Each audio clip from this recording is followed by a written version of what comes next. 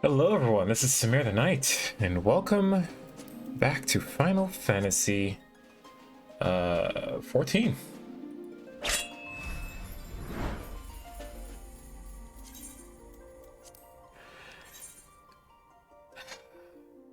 It's been a long road, but here we are. The finale of Stormblood.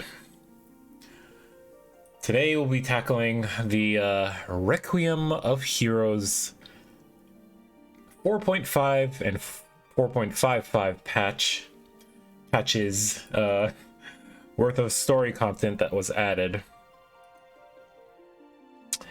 And yeah, whatever events will happen today that we'll see is what will directly lead into the beginning of Shadowbringers here. So I'm looking forward to it very much so, because I definitely want to get into I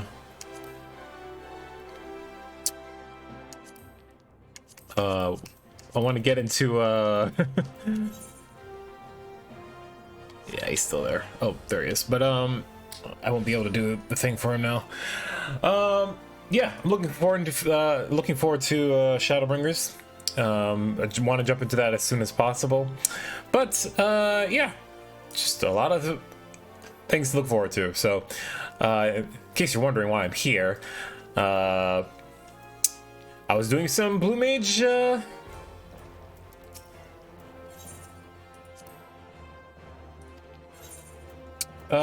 was doing the Masked Carnival finally, is what I was trying to say there. But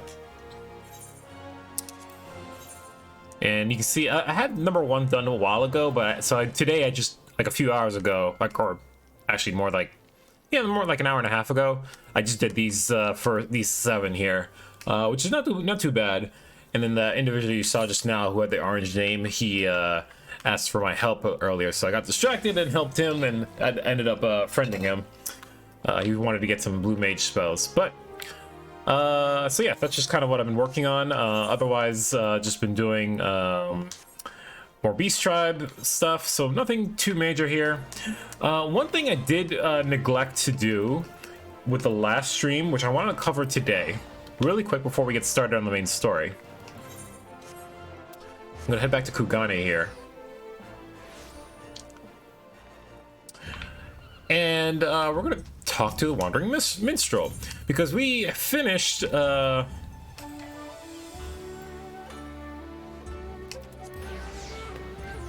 Four Lords trials yesterday, and sure enough, the Wandering Minstrel unlocked some new or the extreme versions of those trials that we finished.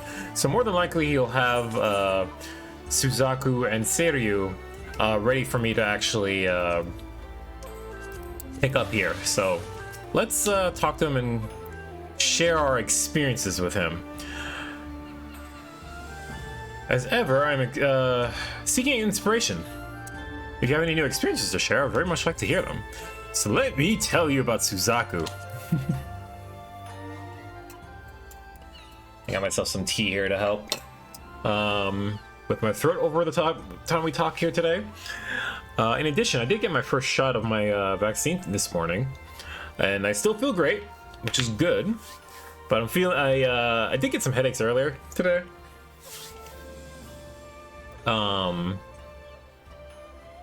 But yeah, I'll keep track of my so-called condition over the course of the streaming here today, just in case I start feeling a little under the weather or something like that. But yeah, anyway, so it fell to you to quell the raging army Tom of the legendary Auspice in battle?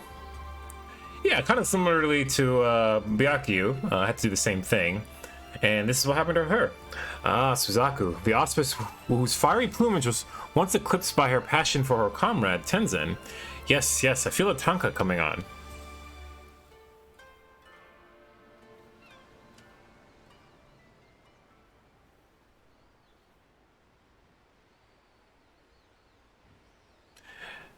As the setting sun, the fire of my broken heart, cast shadows of you, 1,000 years of moments we shared in a fleeting dream. No matter the culture or the era, tales of love and longing never cease to resonate with the soul, do they not? And in Suzaku's case, there's an added element of tragic irony. A being misjudged by all save one singular man. A man she could have saved if only he was wrong, and the world right. A man whose fate she could have averted had she then the tremendous power she only later came to possess. As moving as a tale it is, we to know that every word of it is true. Yeah, explain her story and all that. Oh, there's the extreme version, which I will be able to do at my leisure at some point. I'm definitely gonna have to give it a shot at picking up groups to do extreme trials. Like, trying to do it through the party finder is just a recipe for disaster, because some people probably don't expect it to show up. And like, oh shit, really? No thanks. Having a party finder group, at least people can be like, oh, you want to do this specific thing? Okay. And they can specifically, you know, choose to do it and like actually buckle down and try and get it done, you know? So, and you're more than likely to get people who actually know the fight too, so. Okay, so. I also have the tale of Seiryu to share with you. Okay, I wanted to brew a little bit more. And still, it felt to you to quell the... Yep, same. He said the same exact line, okay.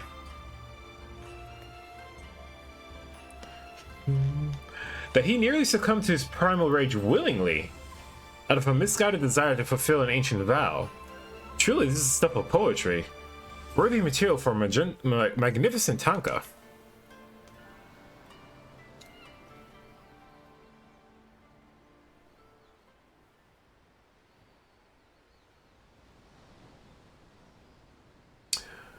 Corruption embraced, into my heart flow and fill.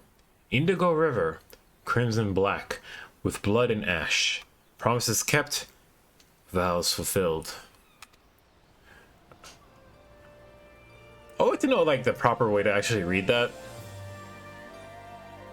I had many tales concerning Seiryu before, but your experience calls much of what I assumed true into question.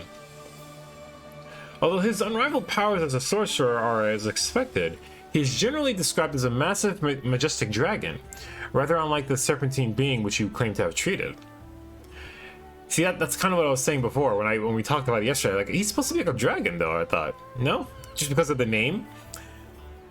But yeah, in this tale of him in his youth, this fledgling auspice was mistaken for a guardian kami. It is a sort of a story one might expect as a cautionary parable, not a tragic and unfortunate truth. It's not at all hard for me to imagine how he grew up frustrated and angry following Tenzin's death.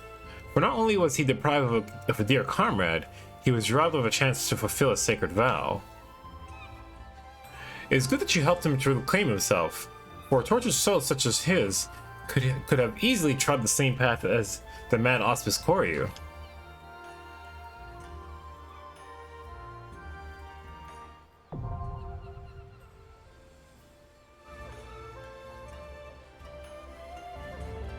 Okay, and that's that. Those are unlocked. So from this point on, we can move on with the main story and not have a care in the world. Or care about everything in the world, because everything's about to hit the fan, I imagine, very shortly. So, where am I meeting my friends? Okay, we're going to the Rising Stones. So, let's head back home. Let's check up on Alize and see if we have any news to go on.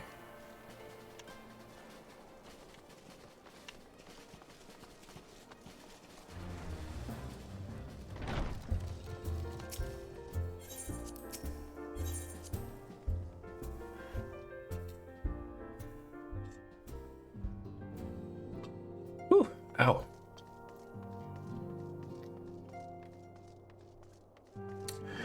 All right, so again, we last left off. The Domans managed to create their alliance, which I am dubbing the Authored Alliance at this point, because I don't think we have an official name for it in the game just yet. And with Doman's defenses secured, he accepted the invitation by the Eorzean Alliance to be a part of their council.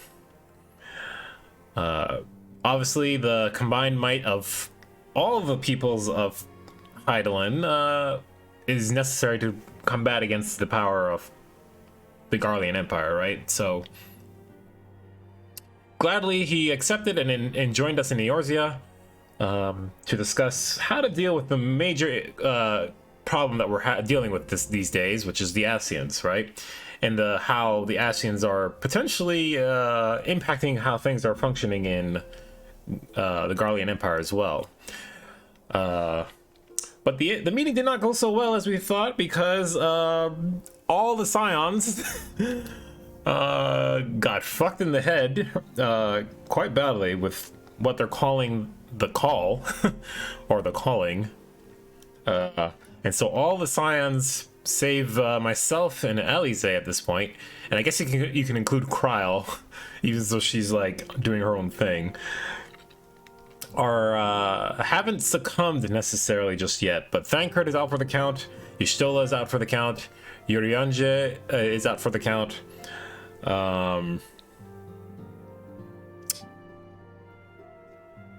So what is causing this?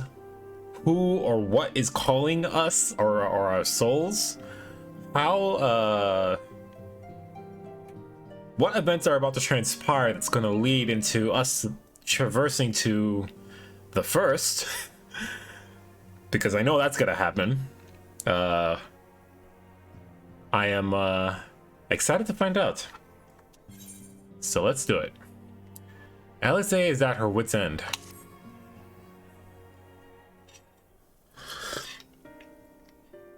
I'm glad you've come, though I'm afraid there's little in the way of good news. Voice acting, always love voice acting. After you left, we reached out to both the Alchemists Guild and Stillglade Fane and attempted all manner of treatments. Okay. I forget what Stillglade Fane is. I know the Alchemist Guild, obviously. Then I know the Guild Master. We do a bunch of gold quests with him and stuff. But anyway, go on. But the results were always the same. Whatever the answer is, it's not alchemy or conjuring. Yeah. Again, we know what it is. It's the Call. Whatever it is that... Why does it have to be Y'shtola and Urianger and not me? The seeds here. Out of all of us, they are the ones who could feasibly have solved this puzzle. Yeah, they're smarter than us. Those two are the smartest ones in the group. And Elfano's still missing. God, it's all going wrong. Where do we even start? We start by keeping a cool head, yeah, Alice. A grave situation indeed. Might I be of some assistance? Oh, that sounds like Krile. Hey, okay, good. I was wondering if she... Krile, I thought you were busy delving into the mysteries of Eureka. Yeah, okay, I'm glad. Okay, first, thank you, Alice, for acknowledging it as part of the main story. And thank you, Krile, for coming here, for actually acknowledging that you might have been affected by the Call as much as we have. Because at the end of the last time we story bit, we went to go see Krile just to see if she would mention anything at Eureka or herself, but obviously no, they weren't going to break character there or whatever. When word reached me of the plight of our friends, I could not well stay away. As a fellow Scion, not to mention your erstwhile mentor, this is one of those times you should feel free to call on me, regardless of my personal circumstances. Yeah, seriously. And Krile's probably one of the smartest in the group too. She is from Sharlayan as well, so... Yes, I should have thought of that. Seriously? Why? I should have thought of that too, to be honest. We would welcome your insight.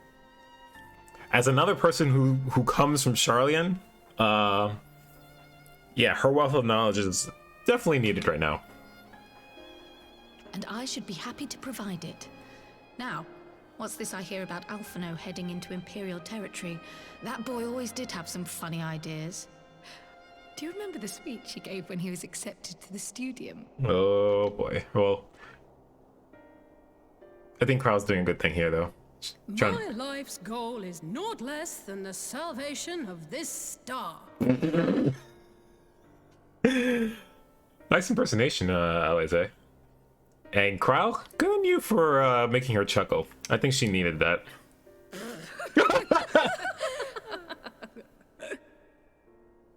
I'm like, what? Well, that particular grand pronouncement has been a source of great embarrassment to him, as you know. I love my reactions, like, what? But the fact of the matter is, he meant every word and has lived his life accordingly.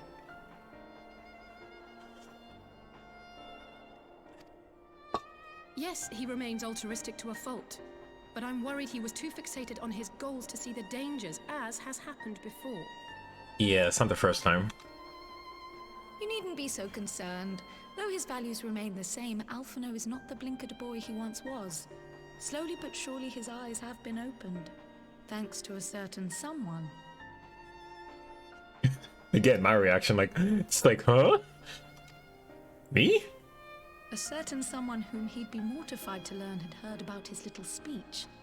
Mum's the word, eh? Right, I'd better have a look at our patients.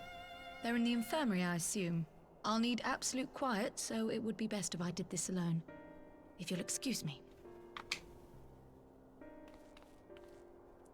Call us if you need us. Oh, is that our infirmary? I was wondering what that door was. Not really, but... Well then.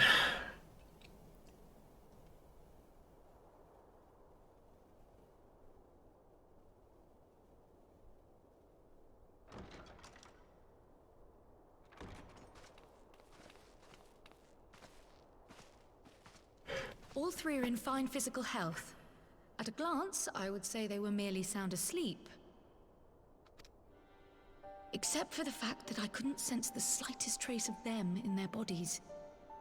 It's as if their souls have taken leave of their physical forms. I wonder if this is how we travel. We're leaving our bodies here, and our souls are going to the first? Maybe that's how we travel there? I don't know. Ah, yes. The Elder Seed Seer made a similar observation. I've read the report. When you heard this mysterious voice, you described feeling as if you were somewhere else, yes? Yeah, it's kind of weird. It's like like a dark We assume void. the ether which comprises your essence is being drawn to some other place. Then it may be possible to follow the trail it leaves behind, just as we did in our search for Thancred. Oh, right. Back when he disappeared, when Y'shtola... Okay, again, this is early on. At the end, this is like the end of A Realm Reborn, when shit hit the fan, and Y'shtola used some sort of magic to send herself and Thancred, like, teleport away. They sent themselves into the life stream, which was good and bad. One, they were able to escape, so that's the good part. Bad was Y'shtola was stuck in the live stream, which kind of fucked up her vision, and which is why her eyes are white. So she can't see anymore, but she can see through the aether in a way. So that's kind of her shtick now. Thancred got out a little bit luckier. He didn't get stuck in the live stream, but he ended up butt naked in somewhere where near the Vath are located. It's like in Dravania, that kind of area. So he's been there for the majority of Heavensward until we're done with the main story, and then like the post-story stuff. That's when we like, oh, we're good with stuff now, right? So let's go look for our allies. And oh, yep, there he is. Found him. But we used the magic. So the trail she's talking about is following his trail through the live stream to see where he ended up.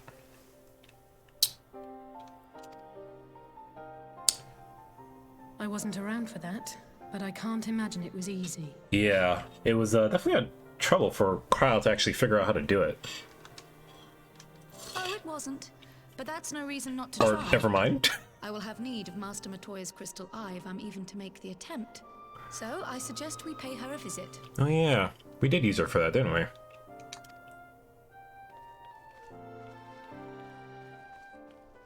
Oh, okay. Well, we're seeing Master Matoya again. It's been a while. It's been a hot minute. We haven't seen her since Heavenward. Okay. Well, the quickest way there is to go to Edelshire and teleport from there. Or travel from there, really.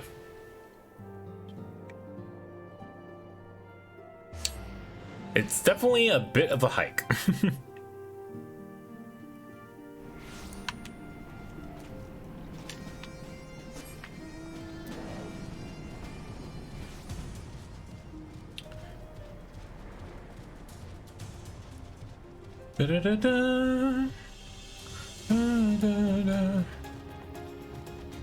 There's Alexander, by the way.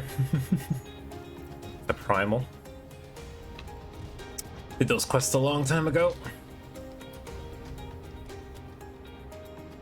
And all the raids take place inside of it. Alright, so Matoya is like way down there.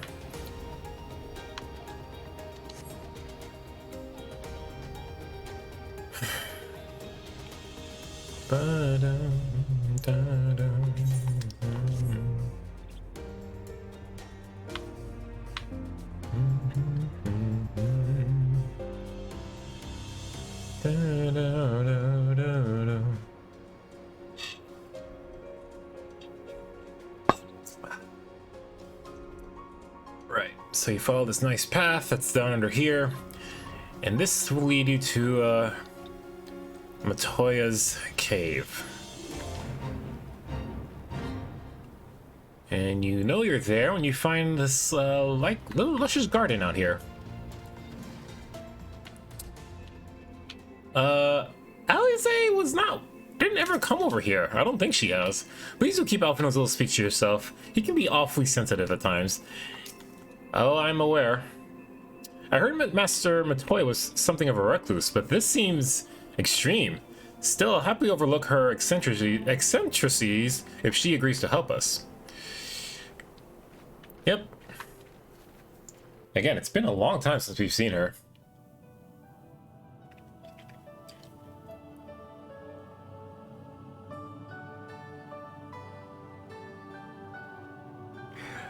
Now, the funny thing is, let's... Come to disturb my peace again, have you?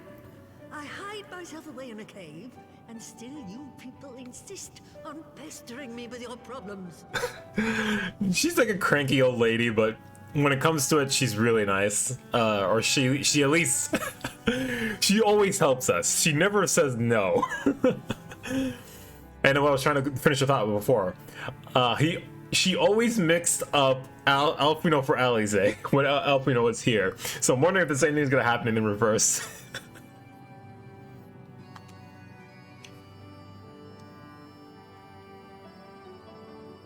Oh, I mistook you for young what's-his-name, but I see now you're the sister. Weren't you supposed to be the lively one? I've seen happier faces at a rain-sodden burial. Yeah, she's snarky too. Well, I'm sorry to dash your expectations, but the situation isn't exactly conducive to gaiety. There she is. That's all she wants. Like it. Stoller used to spit and hiss like a wildcat too. Better for a young thing like you to be filled with fire and leave the doom and gloom to your elders. Stola, she means Yishtola. She just kind of, that's like her old fun name for her, I guess, or who knows, but... Now, what exactly does this tragic situation of yours have to do with me? Well? If I may, Master Matoya, we have need of your crystal eye once more. Here's everything that happened over the last couple days. It's bad. It's real bad. And Stoller is one of the afflicted, is she? Yeah. Very well. She may be an ungrateful stray, but she's my ungrateful stray, and I'll not see her buried before I am. Damn straight. Again, grumpy, snarky old lady, but she's damn over super helpful. So, and yeah, the back and forth between Yashola and her was really great too. It's just like throwing snark at each other, but you know the love is there. You can see it too. It's like obviously there's a lot of care from between the two of them and all that. So, all right, we're gonna. Right. Let us see what we can see. So we're gonna see if we can see. Thanks, Krile. Let's see if we can see where our souls are being called to, or where their souls are being called to, since they've been so and so called at this point. I'll begin from where our friends first fell and cast my senses out from there.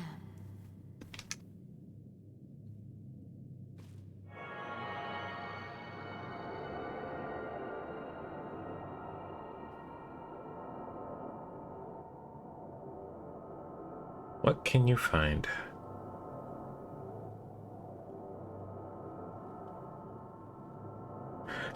You know, she actually didn't mention whether or not she felt the sensation either, but you can take from context clues that she didn't. What is it? Did you find them? Yeah, it seems like because she said, I read the report and you heard about all these things. Like, no, she definitely did not hear it, if that's the case. She would have said so. This doesn't make sense. How is it even possible? How is what possible? Krile, what did you see? Oh god, The threads, they just ended. And no, I didn't lose track of them. I followed them as far as they went. It's as if they were cut off. Could their ether have dissipated if it had? Oh gods! That means they would be dead, but we know they're not dead yet, so hold on. Their bodies are just husks. It's like the broodmother's daughter all over again.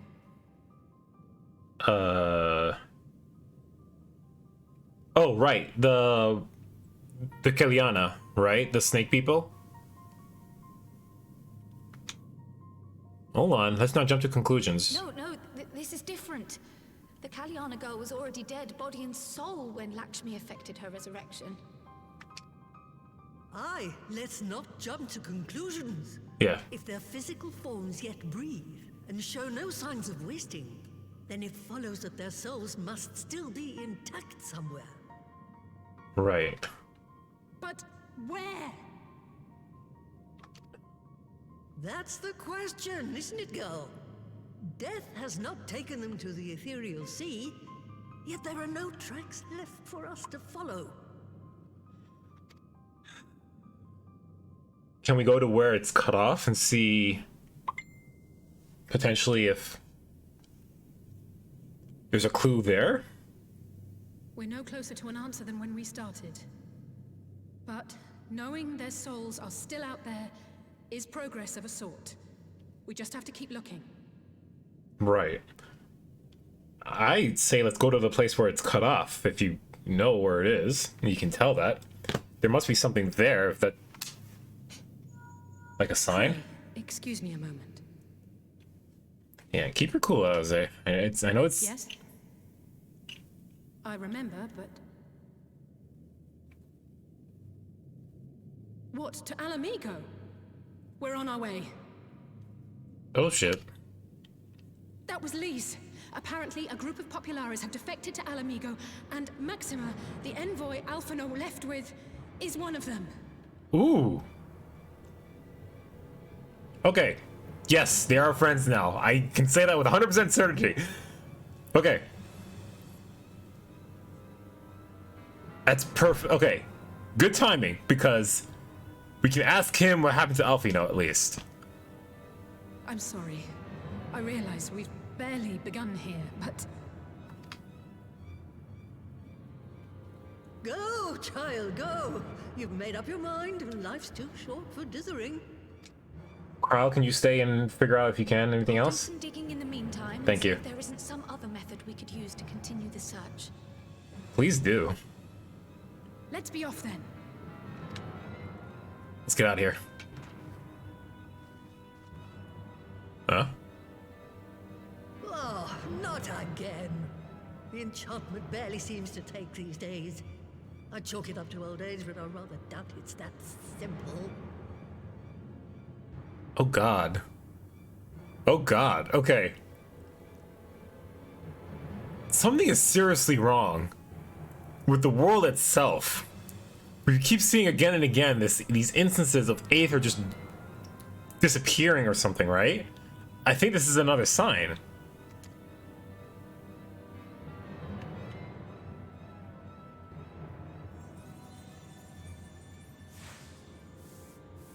Some things. Before they took ill, Y'shtola and Urianger were sharing notes on a thinning of the ether. It seems to be happening all over. Okay, I'm glad she mentioned it. Does it now? And here I was, all set to blame my woes on that creaking mountain of refuse clogging up the Thaliac. The Thaliac? What are you talking about? Fear something has gone awry. Still, there's naught to be gained from starting at shadows. You can only do what can be done, and that but one thing at a time. True enough words, yeah. Definitely having Mistress Matoya here is definitely a good thing to help us here. She's one of the more knowledgeable people too, so.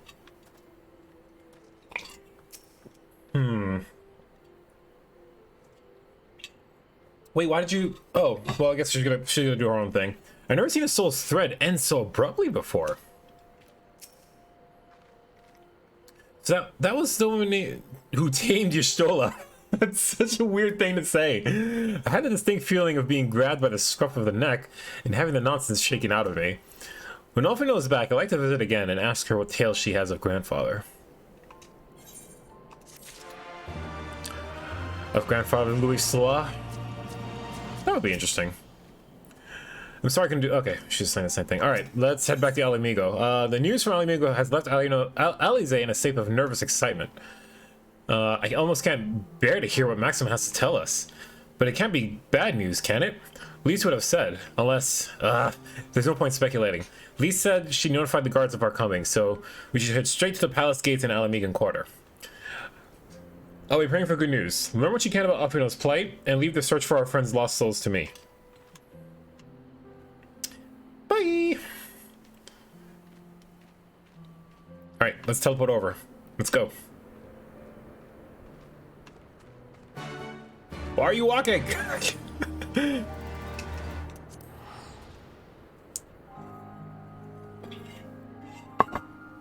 Technically, that would be the right direction you would want to go to get to, like, Tail Feather, and then from, like, all the way back to, you know, whatever, but... So in terms of, like, direction you would actually want to walk, it makes sense, but at the same time, they all have the ability to teleport just like I do. Or they should, at least. They tell me multiple times, like, hey, make sure you tune to that aetherite. Like, you would think they would know the same thing. Alphino will be alright, he has to be. Yeah, no worries, guys. Greetings, Scions. The commander told me to expect you. Shall I show you in? Alright, what are we about to learn here?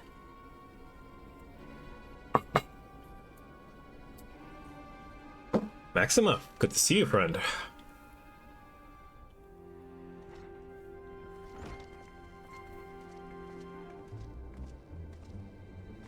I'm sorry to drag you halfway across the realm, but when Maxima mentioned Alphino, I thought you'd want to hear the news in person.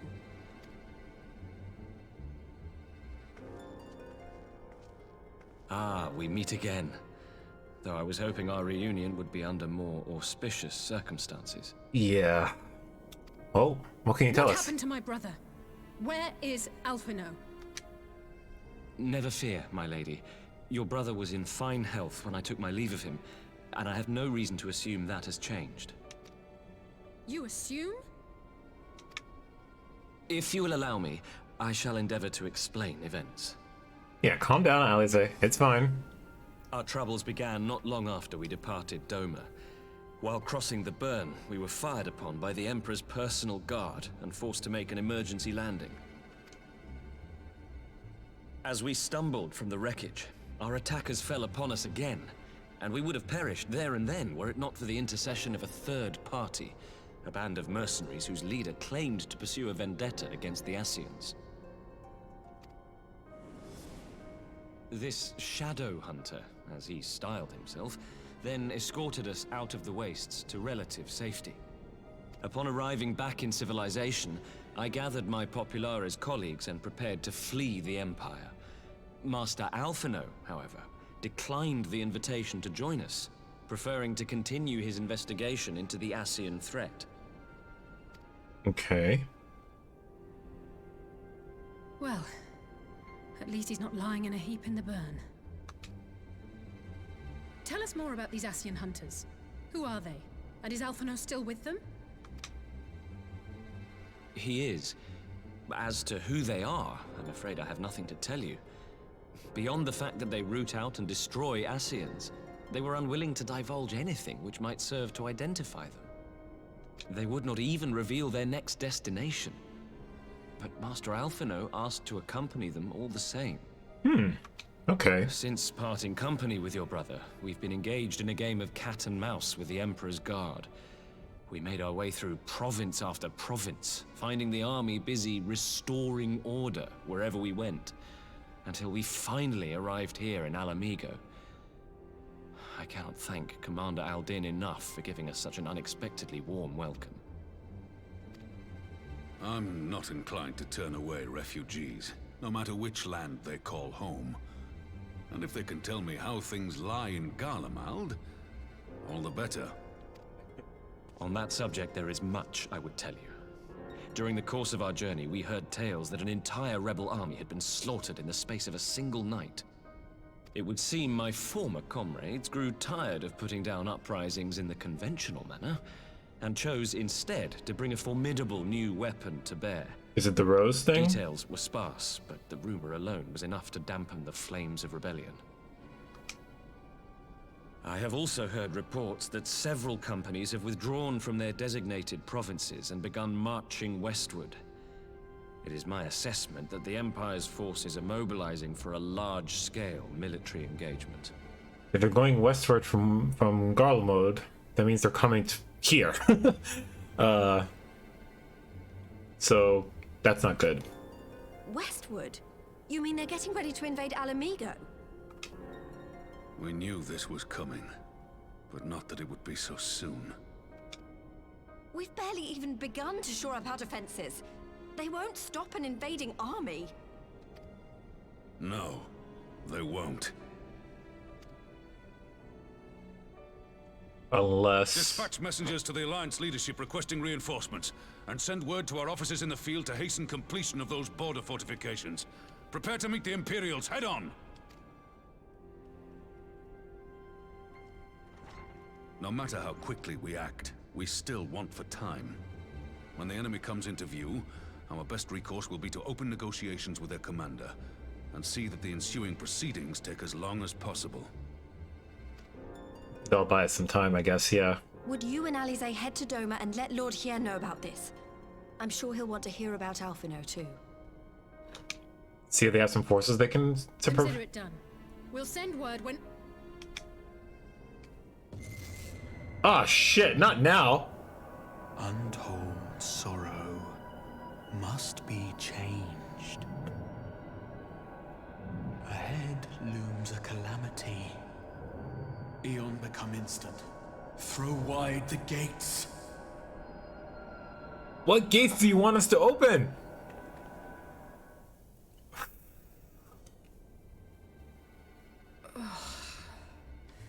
You heard it too. Well, at least we're both still standing. Oh, thank the gods. I thought we'd lost you for a moment there. Why does this keep happening? I wish I knew. Nothing we've tried has brought us any closer to an answer. We'll keep working on it. But first, we need to go and see Lord Hien. Shit, that shit is scary though. Like, we're like walking time bombs. Who knows how bad this will get?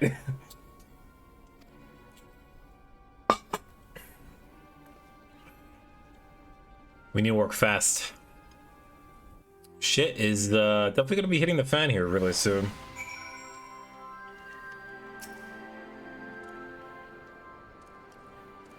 Well, it's sooner die than wear shackles again. Commander Hex mentioned you carry a message for Lord Hien. May your road to the far east be free Imperial curs. Yeah, we need to go fast. So Elvino is safe for the present, at least. Now all we need to worry about is a full-scale Imperial invasion.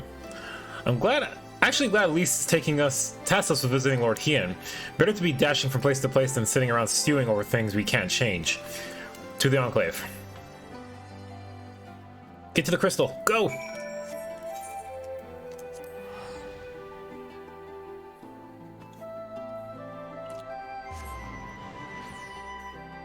Damn, okay, so the Empire's coming in for round 2. Excuse me. And we are more than likely not prepared to deal with this.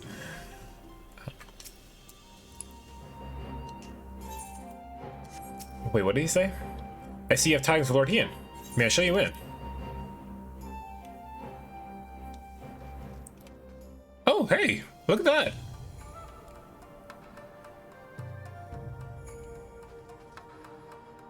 We got a person from Dalmasca. We got a person that for Nagia, right? Which he told us what that was. That's like the areas down here. So cool that they're already having. This is the alliance here. We got the Kojin. We got the Jalia tribes. We got the Confederacy, the good Confederacy. That's all the players.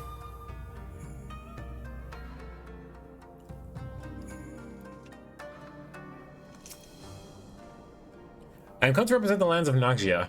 Long have we struggled in defiance of the Empire, waiting for such an opportunity as this alliance presents. The fall of Abernastor was not the end of our nation. We who survived retreated underground and have been gathering strength to mount a counteroffensive. Dalmasca will rise again.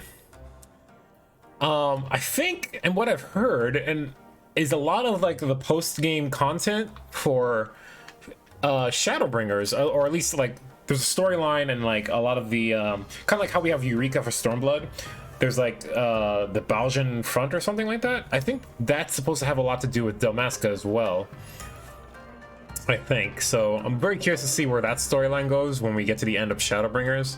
It's gonna be a while, but Kojin emissary. I'm surprised it's not just Bunshin actually, or I guess he maybe just sent someone who we of the Blue Kojin will not submit to the Empire's tyranny. It's only our red brethren would awaken to their folly. You know, that's an interesting thing too, because they're not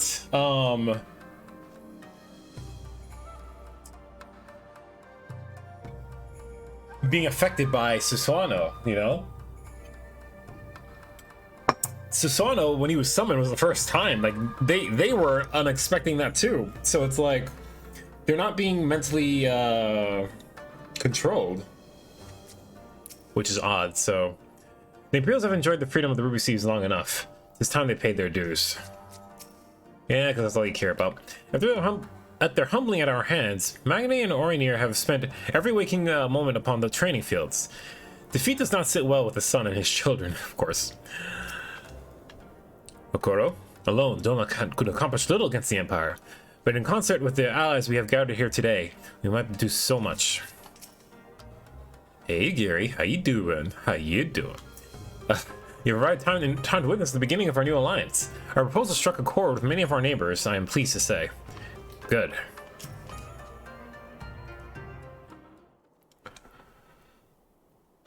Are we getting an official name for this? Because that would be really great.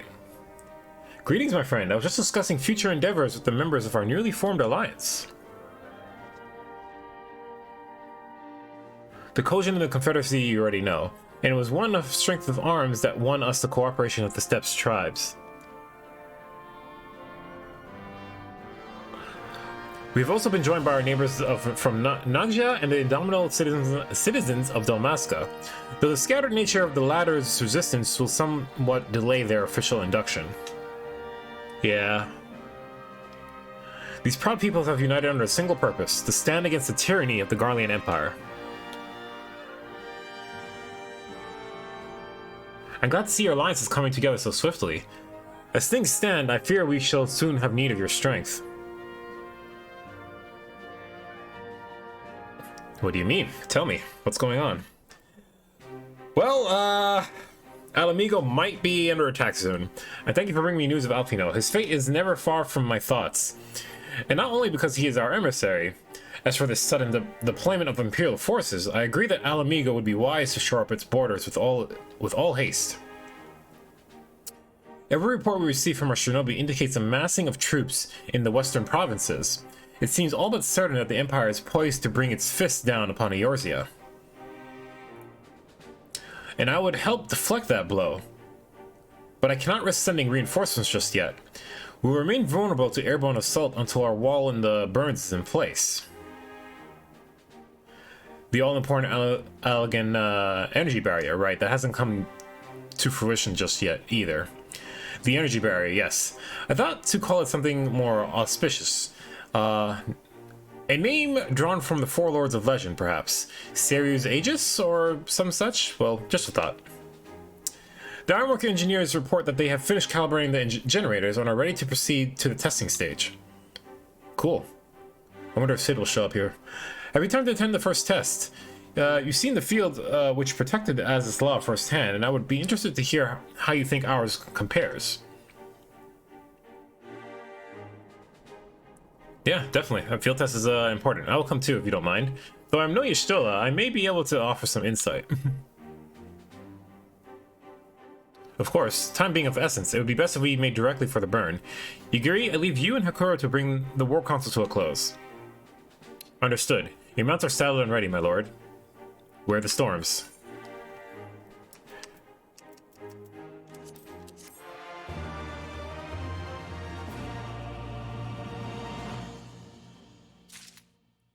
Defector's tidings. Okay, so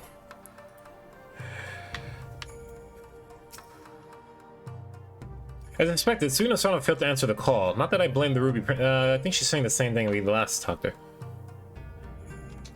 Yeah, okay. Alright, with that, you obviously some idea of what to expect, having seen the barrier at Azisla. But having not had the pleasure myself, I'm extremely curious to see a wall capable of keeping out one of the massive Imperial airships. Alright, we will cross the burn by Yol and Falcon as before. Join me at the overlook near the House of the Fierce.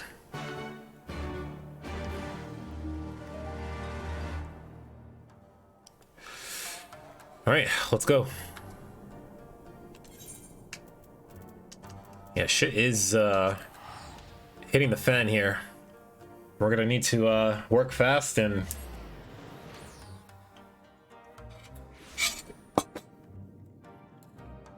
if this barrier works as expected, then we can send our reinforcements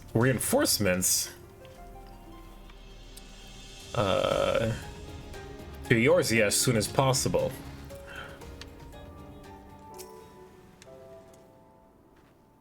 Let's pray there's no Santos brewing out there, like last time, right? Give the word when you're ready to take part. Yeah, let's do it.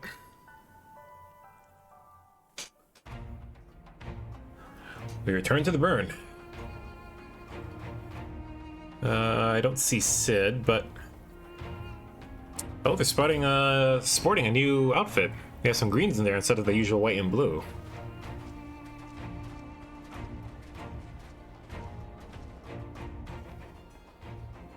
It seems the engineers have matters well in hand. Should the barrier work as we intend, Doma will be free to reinforce her allies in Alamigo without fear of weakening her own borders. Hopefully it works. Honored friends, the time has come to put your hard work to the test. Start the generator.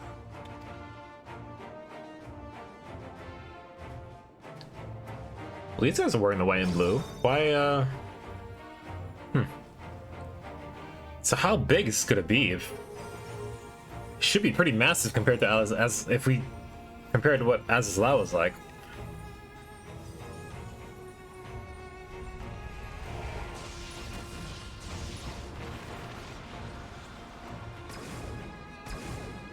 Node 1 is operational.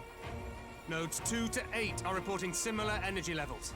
Yeah, they must be. Barrier is forming. The spread must be like really far, you know, to actually kind of. 1,000 yards. 2,000. 3,000. Expansion remains smooth. No fluctuations detected.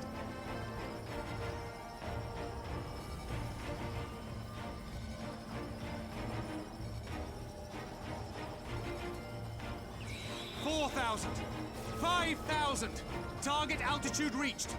The barrier is holding steady at 5,000 yards. We've done it. Nice. Nice work, peeps.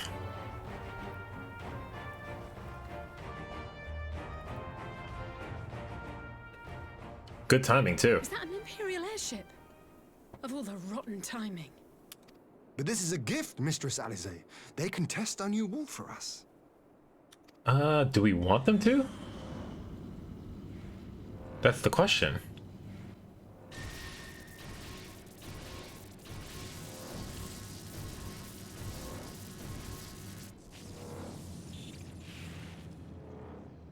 Seems solid enough, though I was hoping for a fireball. I mean, that's what I'm saying. I don't know if we wanted them to blow up because there might be.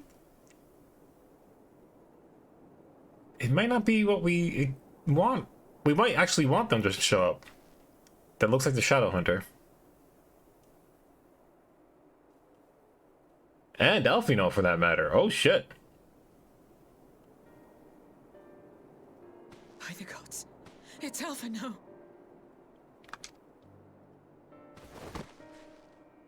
What are you? Let me go! He has my brother! Lower the barrier!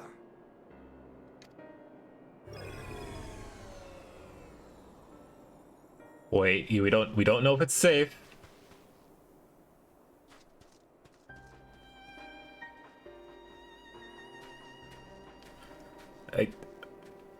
Just be at ease, girl. The lad is not dead, merely locked in slumber. Oh, did he get affected by it too? No, not him too. Oh shit.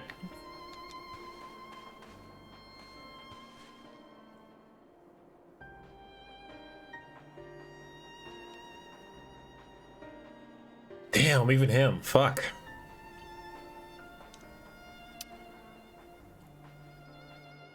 We could identify no cause and found no remedy. Thus I sought to return him to Doma, and into the arms of Lord Hien himself, it would seem. It is a day for fated reunions. Reunion? Have we met before? Would you not agree, adventurer? Or should I address you as the Warrior of Light? Do I know you?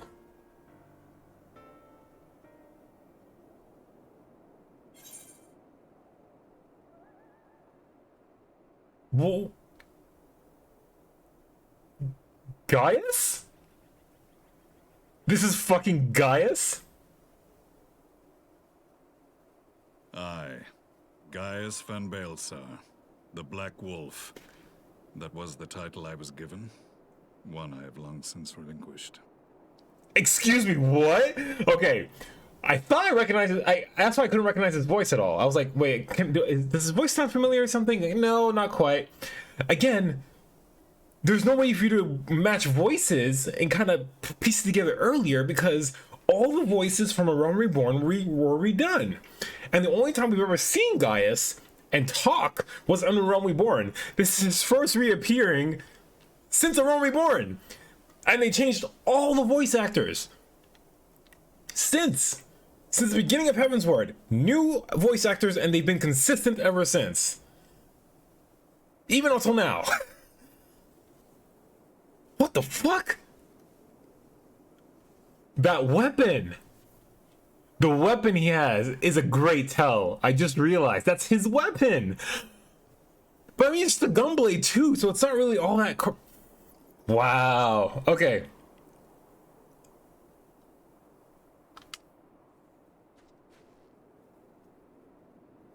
Stand down. The legatus of the 14th Imperial Legion died in Castrum Meridianum.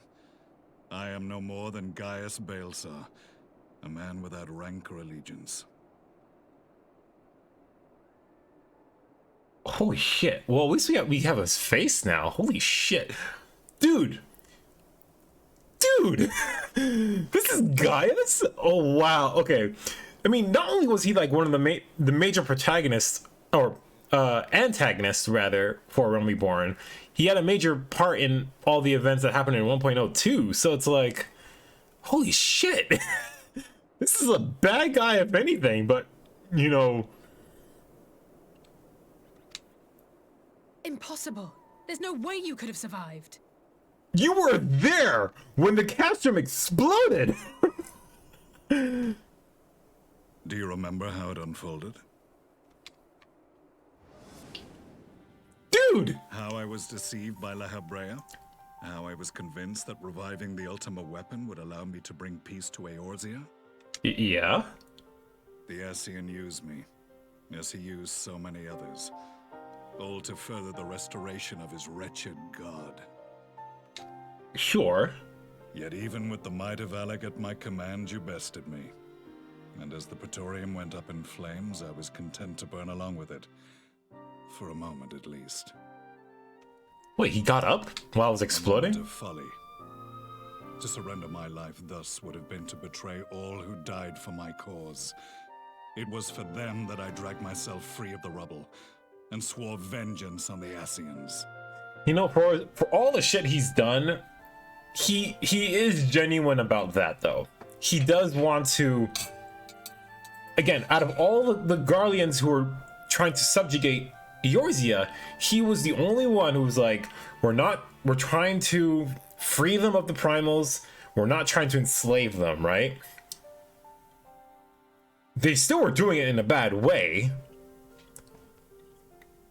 but like, he was adamant about that. Like, we don't want to destroy them, we're not trying to just murder everybody, you know?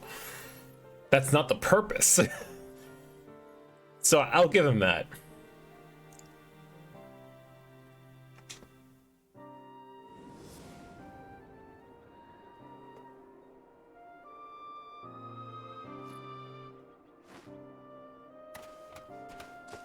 The Black Wolf has shed his pelt, never to return to Garlemald or her legions.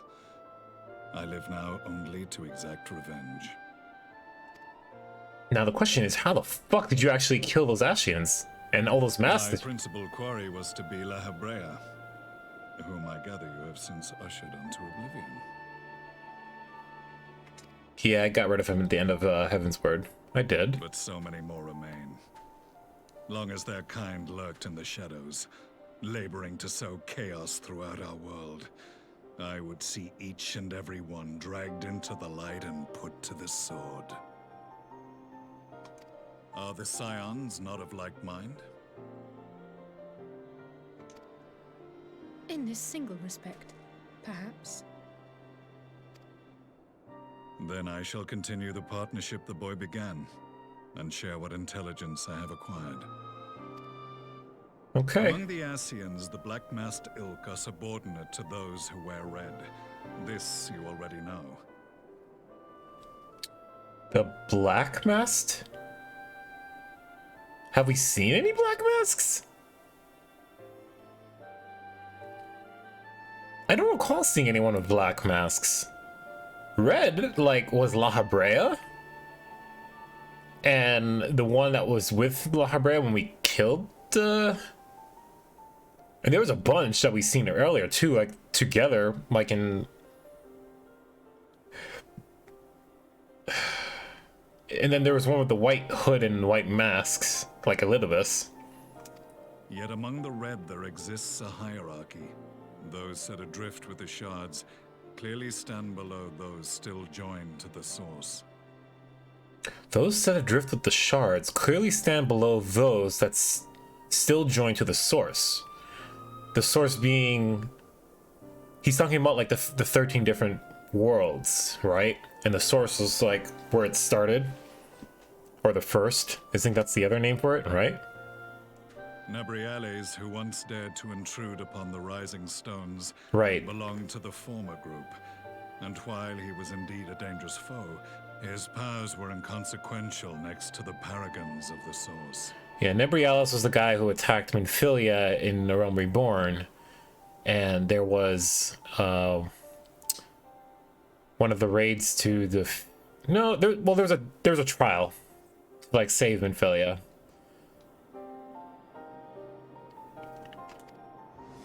So we beat him. The first was La Hebrea, who plagues us no more. Oh no, see, he has a red mask too. Never mind. There's also the white-robed Elidibus, and the elusive Emmett Selk, about whom little is known.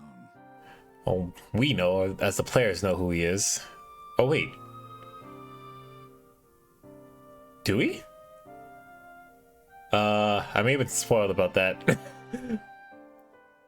Actually, yeah, I don't think that's... Yeah, I've been spoiled about who that is. I know who it is, but I won't mention that just yet. We have files on La Hebrea and Elidibus, but I believe this Emmett Selk is new to us? As I assume my brother told you, we have evidence to suggest that an Ascian now walks in the body of the Crown Prince. Have you identified this interloper? Elidibus seems the most likely culprit. As emissary, it is his role to maintain the equilibrium between darkness and light. Your many deeds in Hydaelyn's name have upset the balance, and I believe he seeks to restore it by throwing his considerable power behind the Empire. As a leader of the Ascians, he is one of our primary targets. It was on the trail of this very prey that the boy and I came across the scene of a failed uprising. In the absence of a single Garlean casualty, we inspected the bodies of the rebels, and the lack of any external injury drew my immediate attention. They had been slain by Black Rose, an alchemical invention of the Imperial Army. When I yet served as legatus, I ordered its production halted, and all stockpiles destroyed. Yeah.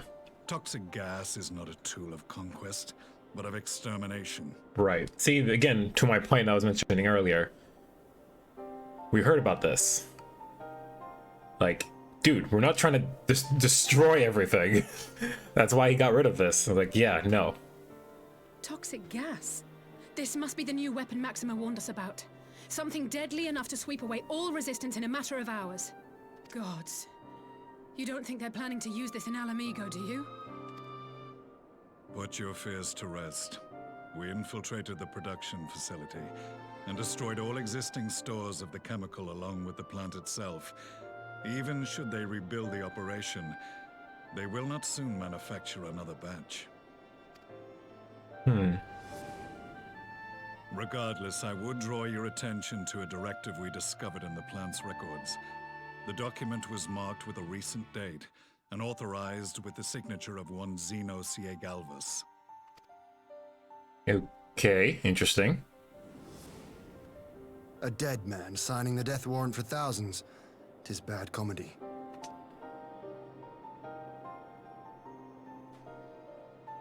But the tale does not end there.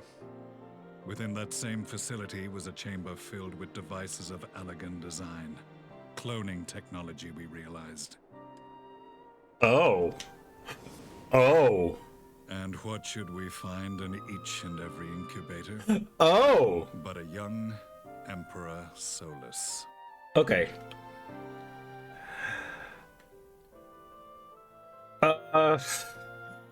Again, I don't want to mention the spoiler I mentioned, but just mentioning that alone is enough to kind of put two together.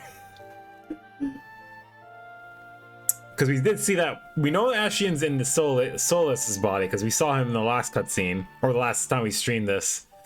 Like, there's an Ascian who's using his body or something, right? Yeah, it's him.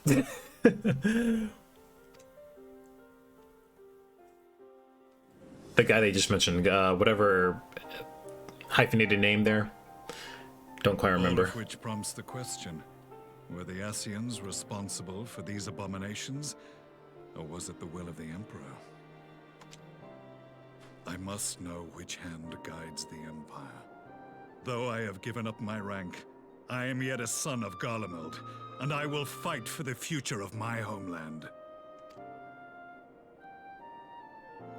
Well, patriotism aside, Return to the hunting of shadows. We should focus on our common foe. To reopen old quarrels now would serve no purpose. You saved my brother's life, so I'm willing to let sleeping dogs lie. But in truth, it's not my decision to make.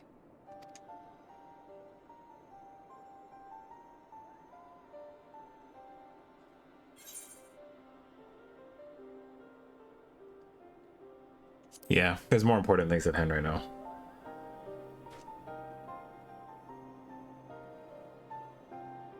There was a time when I scorned those who placed their faith in false gods, even as I, in my blinkered conviction, place mine in Ascian promises. Unlike yours, my strength of will and my restraint was found wanting. We shall meet again, warrior of light.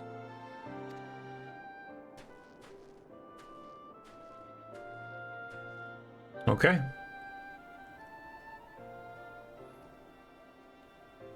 So that was the infamous Black Wolf. An unexpected ally, to say the least. Yeah.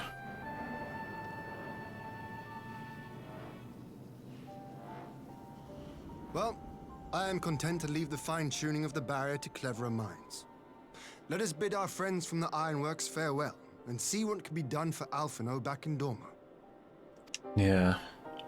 It's a shame that he's also afflicted by this thing now, but damn, like... Alright, guys. I see you. Was not expecting that twist. Holy shit. For that to be Gaius himself, like, what? Holy shit.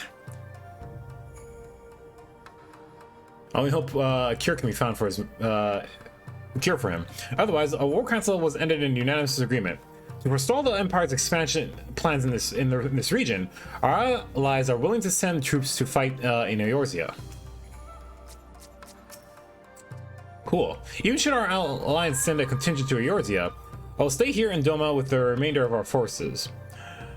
As much as I would enjoy taking Imperial heads at your side, we cannot leave our borders undefended. Of course not. Where's Alize? Man, okay. That's one hell of a twist, though, as I was saying. It's just like, whoa. Fuck, dude. Anyway, Alphino is safely ensconced in a private chamber. My finest healer is examining him as we speak. More than likely, he's gonna have the same kind of issue, though.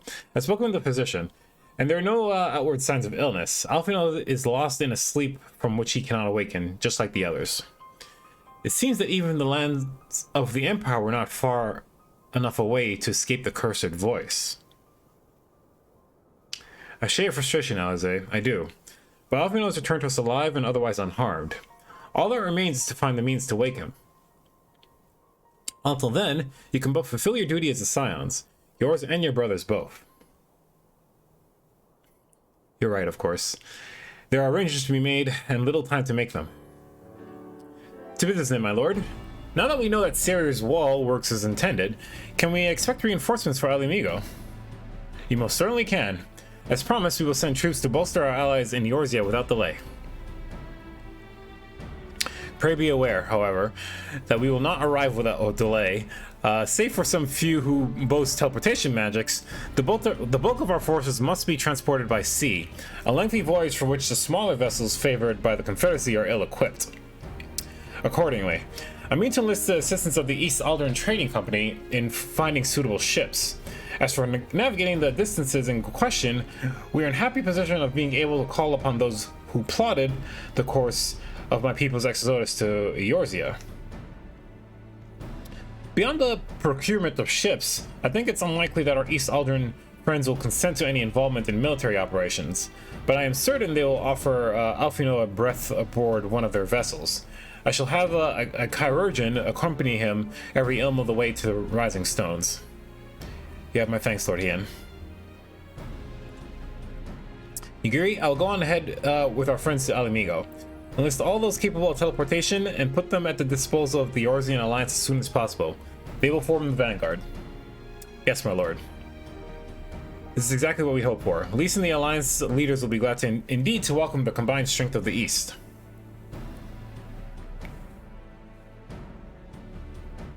Sweet. Oh? Meanwhile, in the Black Rose chemical plant. Oh, okay. We're going back there even though they destroyed this place? I thought they said they destroyed it. Is this a new one or a different one? And why is the Emperor here? Our supplies of Black Rose have been ruined, but the new plant is already under construction. We should have the first batch ready in time for the offensive, Your Radiance. For the... oh, really? See that you do. Ready for the offensive in Alamigo. Okay. Damn, they're getting that shit quick then.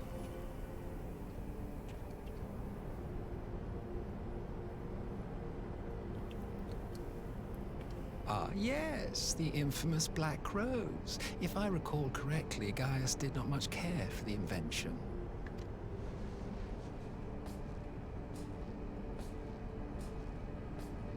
A ruthless and indiscriminate weapon indeed, this airborne poison. It seems you are capable of making decisions worthy of your bloodline. With no gift for sorcery, we Garleans must look to Magitech to even the odds. If it spares the needless deaths of our soldiers and serves the cause of this empire, there is no method I would not employ. How very noble of you. Truly, though, I must commend you for embracing your role as Emperor. You play the part of the determined ruler well. Sometimes even I catch myself believing. So you don't believe him then?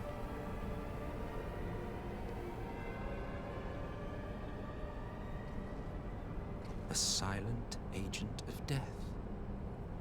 Now that I think on it, Black Rose may well possess the perfect aspect.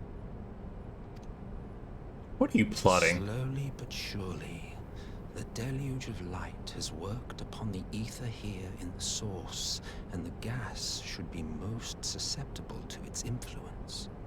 The deluge of light has worked upon the aether here in the source. Wait, we're the source? I thought...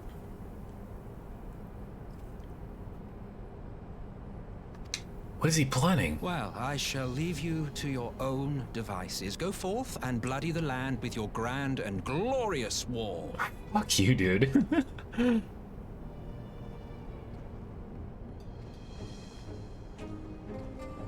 While you do what, precisely?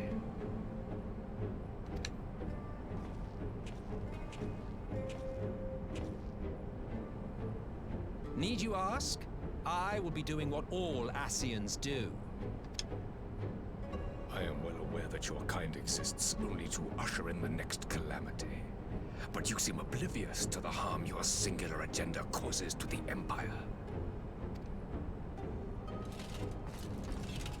You cannot have forgotten the events which followed your mortal demise.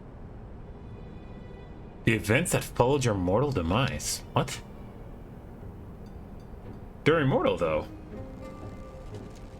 Our homeland was plunged into civil war for your failure to name a successor. The edifice you so carefully constructed was but a hair's breadth from collapse. Right, okay. He's talking about the Civil War, which we've heard about. Okay, I was wondering what he was talking about there, right? So my only question is whether or not this guy has always been an Ascian, or whether or not at some point it was just a normal Garlean emperor, right?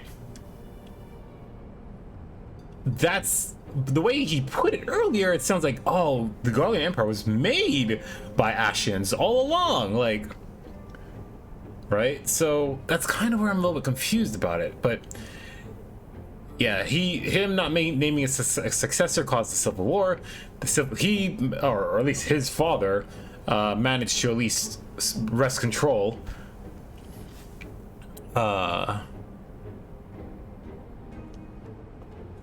At that point, and he became the emperor, but he died recently, and then now he's the emperor. Or, you know, the father died. Now he's in the emperor now, but it's a little confusing, but whatever. Are you truly so naive? You thought me oblivious to the consequences of a departure so painstakingly timed? It was by design? Well, of course it was. Yeah. Though I will admit, the resulting panic exceeded even my wildest expectations. But how can you be surprised? Throwing the world into disarray was the very purpose for which this nation was, as you say, so carefully constructed. Damn, dude.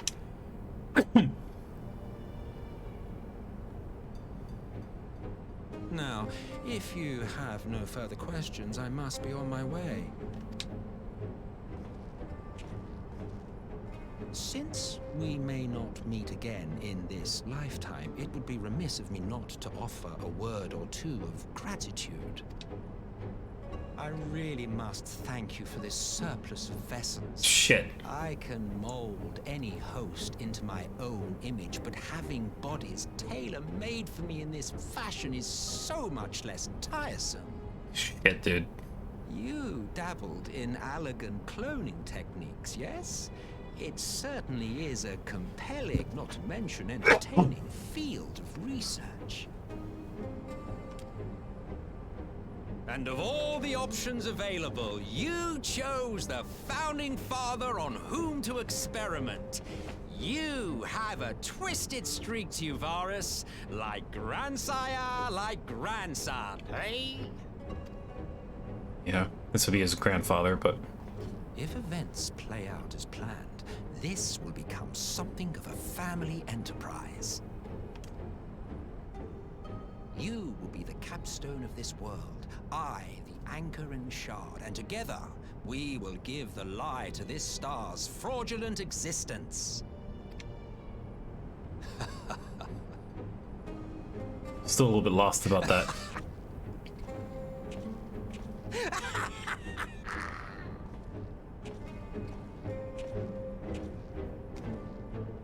Shit, okay. I'm gonna need to think about that some more, because I'm a little bit lost, to be honest. We don't really know what he's trying to do.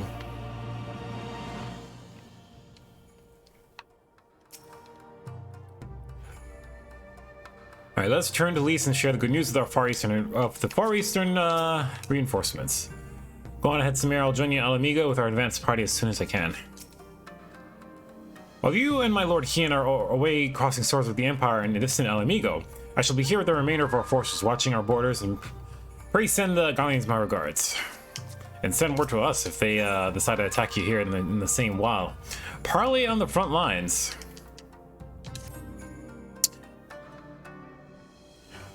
We must leave now to convene with the Eorzea's leaders, and it may be some time before I return to Doma. Hakoro, I leave you in command. My lord. I shall assemble an advance party with all haste, and join you at Alamigo forthwith. I just received word from Lise. The Alliance has established a base camp near Alamigo's northeastern border. Once we have arrived in the locks, we're to report to a resistance officer stationed in Porta Praetoria, who will point us in the right direction. Let's not keep them waiting.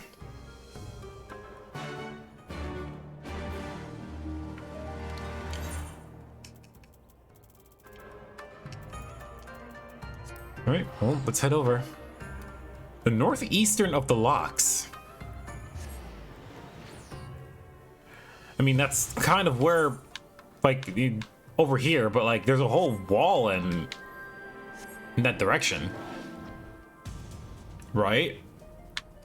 But generally, though, that would be the direction west, or at least northwest, right? That would lead into the occupied territories that Garland has. And that would further lead into, you know, up this way towards, you know, the middle continent here, where I forget the name, but interesting stuff.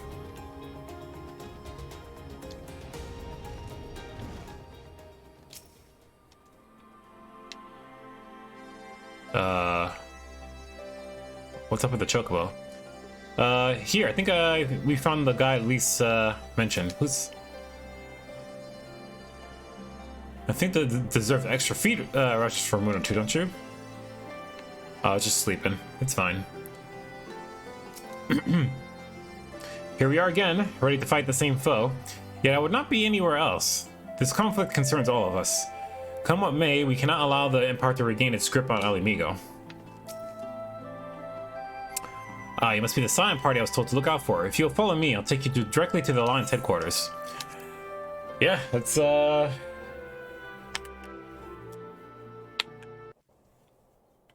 let's go. We have our Vanguard party to assist, and the Far Eastern Alliance is en route, or the rest of them, via ship.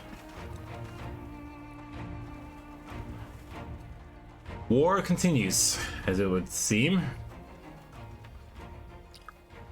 Welcome back, you two. Greetings, Lord Hien. Glad you could join us. Glad to be here. I would have come sooner, while our own defense is not in question, but I am pleased to report that our soldiers are assembling for deployment to Alamigo as we speak. We're grateful for your support. Thanks to the efforts of our allies, it won't be long before we've established defensive positions on this front as well. Sweet.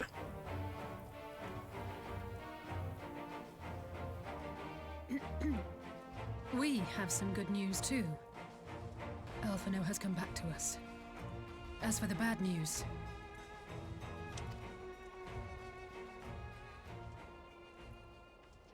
well, we found Gaius. Gaius is alive. So, Alphino won't wake up. Gaius van Baelsar is alive and hunting Ascians, and the Empire is planning to poison us all with toxic gas. Does that sound about right? Yep. Ordinarily, any one of those things would have left me in shock. But the way things have been lately, it's all starting to seem pretty normal. Jeez. Getting back to your report, are we sure this Black Rose is the weapon Maxima was talking about? It fits the description. And it seems we have Alphino to thank for sparing us an early demonstration of its effectiveness. I have a feeling this won't be the last time his bravery in the Empire will serve us here in Eorzea. The threat of an unknown weapon has had us all on edge.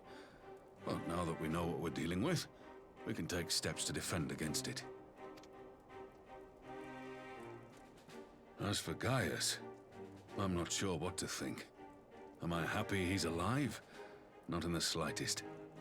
Am I happy he's hunting Ascians? Aye, I'd have to say I am. Oh, speaking of Garleans you didn't expect to see, we have a tale of our own, as it happens. Oh? When we sent envoys to the Imperial Army to request talks, they returned with the message that Varissos Galvus would be attending. The Emperor himself. The Emperor himself. Thanks, Ian. Well, Varus did sanction the Popularis peace mission. But knowing that an Ascian walks in his son's skin, I do not see how we can trust him or anyone from that nest of vipers. The Alliance would proceed with negotiations regardless, if only to give ourselves more time to prepare. We do, however, require your cooperation. Right. Yes. So, As a condition for the talks to go forward, the Empire has requested that a member of the Scions be present. There'll be a representative from each Alliance nation, of course, but I'm afraid we have to ask that you come along too. Me? Or... oh, Alize. Gods, Lise. You know how much I hate politics. But then, what choice do I have? Alphino and the others aren't going to do it.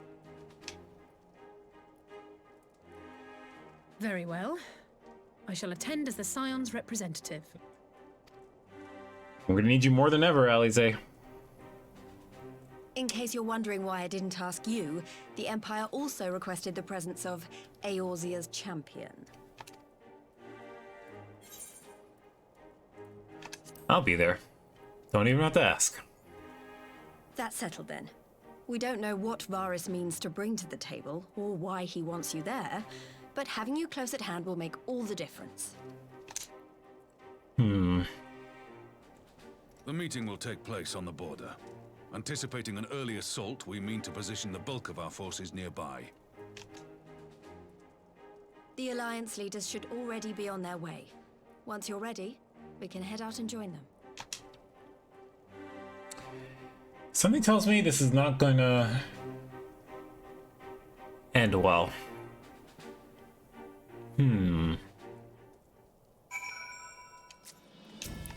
Well, folks, if Charlene could not negotiate peace with the Empire, I rather doubt war can be avoided here. But every moment we steal for our preparations will count in the final reckoning. Is Emperor Varys enthralled to the Ashens? That is the question. Yeah, we're gonna need to ascertain that, huh? Huh. Where are we? No mounts available here. Well, supposedly we're on the locks here, but where's the entrance to this? I'm just curious here. I'm gonna take a quick look. Let's see if we should be able to come in and out as we please. Oh, you're just gonna teleport us in? Never mind. Because they can't have a place on the map itself that would actually make logical sense. So there's no, we'll just teleport you in. Don't worry about it. Oh, that's a cool sight to have. Okay.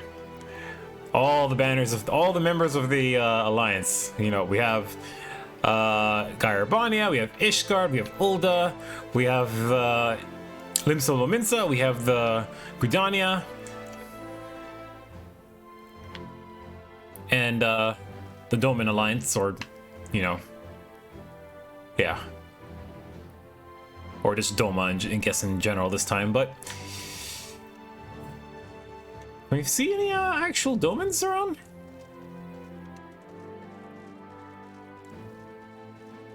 We see Resistance folks, we see, I don't see any Domans around, though, surprisingly.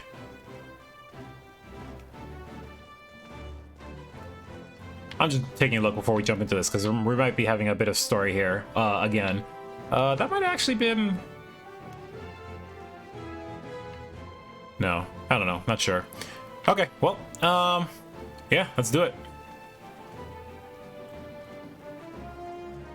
I think I already talked to you too. Roban? If the Empire decide to ignore the rules of Parley, we could be fighting for far sooner than we'd like. Keep your weapons close. Well, I don't suppose it's polite to keep an Emperor waiting too long. Shall we? Okay, I am super interested how this is gonna go, because,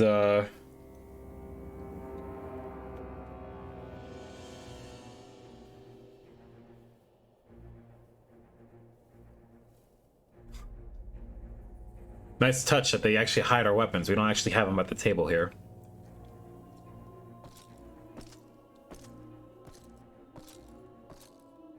Oh shit, Nanamo's here too? Damn.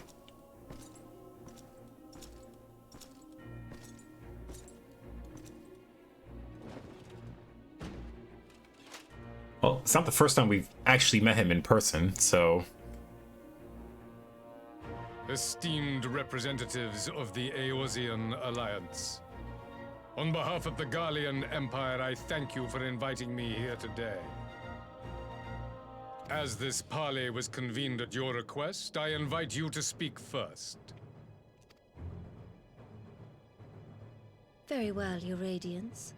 I, Nanimo Ulnamo, 17th in the line of Ul, should be pleased to oblige you.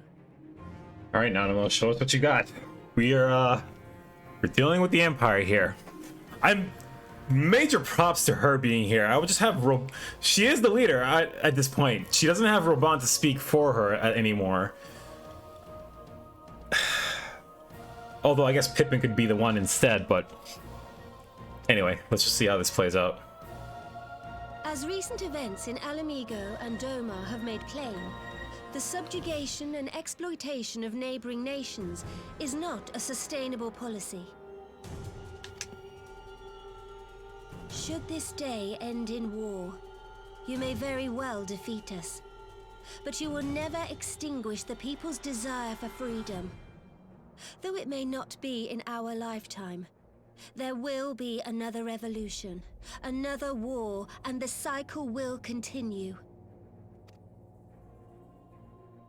Doma has entered into a concord with the nations of Eorzea, a partnership wherein we recognize one another as equals. Garlemald could be afforded similar treatment. You need only set aside your ambitions and join us in paving a path towards peace.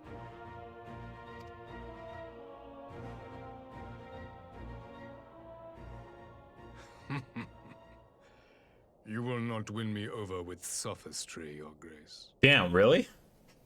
As you know only too well, this alliance lacks the strength to keep the peace within its own borders. Even now, your struggles with the Beastmen continue unabated. Divided, you sow this fertile soil with the seeds of your differences and reap naught but discord and chaos for your trouble. Eorzea must be united under one leader, one purpose. I would offer you both and bring an end to your strife. With all due respect, Your Radiance, the only thing that you offered the people of Alamigo was fear and hopelessness. The citizens of Doma can also attest to the meager arms of Imperial rule. There is no purpose to be found in a life of oppression, each day more uncertain than the last. Our people are willing to die for their freedom. A great many already have, and countless more will, if we don't put an end to this madness here and now.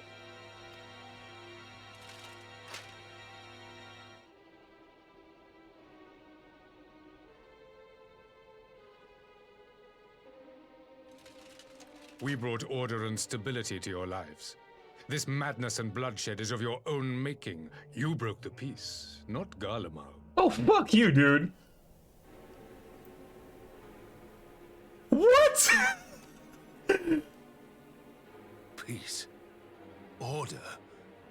You kill our peoples, despoil our lands, take everything that is ours. And what? You expect us to lick the boot that grinds our faces into the dirt?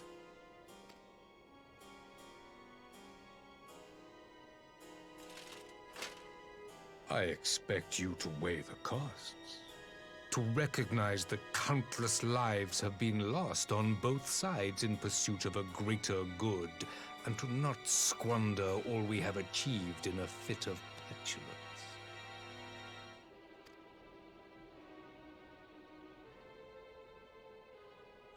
Wow, there's no point in talking to this guy, is there? Your Radiance. I fear I can personally attest to the dangers of pursuing one's vision with such righteous fervor. For 1,000 years, the Holy See of Ishgard waged war with dragons.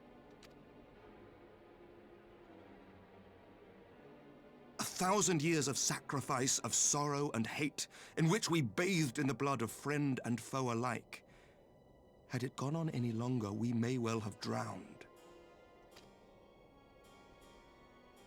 Yet we have chosen to raise ourselves out of this bloody spiral, and have since made peace with our former enemy.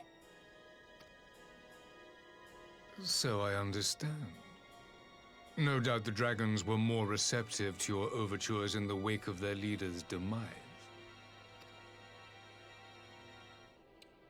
Oh shit, he's playing that against us. Really? You speak of peace, yet use war to achieve it. Your father would not have bothered to obscure his intent with honeyed words. He understood that strength is all that matters in the end. Shit, when it comes down to it, he has a kind of a point though. We had to fight to get it done.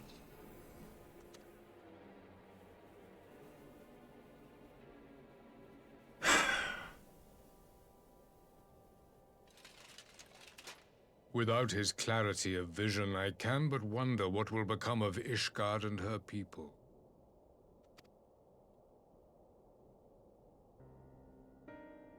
There was a time when Garlemald too lacked a leader of conviction. Weak and unable to wield magic, we were at the mercy of the strong from whom we sought refuge in the bitter cold of the north. Were it not for the discovery of ceruleum and the subsequent development of Magitech, we might never have gained the power to take back that which was rightfully ours.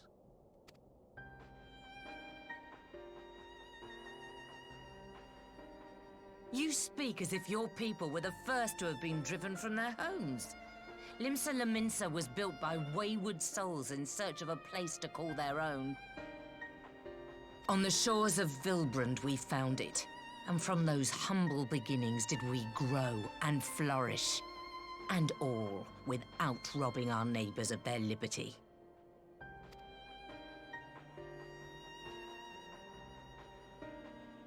So saith the pirate. Am I to believe that you simply asked the kobolds to yield up their lands and that they were happy to oblige you? That you did not drive them out like rats in the hold of one of the many ships seized by your privateers? Damn, this guy is smart though.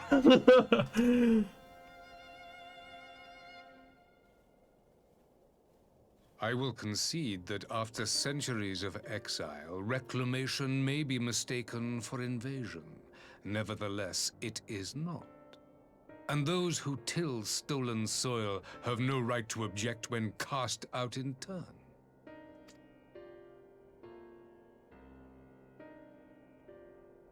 Your uncompromising nature rivals that of the Ixal. They too lament circumstances which they themselves perpetuate. Were they but to embrace peace, we would welcome them with open arms. Indeed, some few have done just that, and now receive of the 12's Wood's bounty. Would that your people might learn from their example.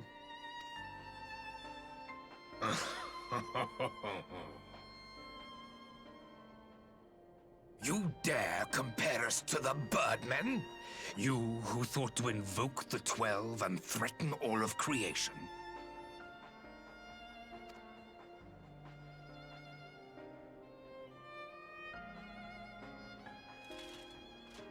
I came here in the hope of finding some speck of common ground, but I see now these discussions will accomplish nothing. The Despite Ashians. what you people may believe, I am not wont to choose the sword over the olive branch. 'Tis but a pity men are loath to accept one without first being shown the other. How about the Ashians? Wait, I beg you. This meeting was supposed to be a chance to find a way forward together, not to bemoan the missteps which brought us here. Please, if you truly consider violence a last resort, there must be a way we can come to an agreement.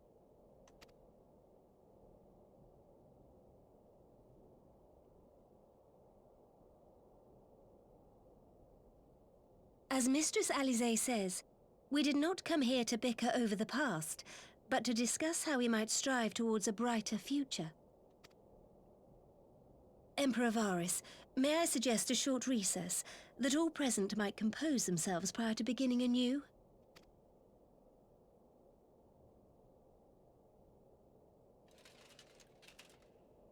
Very well. I pray this intermission will suffice to move these talks in a more constructive direction.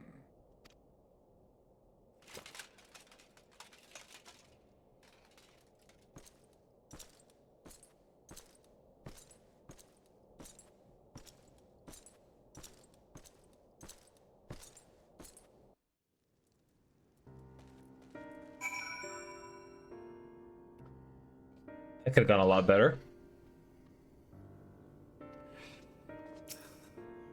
We didn't mention the Ascian threat at all, though. Whatever rebuttal I had in mind was lost when Varus mentioned my father.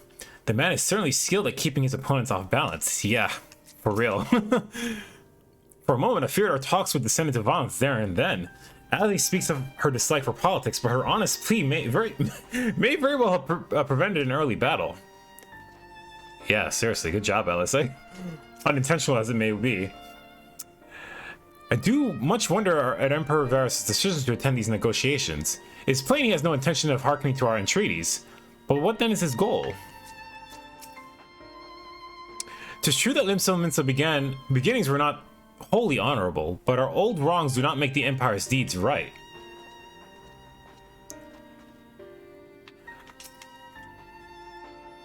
Well, I don't get the feeling that the Emperor is hiding something.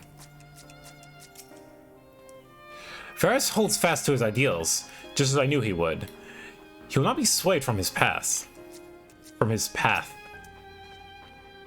For years, we have warred with the Empire, and with no end in sight. A parley such as this represents a unique opportunity, and I would not squander it with bitter words.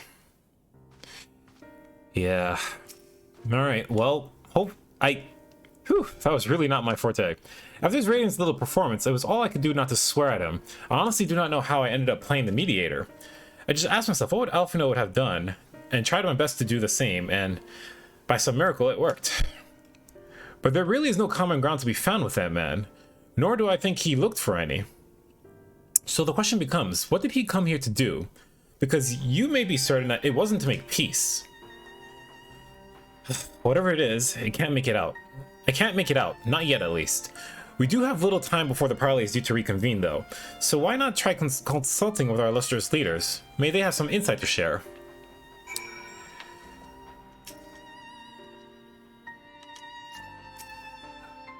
The parley was never like to bring priests, but I had hoped to learn something of the Emperor Varus' relation with the Ascians, as had we all. Yet if he is in league with them, he is not like to volunteer the fact, and if he is not, how much weaker would his position seem for their presence? If we are to broach that particular subject, we will need to be subtle.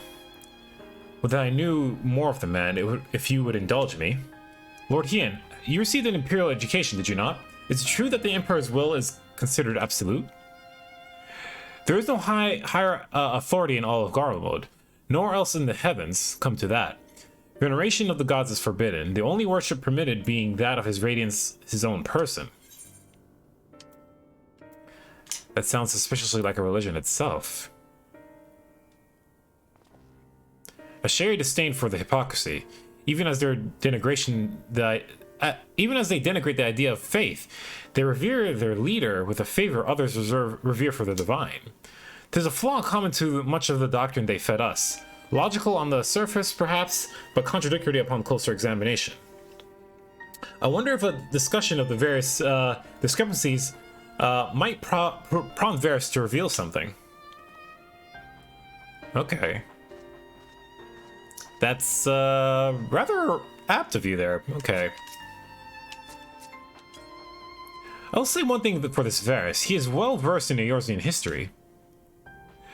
His interest in our affairs is that of the beast in its prey. His interest in our affairs is that of beast in its prey. The conqueror would know his enemies. All should know their enemies.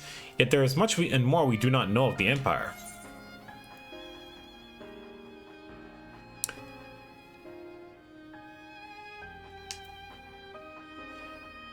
And it's up to us to know. Yeah, we need to learn more about him. Huh. You have me ask the Emperor himself? Well, perhaps there is some wisdom in that. If we can skirt the storm of his displeasure, we may yet come to our answers, even if it does mean sailing close to the wind. Yeah, we're just gonna have to kind of prod him for information. That's the best we can really do in this situation. 12 have mercy, but for Lady Alice's timely interjection, we might well have come to blows at the negotiating table. Not that the Emperor Varus left us a great many options. Is unconditional surrender all he will accept, do you think? Ere he arrived, I'd have said yes, but having heard him speak, I cannot help but think he came with some other end in mind. Exactly, he's building up to something, I know it. How then should we approach the rest of the parley? Have you anything to say, Warrior of Light?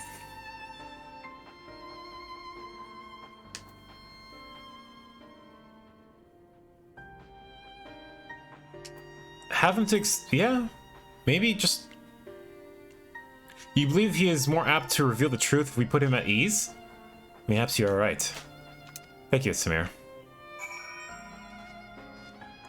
There's truth to it. Hey, just let him be himself, relax, like, hey, look. We're not gonna be a fucking asshole here, just... Good. Now all that remains is to wait the pleasure of the Emperor, and hope we have a fair bit at the second attempt. Yeah, I hope so too. Let's... Now then, who would have the floor? Before we resume, I wish to offer you an apology. After you graciously accepted our invitation to discuss an armistice, we have done naught but rebuke you at every opportunity. I believe I speak for all of us when I say we are deeply sorry for our discourtesy.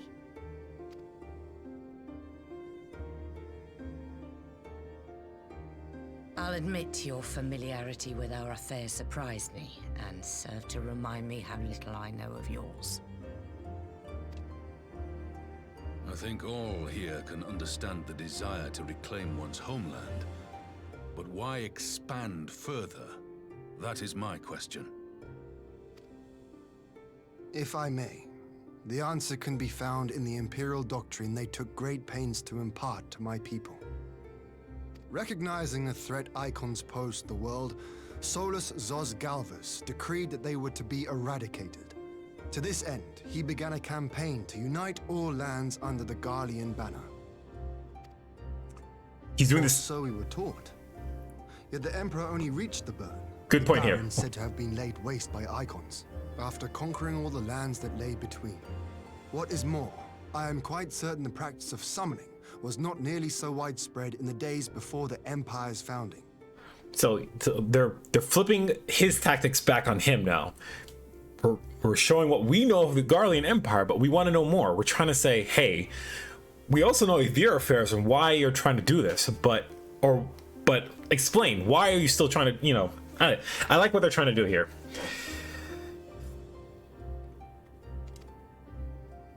When you put it like that, it all starts to sound like an excuse, doesn't it? But to distract from what? Why are you really waging this war?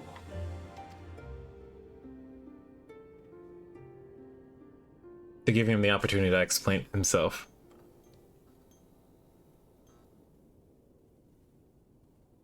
Finally, you ask the right question. Oh. I can but hope you heed mine answer and at last accept the righteousness of our cause. My goal is this: to return the world to the way it once was, the way it was always meant to be. In doing so, mankind will be made whole once more.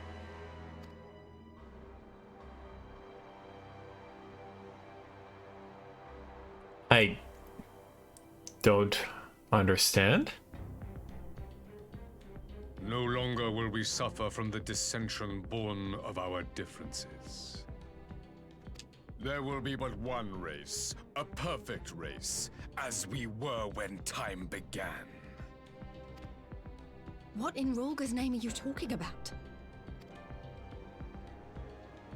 I am talking about the origins of the star, of the source and its 13 reflections.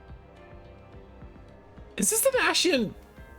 Is this not actually Varus here? At the instant of the great sundering, 'twas not only the world that was shattered, but mankind itself. Thus were we divided into myriad races, each with its own unique imperfections.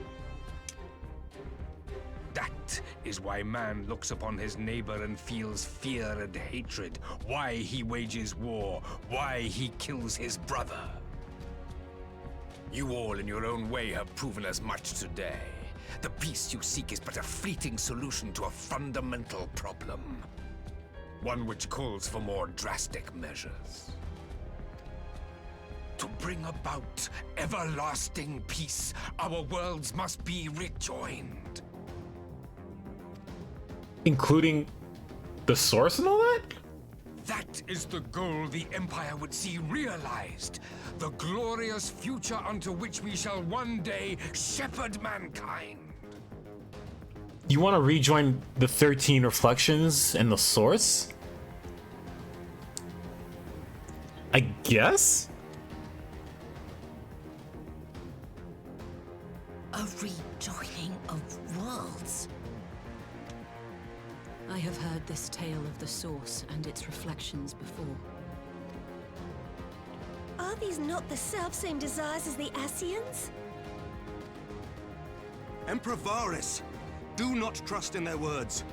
They will lead you to your doom. My father thought to use them, but in the end he succumbed to their temptations. He embraced summoning like so many other pawns before him. Do not tell us you mean to do the same.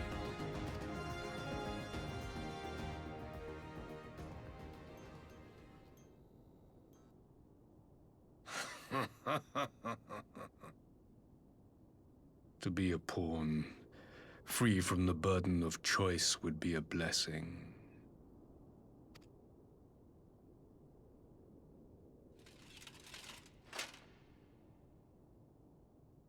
But I forswore that privilege the day I learned that the Gallian Empire was built by the hand of an Ascian. Shit, he just could tell us that. Holy shit. What?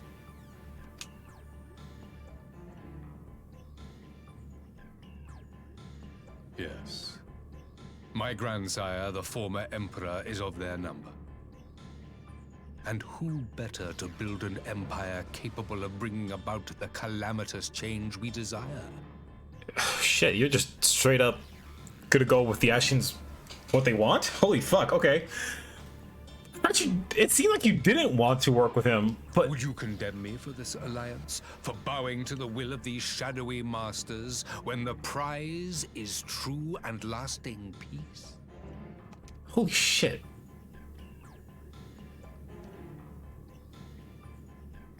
But they're the ones...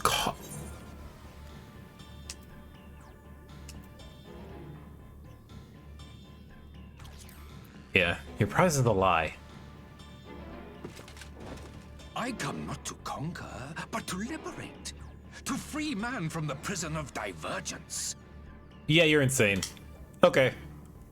Imagine a world united. One perfect race beneath a single standard. An army before whose might these servants of darkness and light would fly as leaves in a storm, never again to meddle in man's affairs. We would be the masters of our own fate. You know, it doesn't help that your eyes look the way that they do, and the way, like, you just look insane talking this way. But holy shit, dude. I bid you join me, not as subjects of Garlemald, but of a new nation. And together we shall win freedom for ourselves and generations yet unborn. You want to trigger another half-dozen calamities? You can't be serious! He's remembering the events of... Have you forgotten how many died? There will be no one left. Do you truly imagine we would aid you in your bloodletting? It is unthinkable, unconscionable. I think...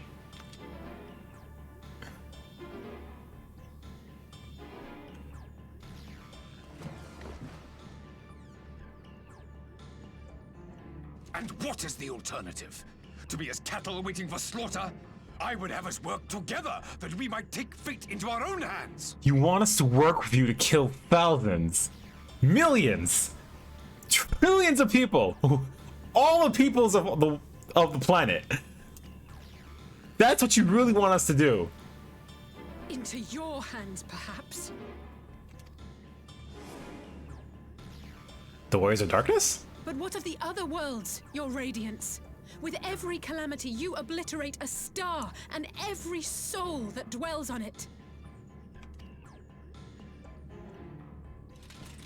To the Ascians, we are all but tiny, momentary specks within an indifferent universe. We cannot hope to oppose them until we have been made whole once more. You're wrong! We've already annihilated Ascians. We'll continue to do so.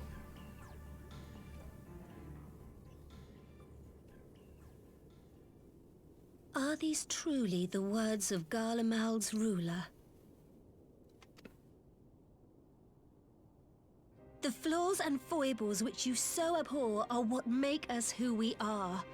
Every nation, even yours, Emperor Varys, is made whole through the combination of these imperfections, the strengths of one compensating for the weaknesses of another.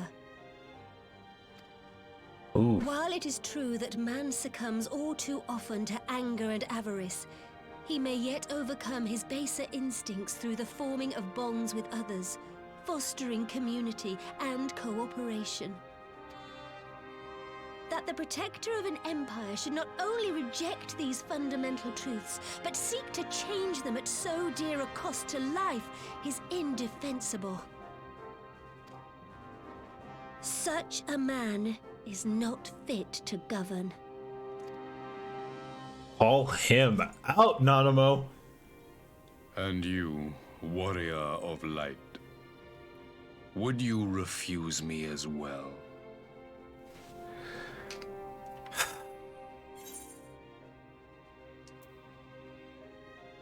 We can defeat the Ascians as we are.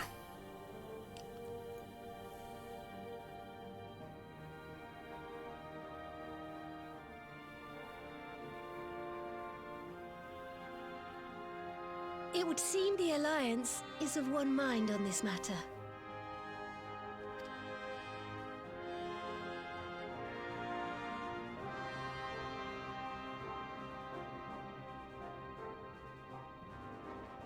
You Eorzeans never cease to disappoint me. Though I suppose I have only myself to blame for expecting more from savages. This discussion is at an end. I bid you make ready for our next meeting. It will not be at the negotiating table.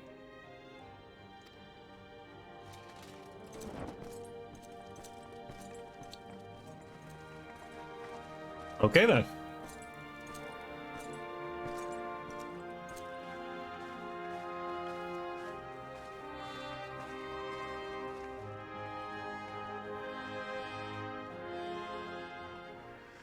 Well, that was enlightening in many ways. We're seeing their motivations, or at least his motivations, now. Holy fuck, okay. And he's openly just working with the Ascians at this point, so... But we know that's gonna turn out badly for them in the long run. There's no else way they can happen.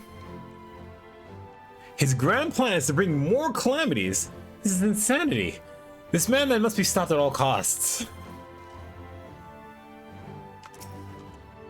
We suspect the Ascians meddled in the shadows of the Empire, but the truth is far beyond my wildest imaginings. At least now we know the face of our enemy, and need not hesitate to strike at its heart. I am glad we arrived in time to aid in the battle. Though our vanguard may be small, these few are our chosen elite, the finest warriors of the Far East. We get some shinobi and some samurai. Awesome, they're here. Oh man. The Empire exists to wage war, and the war it shall have. But its vast armies pour in like the tides themselves. This could very well be the greatest military threat Eorzea has ever faced. I was born in the Empire, but I'll never serve the Emperor. Only the seat here commands my loyalty. Well, we're glad to have you. I refuse the Empire's words with all my being. What justice is there in an ideal that demands the sacrifice of so many? Now that we have learned the Empire's true purpose, war has become an inevitability. 'Tis times like these I curse my own uselessness in battle. Leave it to us, Your Majesty. It makes a twisted kind of sense that the Empire was built by the Chaos Bringers themselves. The revelation yet rattles me, but now that we know our enemies are one and the same, we have a target upon which to unleash the full force of the Alliance. Yeah, as it stands, and you know, not thinking so much about Endwalker so much, because I know like the city's like destroyed or something, right? As it stands, just based on what the story is right now, the Ascians and the Garlean Empire are one and the same. They have to be destroyed. And it's not like to say overall like all the peoples of Garlemald, because obviously there's some peace preferring people there. It's the leadership, right? So the Emperor and all that, they have to go. Hey, Slasborn, good to see you, mate. Send me to the front lines if you would. Please give the Imperials a taste. We'll give the Imperials a taste of the Maelstrom's cannons, not to mention my axe. Pippin, good to see you.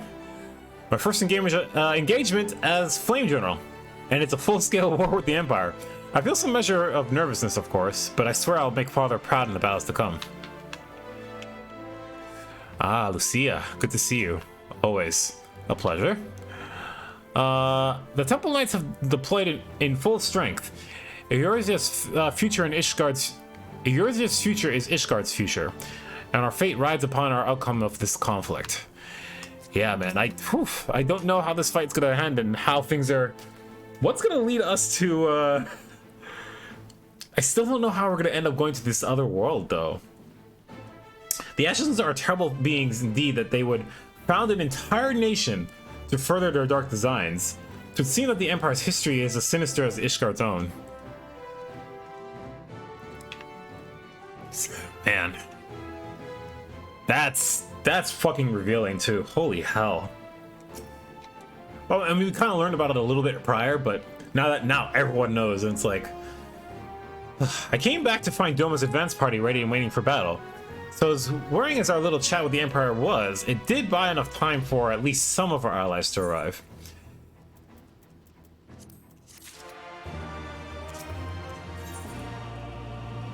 The Face of War. Okay, so this is the final quest in part 1 of Requiem for Heroes here. And we have a lot to do here, as far as I can tell.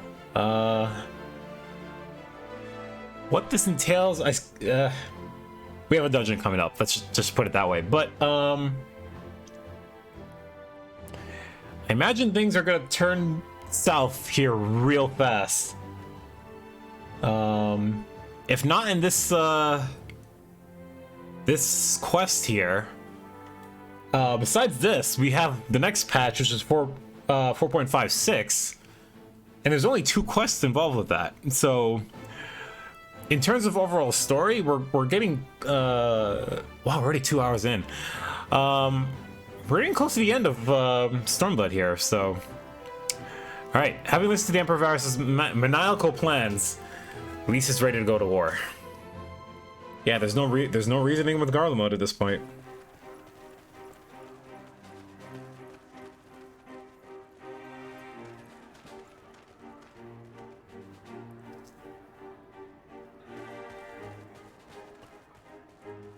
I'm not sure what I was expecting from our meeting with the Emperor, but it wasn't that.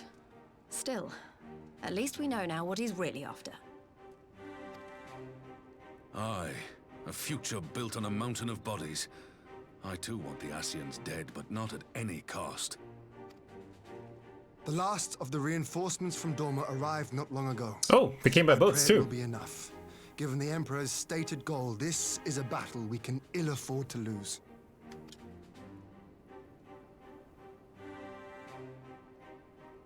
If the Garleans come in force, we may not have much say in the matter, even with our combined strength. I mean, I'm just saying though, dude, we have tons. I imagine the Jalia tribes and everyone else is here too. I would hope. We knew from the first that the odds would be against us. But if there is even the slightest chance of victory, we must do everything in our power to seize it. You know it.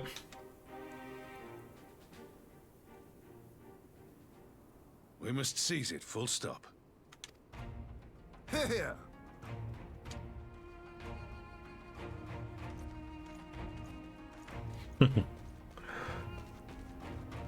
Alright, folks. Well, The two of you are to join an irregular unit and support the main host. I won't bother asking if you're minded to fight. After coming this far, how could I not? And for once, there's no one around to countermand me. Not that they would. Not even my brother. But we all know who really make the difference. Ready to frighten some Garleans? frighten them? You know it. Let's want to be on their side. Might I ask you to accompany the Dorman contingent? They are strangers here, and your presence would do much to raise their spirits. Yeah, sounds like a plan. They're fighting on foreign soil. Makes sense. And they know me. When our people stride out with you in their midst, I dare say the Eorzeans will feel an ilm taller themselves. High spirits have a way of spreading. You know it. What I wouldn't give to join you. But my duties as field commander will not allow it. I'll leave the front lines in your capable hands.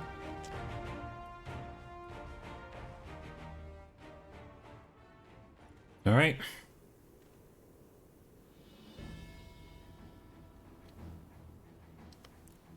Comrades, ready your arms.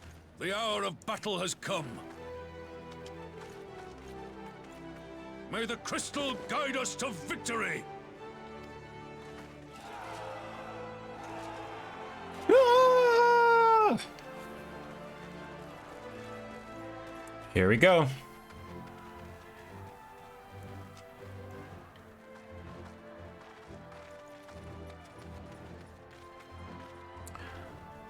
Nanimo, if you would, please get to safety. Since the others couldn't be here, we'll have to fight twice as hard. If Alphino wakes to find the Imperials have won, I shall never hear the end of it. Yeah, no joke. It's strange. I thought I would be terrified when the fighting started. I should be terrified. But with you at our side, I can't help feeling everything is going to be all right. I'm gonna go fuck shit up. So please, don't you dare leave me alone. I won't, LSA. Promise.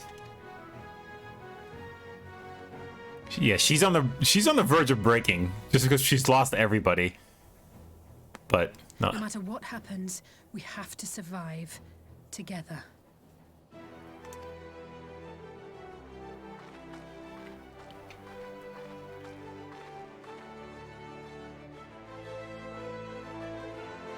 Of course.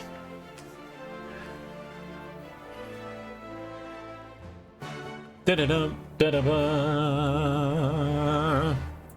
All right, well. Oh, wow, okay, so the dungeon is just like the fight itself.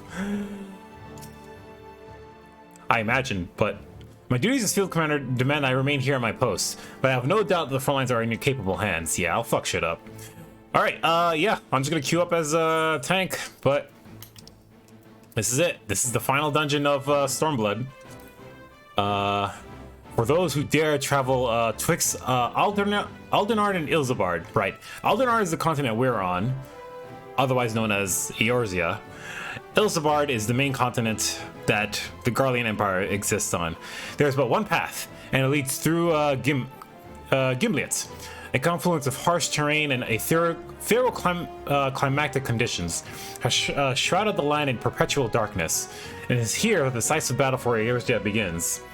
Joined by the Far Eastern allies, the Eorzean Alliance battles desperately to fight back the seemingly endless waves of Imperial troops.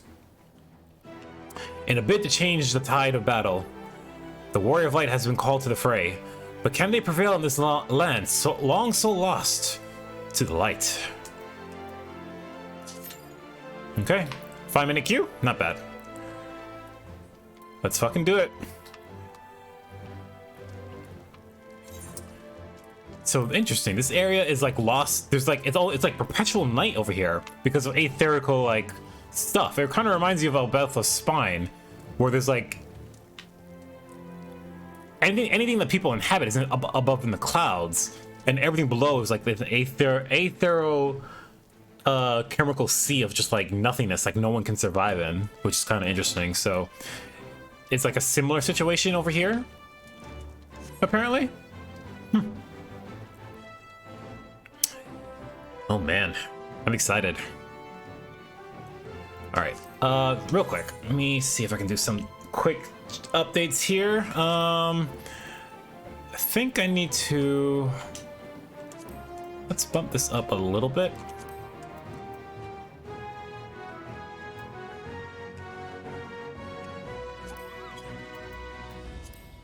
Because I think it was like a little bit too low. Maybe a little, that's still too much, I think. Or too low, rather. All right, we'll see how that plays out.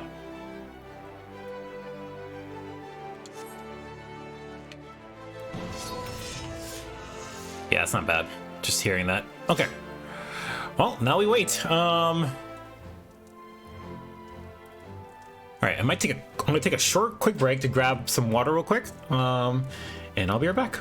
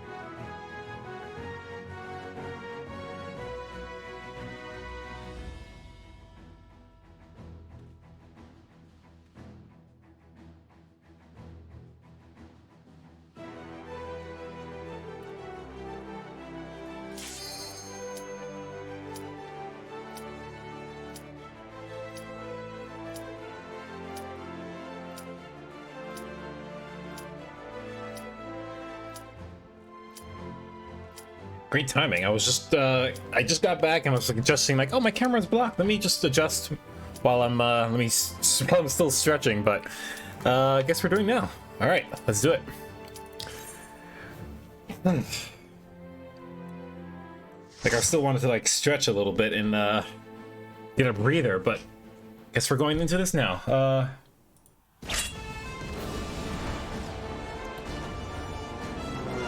Ooh, the Stormblood theme in the background. I love that.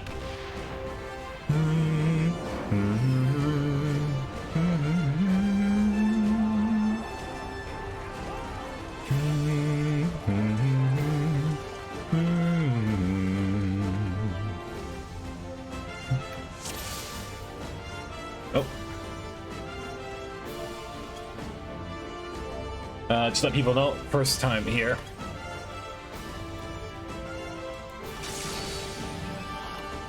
All right, let's figure this out.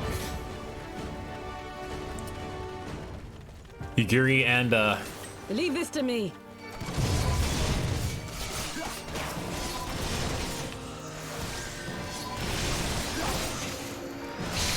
Okay, you're just pushing forward. Well, fuck you. You can go right on fucking ahead.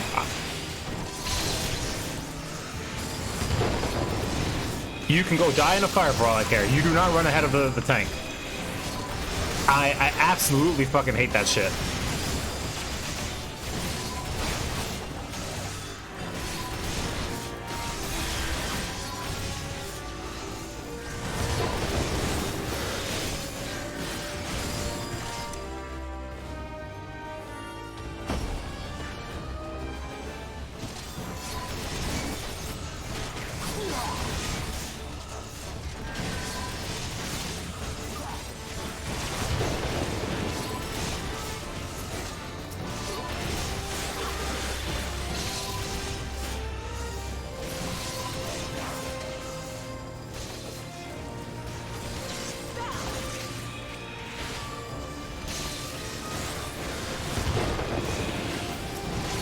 People are fucking idiots. I literally just said it my first time. I'm going slow.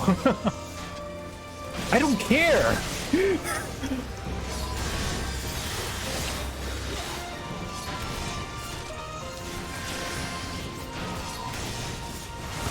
I don't care. I don't care. I don't care. I'm sorry, I'm pissed. This guy's fucking stupid.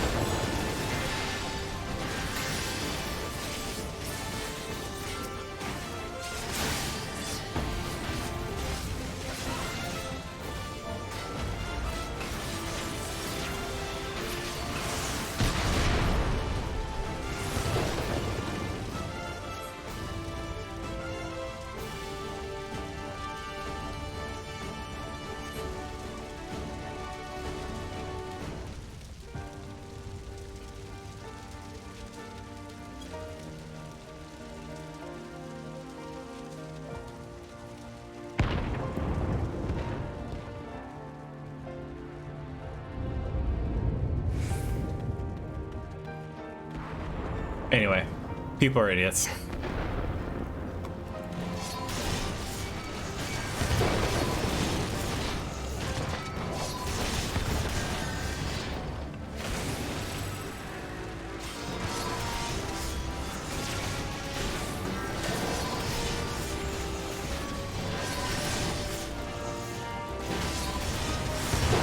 God, people are fucking frustrating.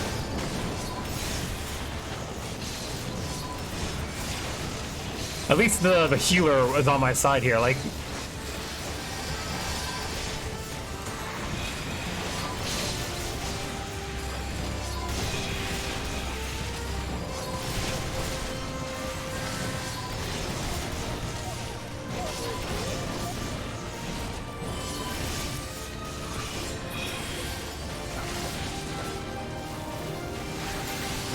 Why, like...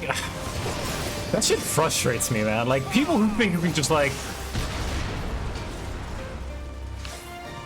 This guy right here, Hatu, whatever the fuck is... People like him who, like, constantly want to, like, push forward. Like, dude! You do not dictate how things go. The tank dictates the speed. Period. Point. Full stop. That's it. I'm sorry. You guys don't see the full conversation going on here, but it's like he's trying to rush me to go forward. I'm like, what? Fuck off, dude. I literally just said, hey, this is my first time coming here.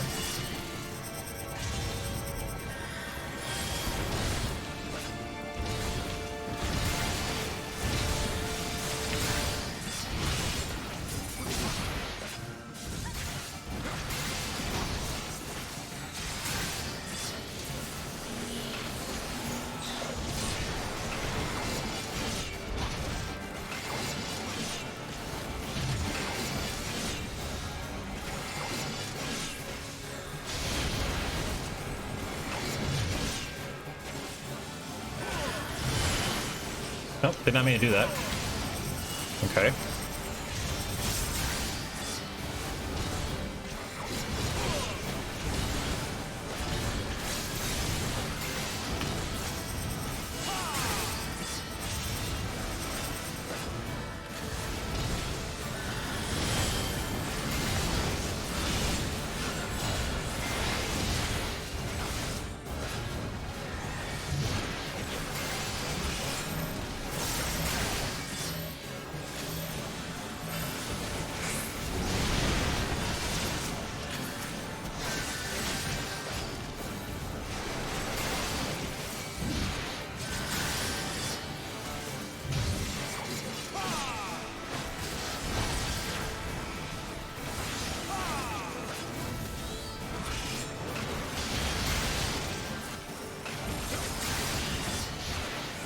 Okay, I need to like calm down a little bit because I'm pissed off. People like that piss me off so much.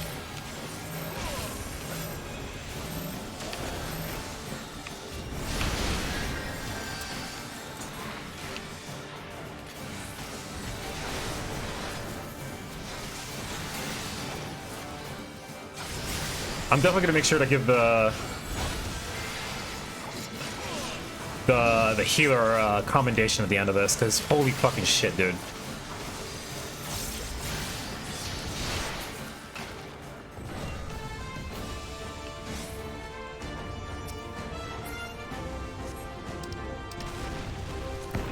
I'm just gonna pass on all this. There's no need for me to have that.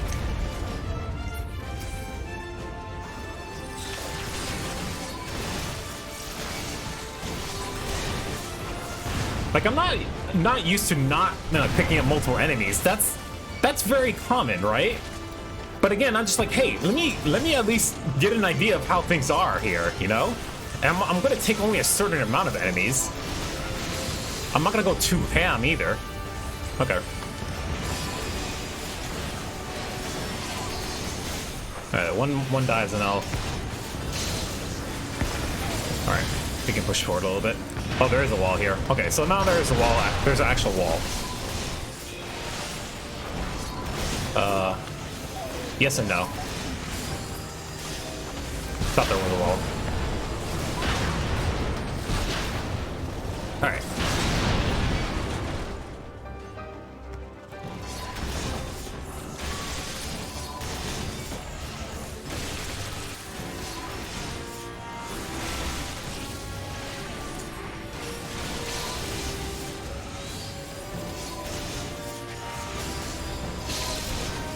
Like, I'm not unreasonable, but like, for real, like, just let me get my bearings. Like, I literally just said, first time here, and it still bothers me. I'm still talking about it, but anyway.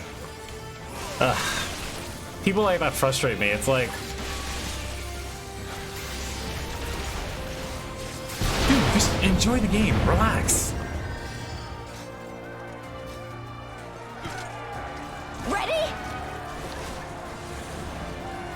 Was Lise nearby or something? Oh, there's Lise. I got this, guys.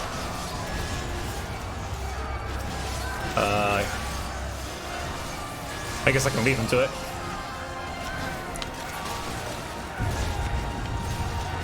Oh, I was not paying attention.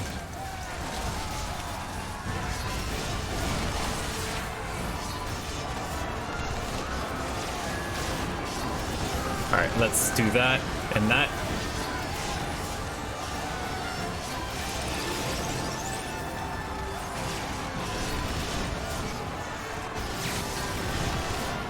Let's do that as well.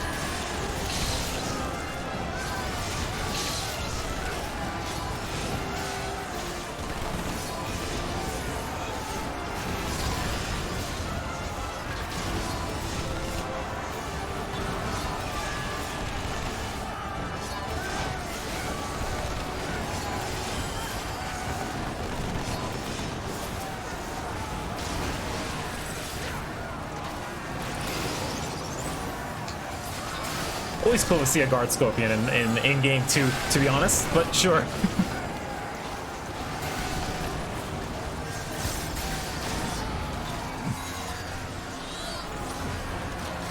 Wait, is that another one? Okay.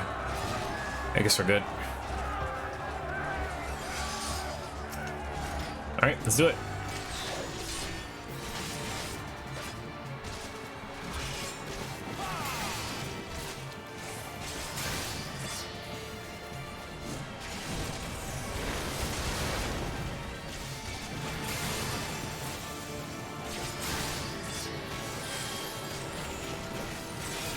Get up here, folks.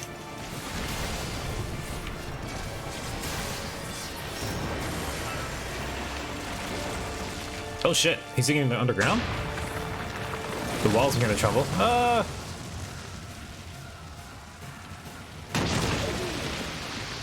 Okay, well, I definitely called that.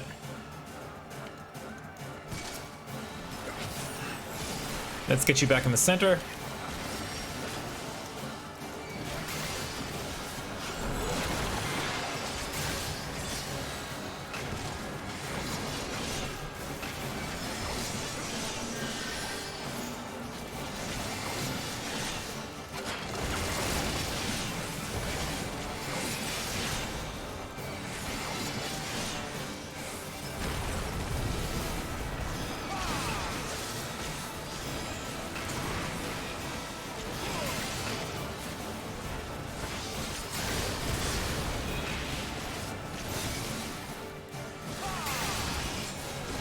Gotta keep watch of that. And I should be using that too. I never use my fucking my shield. I never fucking use it. I gotta use it more often.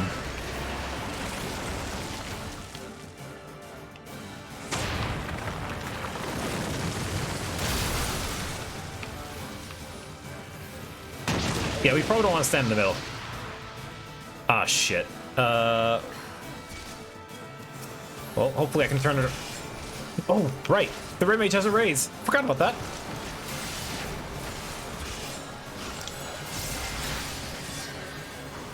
Let's do that, because he's about to hit me really hard.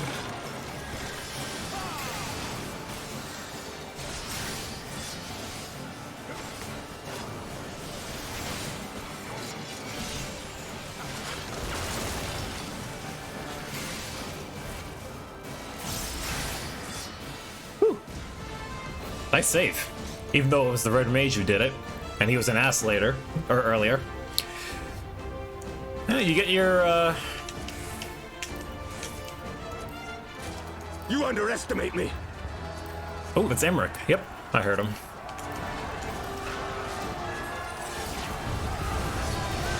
Hey guys, I'll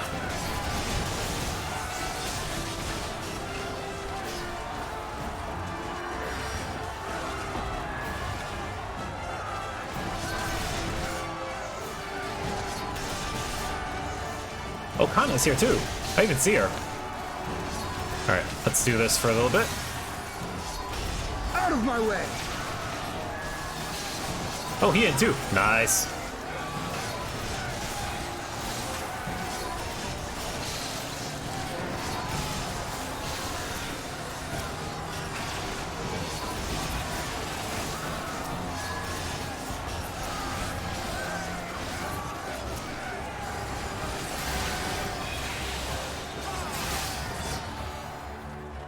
Oh, well, hello.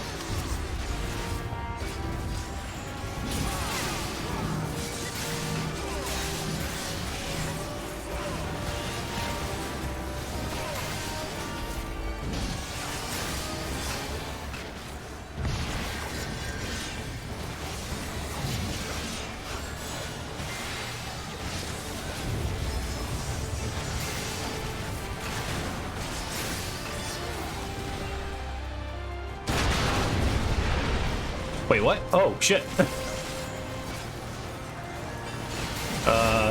Do we want to move forward? That's okay, we can wait. It's a biggin. Dun, dun, dun, dun.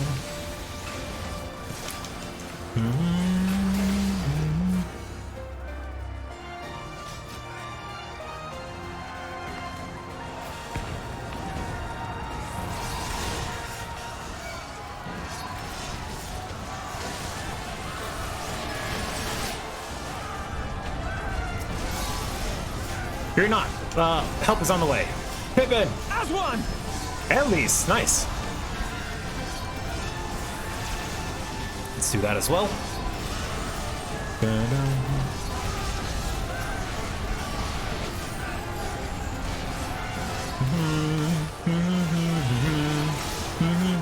Oh, okay. We want to move away from that.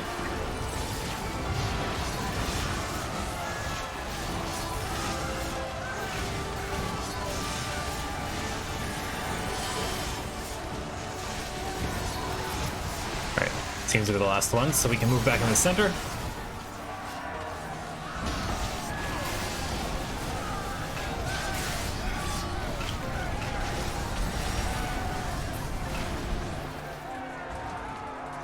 Jeez, another one? Fuck.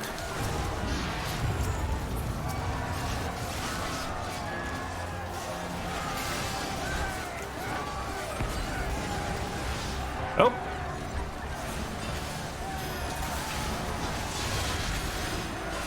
I didn't, I just happened to notice the shield she put up, like, oh shit. It's so cool to actually have the alliance leaders fighting against you, or with you, rather.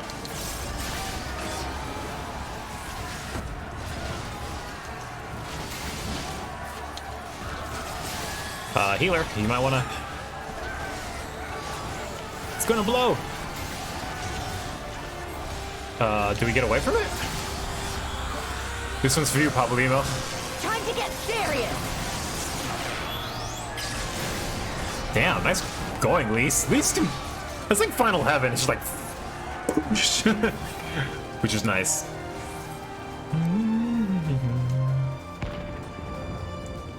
Is this it? Because it seemed like there was two things.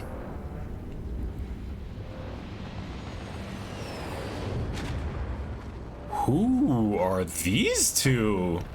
And why did they... This is our Vanguard. Impressive. They look like Lucia's sister, Livia, from like... But in the end, they were only that. Savages. Now let's be brief. His radiance awaits. They look like her, like... Livia? Luvia? I don't know, whatever her name was.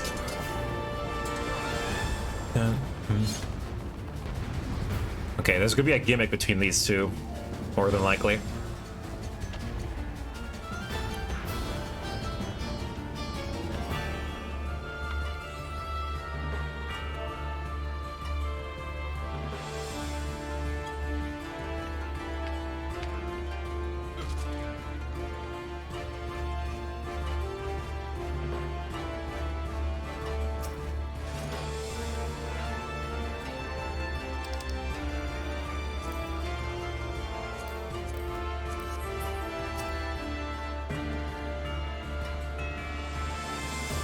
Give him a chance to respond here.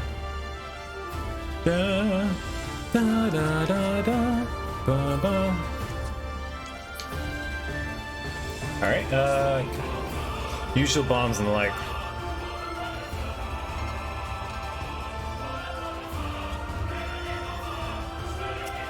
Alright, I will start in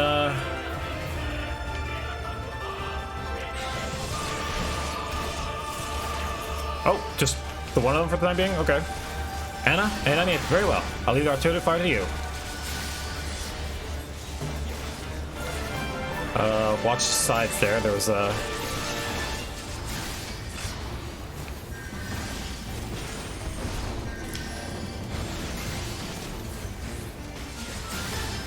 Order to bombard.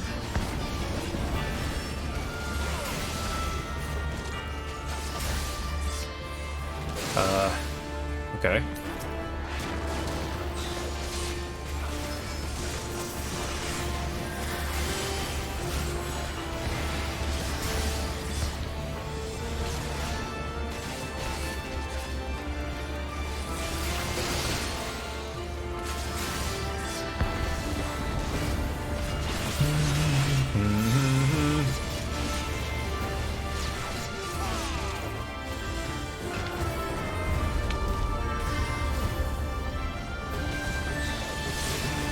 No more blood.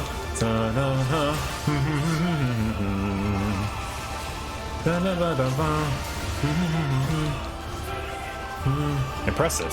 Ainea, let's engage them together.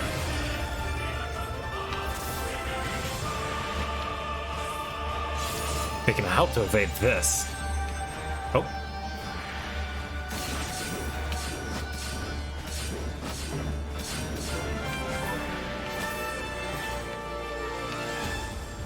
High-fived each other.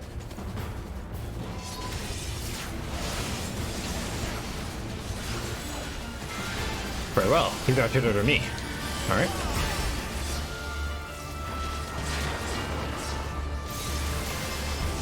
Put a shield up. I'll do that too, because he's hitting me a little bit harder.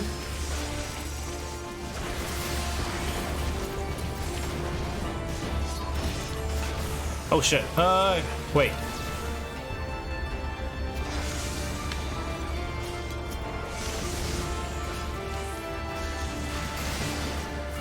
Okay. Get back in the middle. Da, da, da, da, da. Yeah, sorry folks. Shouldn't be dancing around like that, but I want them to be in the...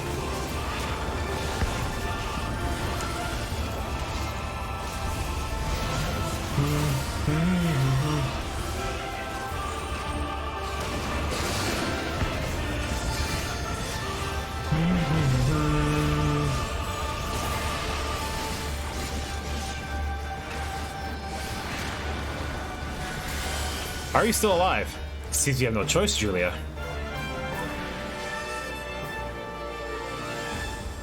should be honored, Savage. Few are those who have witnessed this twice.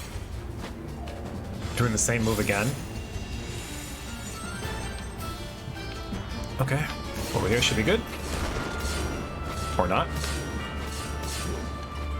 What, are they like using each other to ricochet off each other? Come on. A few still have witnessed this. Farewell, savages.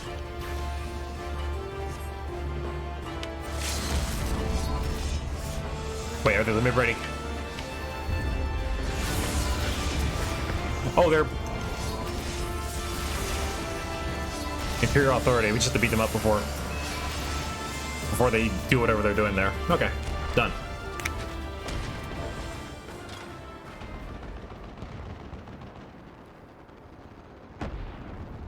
We have served our purpose. Come, we shall withdraw for now.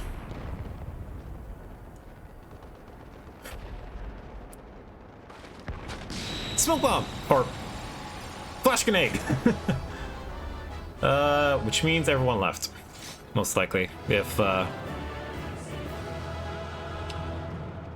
that was placed in my thing. I wanted to thank the healer. Yep, okay. Real quick, let me see if I can find number 2 there. I want to just thank him or her personally.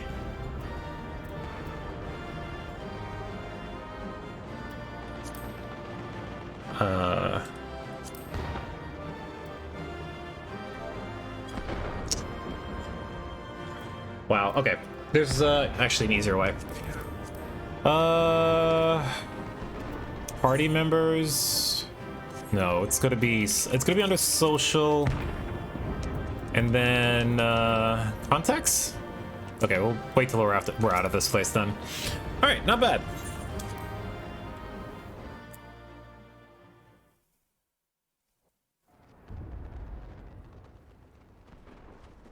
Wanted to send that person a tell, just say like, hey, thank you for the backup. And none the worse for wear. Yeah, I've been fucking shit up. Indeed. I had hoped we might do more to help, but there seems to be no one left to fight. Damn, we kick ass that much? Tactical withdrawal, perhaps? We should give chase. Finish them off while we have the chance. No, that is not the right thing to do. Imagine the other surprise when they wake to find the war already won. Ah, not again. Okay, no, we should. Light will expunge all life. Only you can forestall the calamity. The light. Again, we're working on the side of light. We're doing so many deeds in terms of light. So I understand.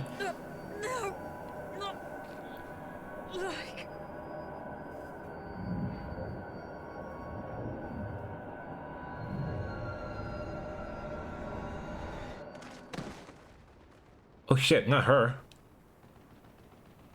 Is she unconscious? Oh no. Don't tell me. Are you all right? For now. Let's get the fuck out of here. I need to back off for a bit. Quickly! We must get her back to the encampment.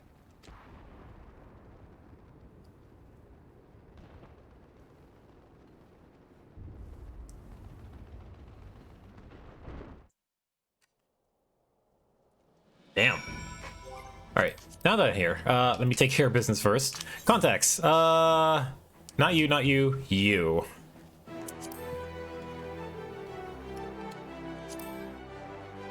No, okay.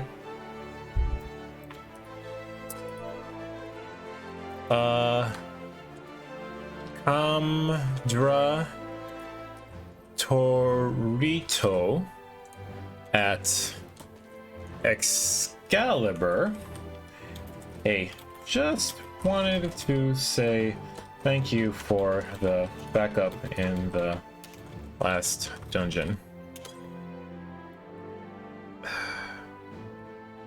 Did I spell that wrong? Camdra Torito at Excalibur. Excal IBUR.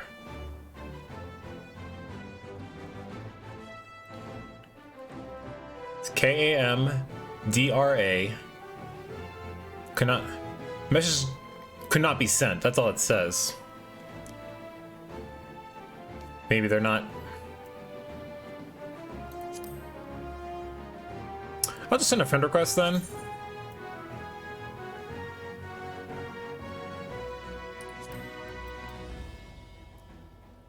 If I'm added on, if I get added to the thing, well, at least then I can comment. I can send him a tell that way. Anyway, that'll do for now. All right. So the war seems to be in our favor for the time being, but what now is the question. Alize's being cared for at the infirmary. With that, there were more we could do for her. Shit, I was not expecting her to actually be afflicted by this. I'm the only one left? So the Guardians have been routed, have they? Well done. Though this exchange was no more than a test of our strength, like us not, we won't be taking any chances now that the Empire has joined the fray. They'll want to take their time, whittle down our defenses. Still, with your help, and that the Eastern allies, we've passed the first test. Our line is unbroken. As for Alize, well, she's in good hands over at the infirmary.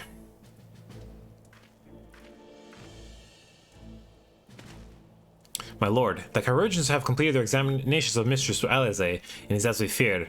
She is locked in a slumber without any outward cause. God damn it, no. Just like the others. Damn it all.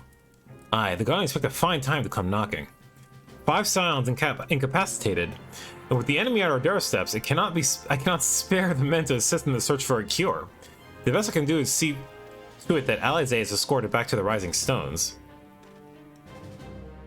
Yugiri and I would return to our encampment. The main contingent of our forces from the Far East is under sail, and all must be made ready for their arrival. I'll not keep you then.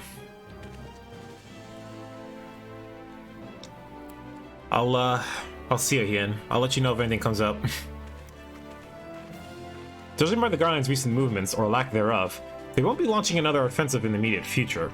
You should return to the Rising Stones. Given the plight of your fellow Scions, I can understand if you feel on edge, but you'll be good to anyone. You'll be no good to anyone without rest. Okay. We'll contact you the moment the Guardian saw any signs of doing something. All right. Damn. I'm still feeling a little like shit. We're the only Scion available besides Krile, more than likely at this point. Krile, I hope you have something to show for all the wait. She's our only hope at this point. Speak with Hori Border at the Rising Stones. Response not received. Okay, I haven't received a Kandra Torito I-T-O Excalibur. Yeah, it's just yeah, they probably signed off for the day. Okay. Anyway, let's talk to other people first. Both Mistress Krile and Master Matoya have taken up the search for a cure to the strange sleeping sickness. I pray they find a remedy soon. Again, this is the last quest in the patch, and then the additional patch we'll be doing here very shortly afterwards. Confound these bones. Okay, they're saying the same thing. FME. Riel has left to rendezvous with the Alliance forces. He means to serve in the Thancred's stead, and yeah, he's saying the same thing. Okay. Coltonet. Wait. Yeah, they're not saying anything different here. Ah, Samara, welcome home. Word has it you and Mistress Alize gave the Guardians quite a thrashing. Speaking of whom, where is Mistress Alize? I was certain she would have returned by now. Bad news, my friend. She's fallen to it too. By the 12, not her too. Orchard and I will ready the infirmary for her arrival. We'll also need to send a message to Taro post haste, but I had something other than grim tidings to share with her. And with you too, for that matter. It grieves me to report that the Archon's conditions remain unchanged. As we speak, Coltonets, Krile, and Master Matoya continue to explore every possible avenue. Alas, their efforts have yet to bear fruit. But all is not lost. You are still hale and whole, after all. Though I suspect you must be tired from your journey. You should rest, my friend. Leave the worrying to us, for the time being at least. There's not much else I can do.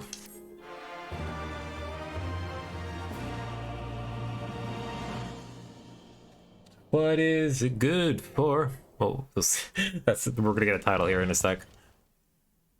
Meanwhile, at the border of Alamigo.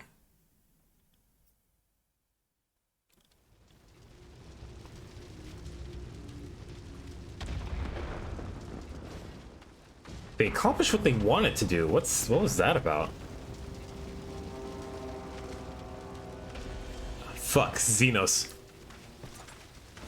Or fake Xenos, rather. At this point.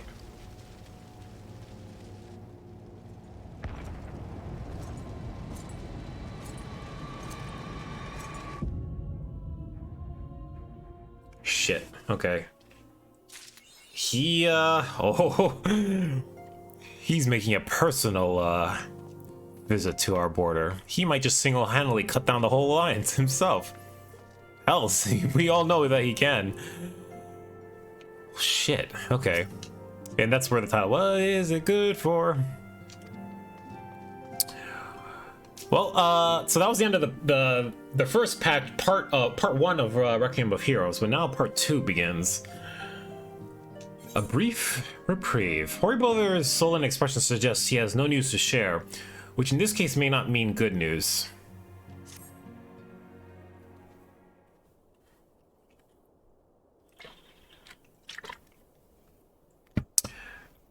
Ah, Samir, yours is a welcome face indeed in these fit troubled times. Though if you've come to inquire about our stricken brothers and sisters, I'm afraid I have not to report. Coltonet and the others continue to tireless search for answers, and I too have done all in my power to assist them. Alas. My apologies for the intrusion. I was told Master Alfino had been brought here and wished to see if his condition had improved. Who's this? Ah, Maxima.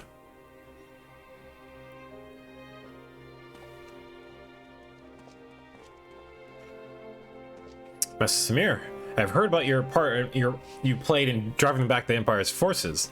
Thank you. That you were able to stop them, if only for a short while, gives me hope. I realize how strange such words might sound coming from a Garlean's lips, but I speak them out of love I bear for my homeland, because I wish to see an end to the bloodshed. That is why I choose to share all that I know with the Alliance. Though I will surely be branded a traitor, I'm content to bear the ignominy. It'll seem a small price to pay if it helps to prevent the conflict from escalating any further. Oh, glad to have you aboard, my friend. But enough of my prattling. The war is not what brought me all this way. I came to see a Master Alpino. An acquaintance of Samir and Alpino, are you? Well, far be it from me to turn away good company. If you'll follow me, sir.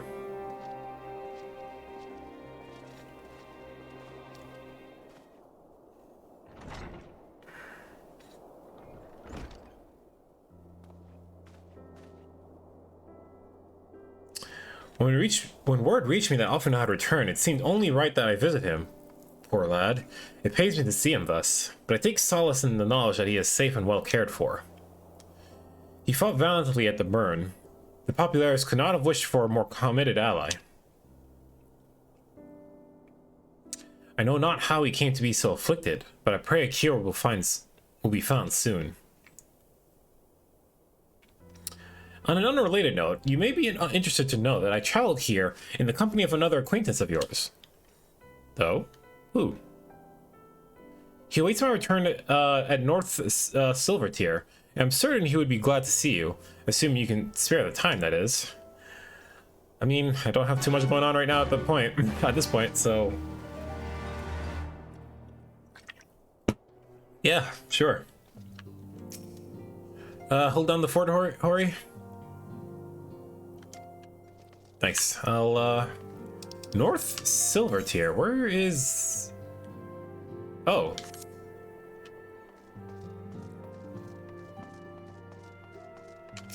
It's here in Mordona, so... Mordona.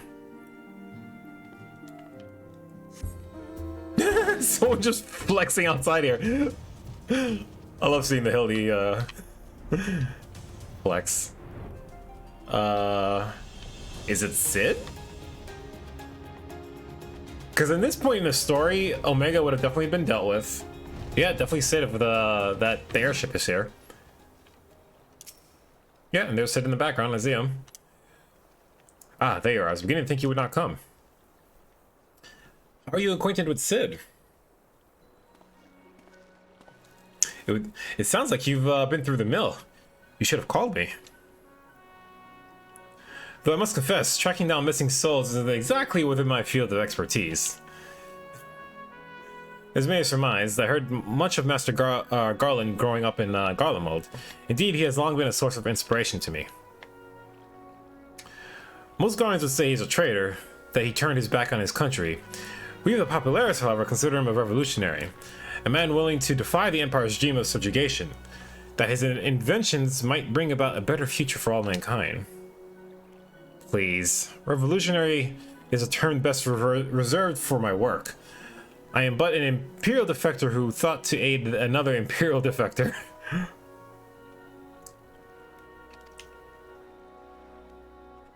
Whatever Master Garland says, I am humbled to find myself in such distinguished company. Speaking of this distinguished company, we heard from Roban that you ran into an old friend in the burn. Is it true? Guy still lives?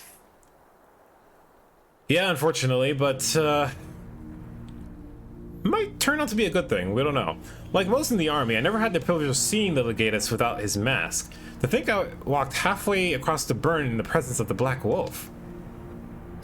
And he claimed that have severed ties with the Empire to hunt Ashians, did he? I mean, there's significant proof of it with all the masks at his hip. After his humbling at the Praetorium, one would think he'd have good sense to stay dead.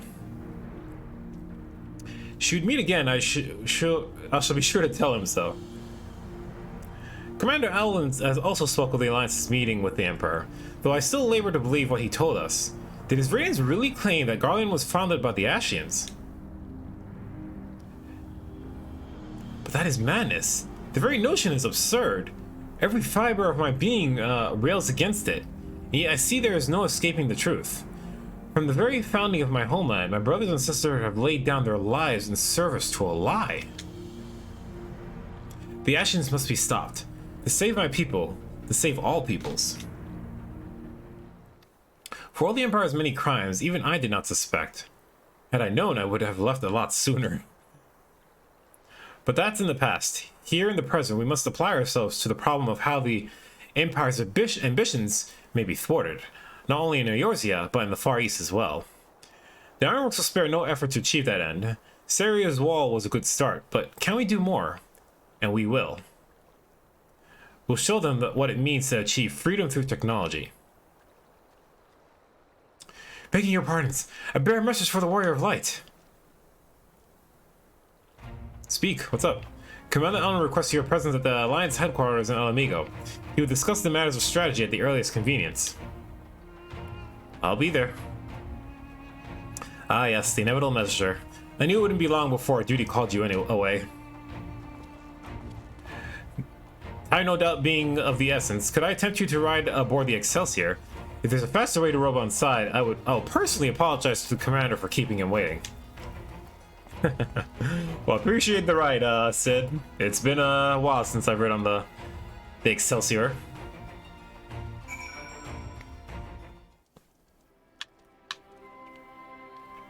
And to have Sid aboard with all the conversations in terms of what we can do will be definitely worth the while. I too will make for the border anon. If there is aught I can do to help, I consider my duty to see it done. Well, that's the end of the quest already. Commander Allen awaits your arrival. I will escort you to Alliance headquarters as soon as you're ready. I wasn't trying to talk to you. I was trying to talk to Sid here. I swear, every time you board my airship, you seem to be barreling headlong into danger, and every time you somehow contrive to emerge victorious, which of course is an admirable skill. But no one is invincible, Samir, not even you. So please take care of yourself out there. Thanks, Sid. I appreciate it. I pray you remain safe on the front lines. Though ill-equipped to join the fray, I shall do all I can to assist from the headquarters. My colleagues and I have been tasked with evacuating casualties by air. Seeing that you aren't among them, eh?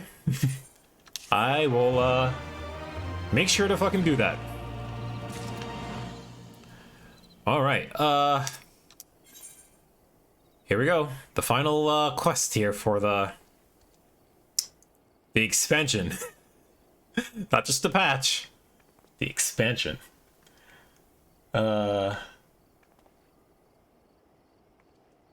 Despite the apparent urgency of Roban's summons, the Resistance Fire seems content to wait for you to signal to proceed.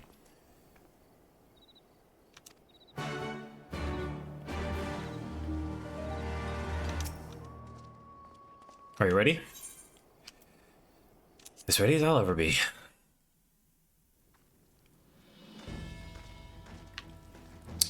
Alright. As for the title of the patch, or patches itself, a Requiem for Heroes. This is it. Oh, we have a fight in our hands here. Given Roban's nice look here. You're here. Good. I summoned you to discuss strategy, but first I would apprise you of the Guardian's movements. Upon speaking with Roban, several cutscenes will play in sequence. It is recommended that you set aside sufficient time to view these scenes in their entirety. We have a lot to go through for the beginning of Shadowbringers. Here we go. Grab some popcorn, folks.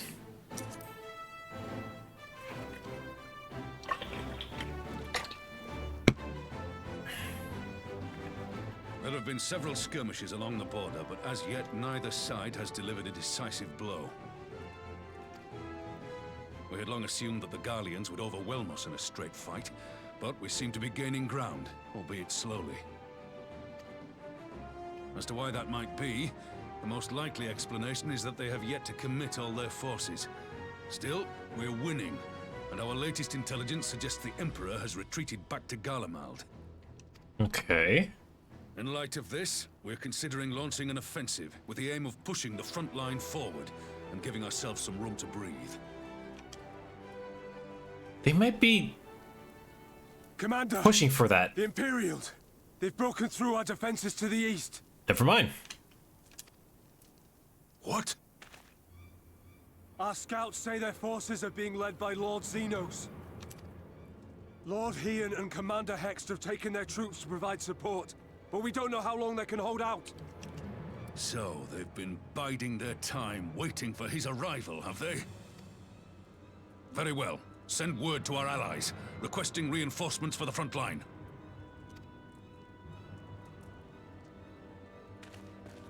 Guess I have a rematch coming up here. Should the worst come to the worst, I may need to enter the fray myself. But what of you? Do you still have the strength to fight?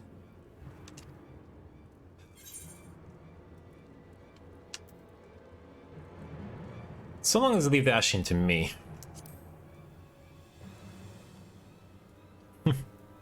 I don't... He may not die as such, but to see Lord Xenos fall on the battlefield would deal a heavy blow to Imperial morale. I'll see to it the men stay clear.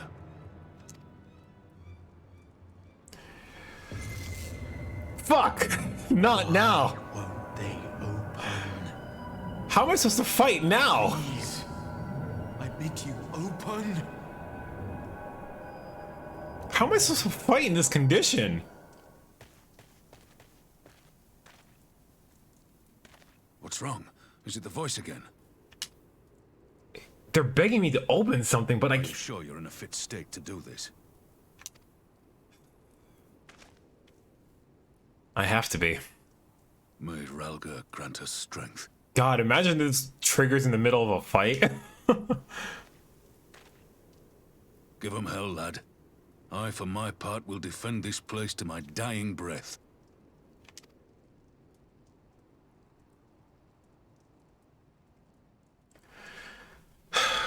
Shit. Okay. Well, meanwhile at the border, the problem here is it's an Ascian, right? I don't have the necessary materials to beat this guy. I don't have one of those the crystals to do this, or means to trap him in like his aether, because they're beings of aether, right? Hien, you do not have the skill to take this guy.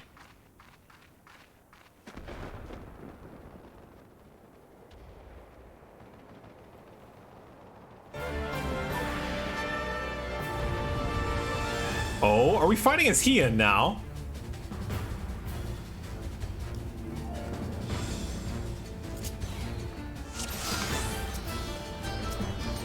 Alright, I only have I have one move. I have okay. Hisatsu Guillotine. Wait, make sure I'm rush the target. Yagatsu combo. Okay, I should do those in a combo and then that's the dot. Okay. Alright, here we go. Ready?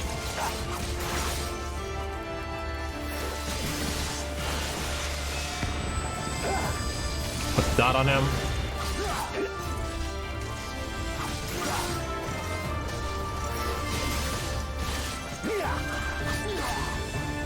Let's put it in this here and now.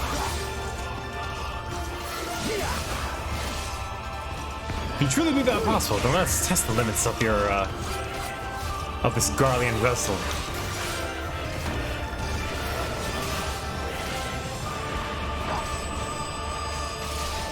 Oh, I'm gonna hope someone can heal me, because This one's for you, Ida.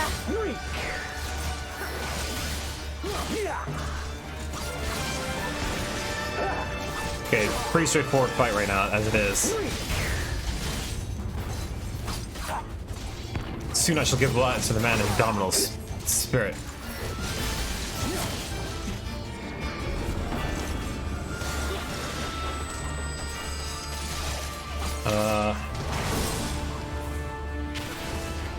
Okay, yep. Get knocked in the right direction because that side was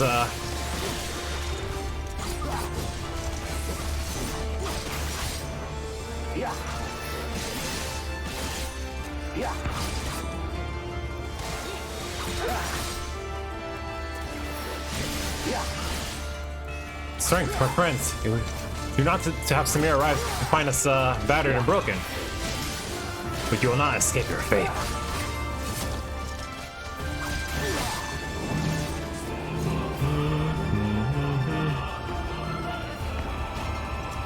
Can I target those?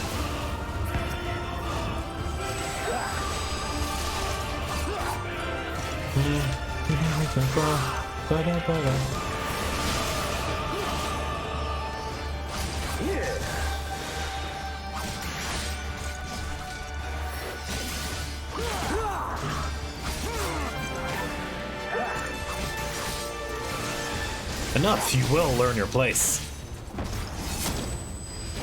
Behold the taste of my true power. Down for the count. Ugh. What sorcery is this? Look upon Ame no Yahakiri and know the depths of your folly. Oh no, you don't? Here it comes. Please, no, what have you done? And so must me. The weave of a shinobi's power.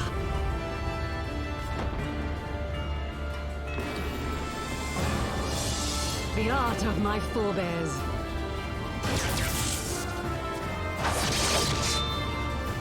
Well done, the small the patron. Now hurry. We must protect Lise.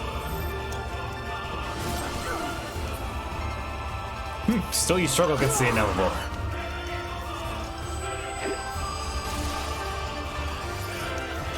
Probably should not have done that right there. We may be on the back foot, but it's not over yet.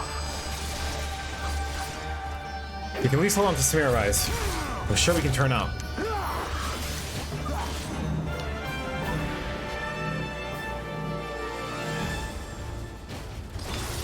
Oh, I may have, oh, okay. I'm fine. I'm fine. I, jumped forward, a little early there. Holy shit, how much further this fight is gonna go for? Oh, we don't have any other abilities there, so just,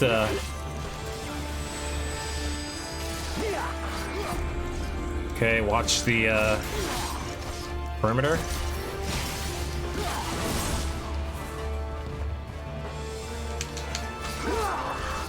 He comes, does he? Then I need not waste my time on you.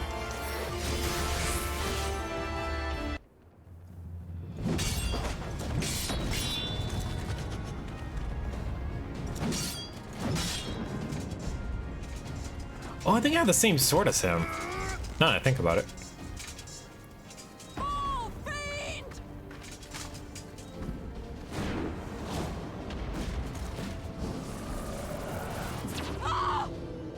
Yugiri! How dare you hurt my waifu!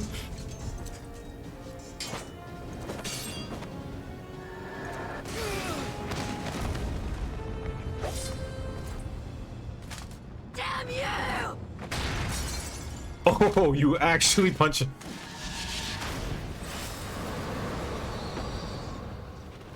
Damn, Lise actually got a hit in though, like a solid hit.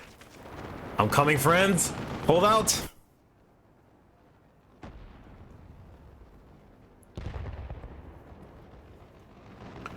Your fight's with me, asshole. I beat you once. Well, it's not him. Magic with a Garlean body. That's hardly fair. Yo.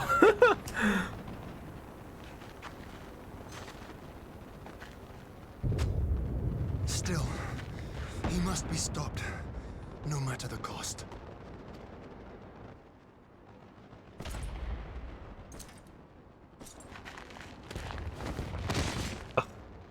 Ian.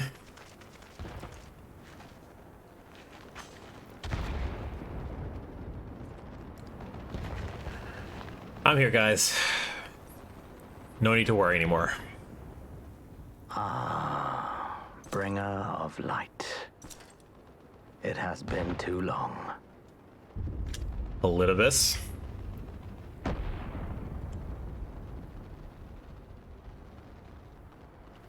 No words to mark our reunion?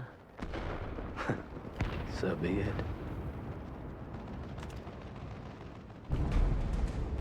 Equilibrium must be restored, and only your death will redress the balance.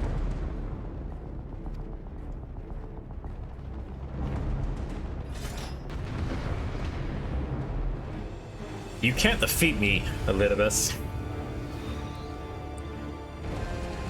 I'm pretty positive it's Elidibus. Elidibus. Whatever. Come at me, asshole. You'll suffer your interest no longer.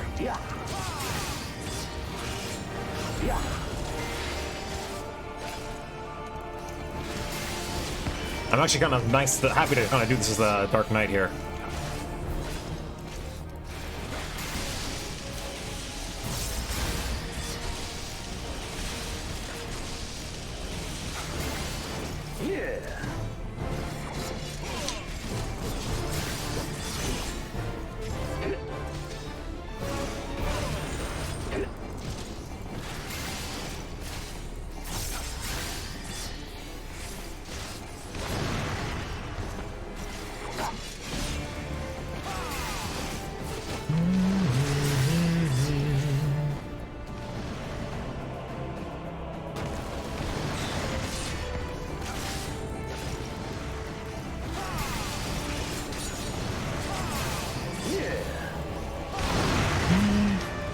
The music itself is appropriate because this is a scene that usually plays when the Ashians are involved. Not this time. That ability usually would knock me flat.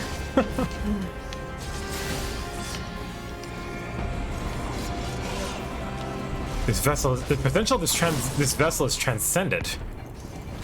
Without limit. Yeah, he's making himself a hell of a lot stronger by using, Xenos' body.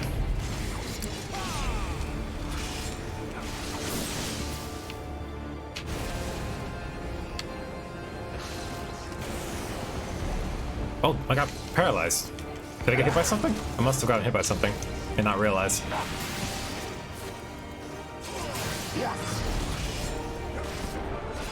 You're a strong bringer of light, but her blessing will obey you not. We shall see about that. Oh, using all 4 swords, huh? Alright, well, in that case.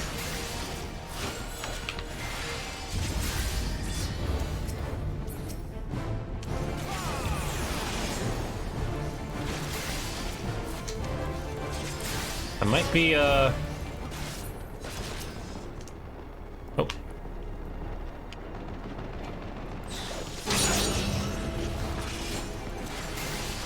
Okay, that should be good. They give you plenty of time to do this. To reduce your rest, to ensure the salvation of the star, you must fall.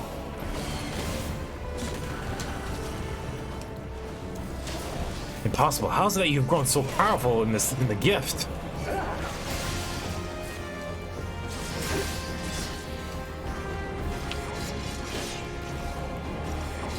No matter, you may have bested the Black Habrea, but I will not be cast aside so easily.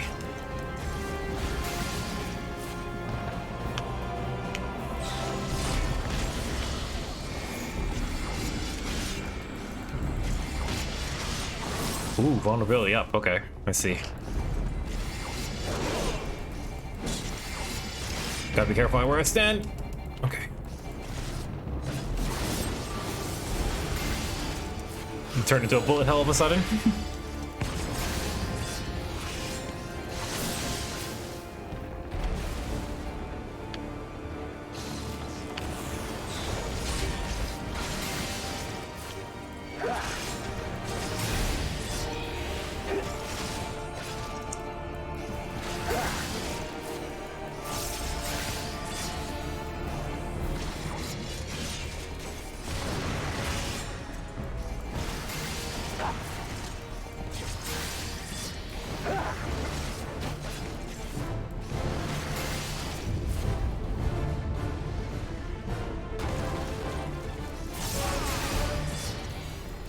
Got an epic fight here.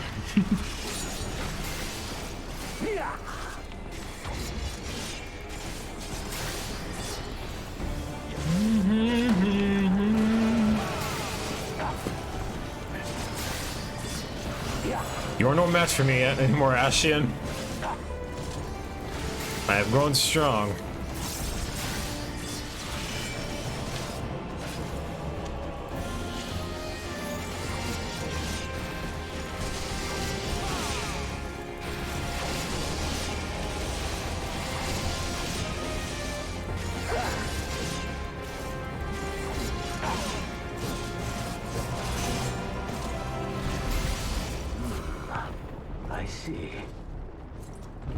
All right, done.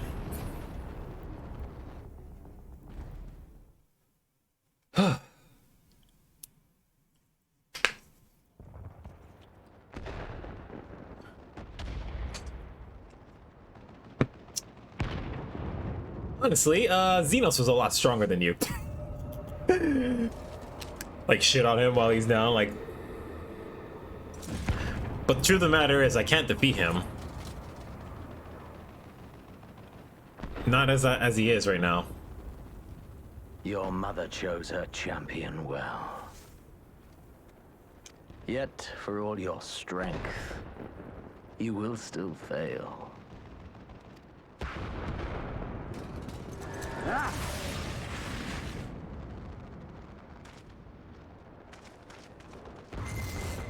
Please, I beseech you. Not the right time. I was just saying that, like, what if this happens right in the middle of our fight? Someone calls to you. Too late, alas.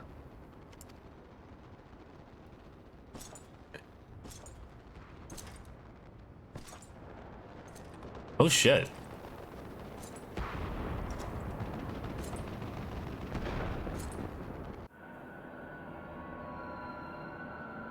Too late. Are they trying to help us here?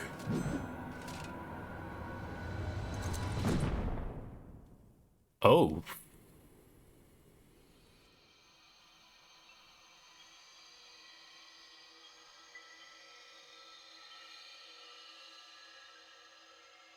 What the fuck? Where are we? What?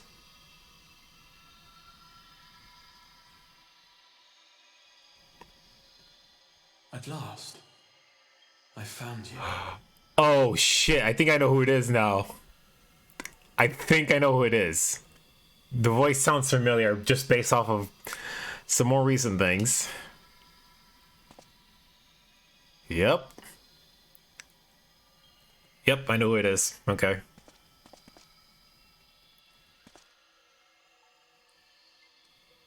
Please, there's no cause for alarm.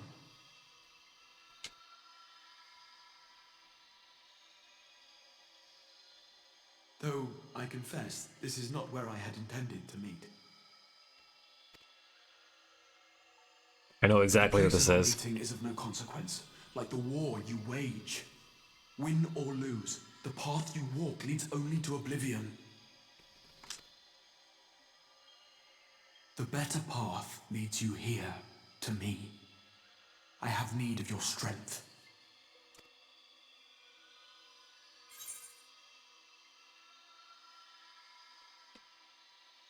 You have to send me back now. Wait, but who are you?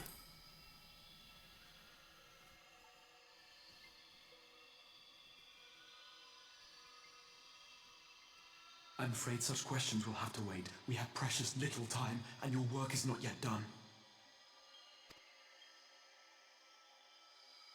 Go to the Crystal Tower. I have left something for you near its base. It will serve as a beacon of sorts, one which I pray will help you on your journey. All you need do is find it. I will take care of the rest.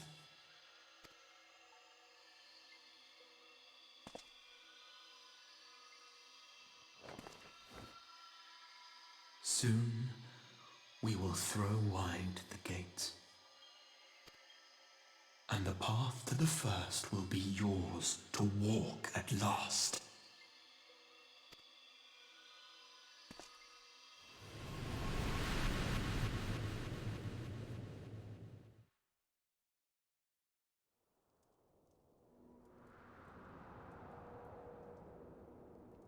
I'm okay. I'm not dead.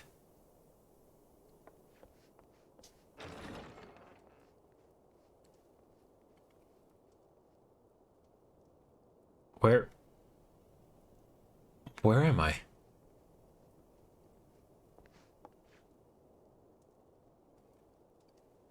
Right, the little guy is, I know who he is, but... You're awake. Thank heavens.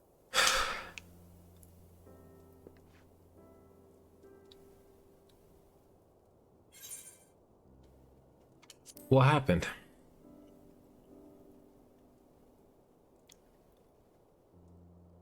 Do you recall the confrontation with Xenos? You were the first to come to the aid of Mistress Lys and the others on the front line. Yeah? I was beating his ass until my brain started... In the midst of your duel, it is said you faltered, and that the Crown Prince seized the opportunity to deliver a mortal blow. Yet before his blade could find its mark, he was distracted by the arrival of a second adversary who bore you away from the battlefield and into the hands of our chirurgeons.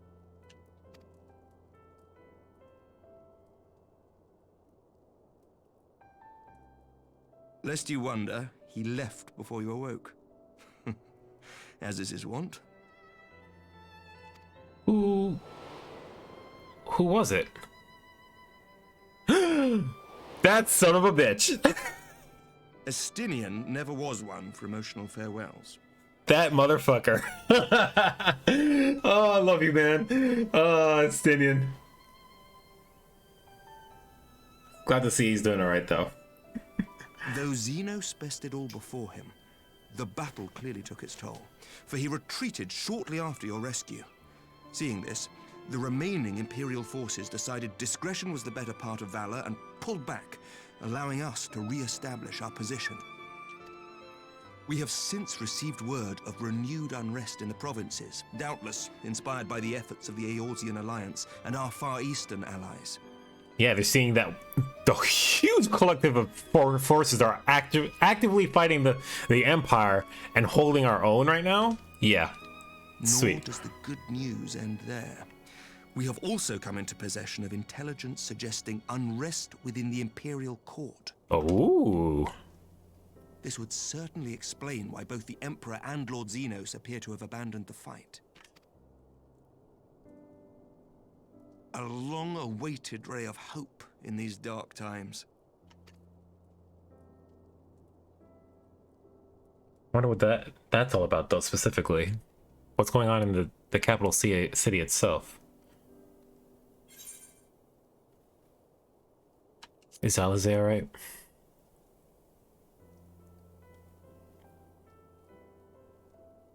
Yet to awake, I'm afraid. But please, concentrate on your own recovery for now.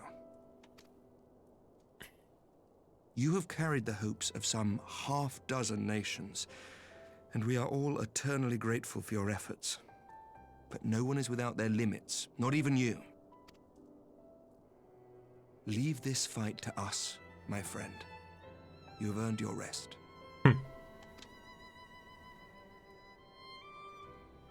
But before I forget,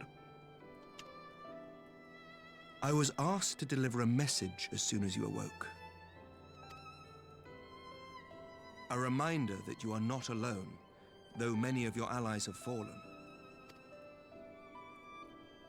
When you are well and rested, you are to return home, where friends will be waiting for you. Return home?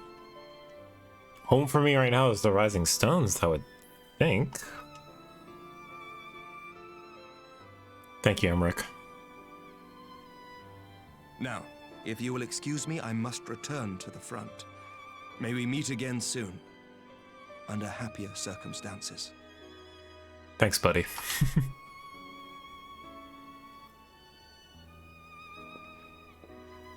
I kind of see credit to the whole thing that people are suggesting online that Emmerich might actually have a crush on the Warrior of Light.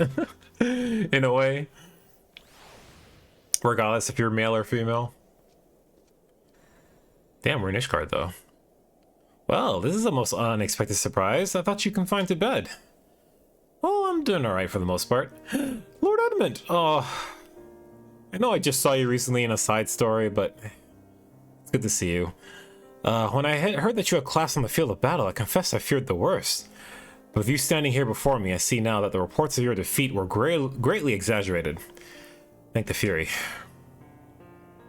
I'm fine, no worries.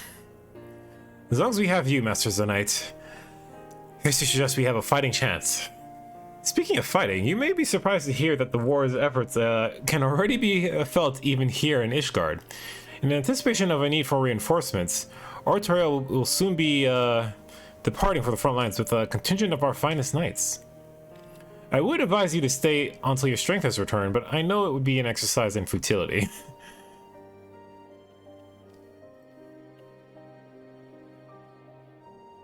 Indeed. I suspect you already decided on your next destination. Dark days lie ahead, of that I have no doubt. But the light of hope shall ever guide our steps so long as we have the will to press onward. And press onward we must. Farewell, my friend. I pray our next meeting will be under happier circumstances. I hope so too.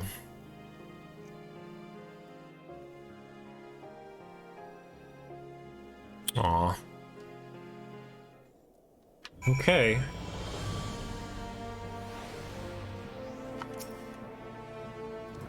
You know that you'll ever be welcome at House Fortemps. Now with you, I dare not keep you any longer. Thank you, sir. Alright, we need to go to the Crystal Tower, though.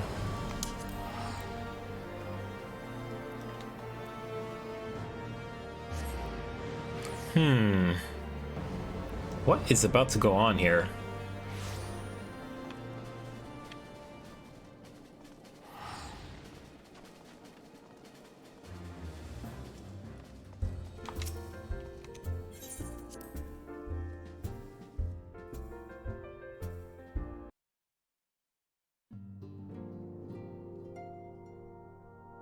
There's Hori's brother. There's Tataru. She's back, apparently. Riel's back. Surprised Tataru made the trip back.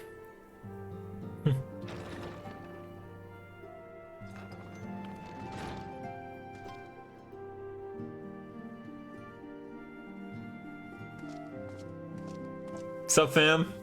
I'm home. By the 12! I don't believe it!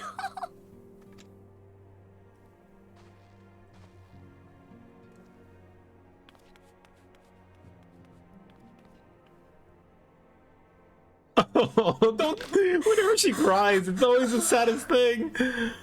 It's alright, Tataru. I rushed back as soon as I could. I swear, my heart nearly stopped when I heard you'd collapse like the others. What in heaven's name is going on?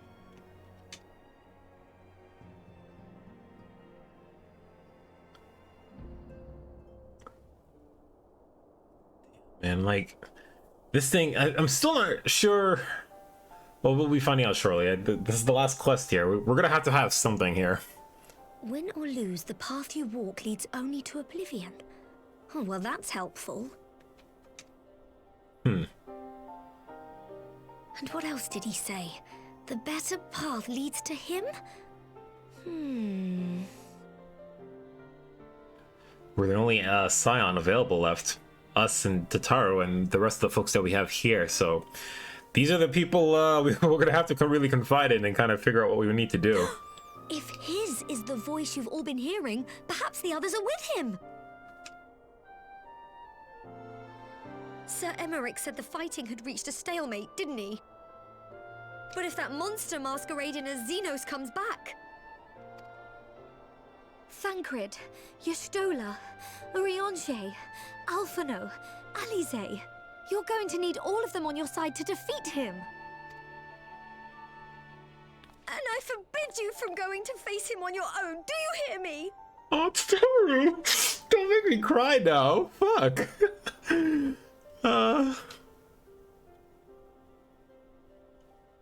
So if you must leave, go and find the others. Bring them home.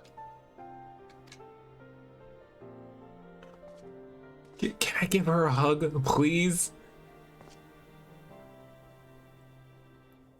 I wonder if you were another Lalafell, if they would bend down too like that. I wonder if there's context for that. As for where to start, you said the stranger had left a beacon for you at the Crystal Tower, right? But how are you to find it now that the tower has been sealed shut? Yeah, and that's a storyline from Realm Reborn. We shut it down. There has to be a way. If anyone would know, it's Sid and the researchers of St. Coinac's find. Yeah, that's who we worked with to research the tower to begin with. So... Don't you worry. We'll find that beacon for you.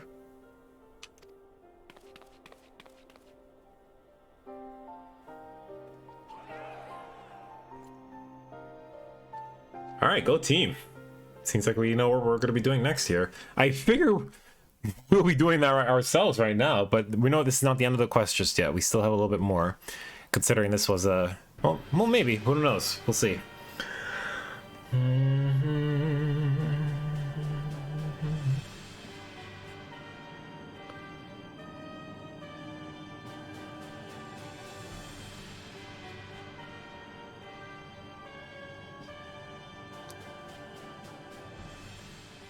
I pray you have good reason for abandoning the front.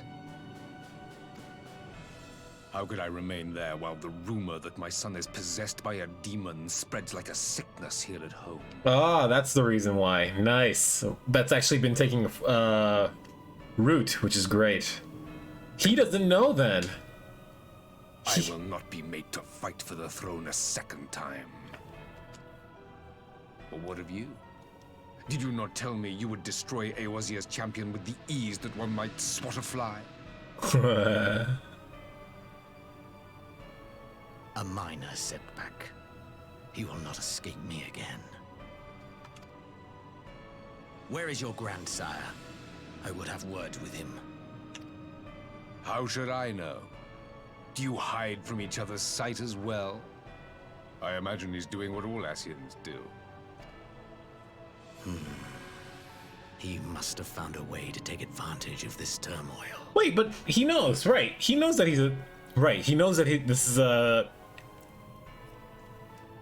Ascian in his skin here. Men are not pawns to be played with, Ascian. You underestimate us at your peril. This war will not be decided by you and yours. Man must choose his own fate, and I, for my part, will do all within my power to see Garlemald emerge victorious.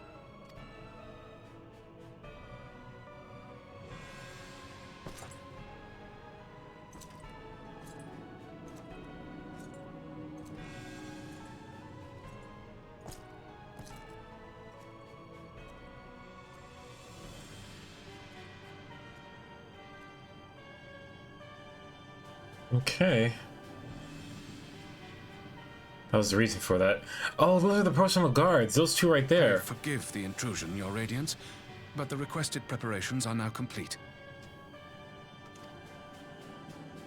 We stand ready to begin production of Black Rose upon your order. Oh, shit. Do it. Channel your inner Chancellor Palpatine. Do it. Do it.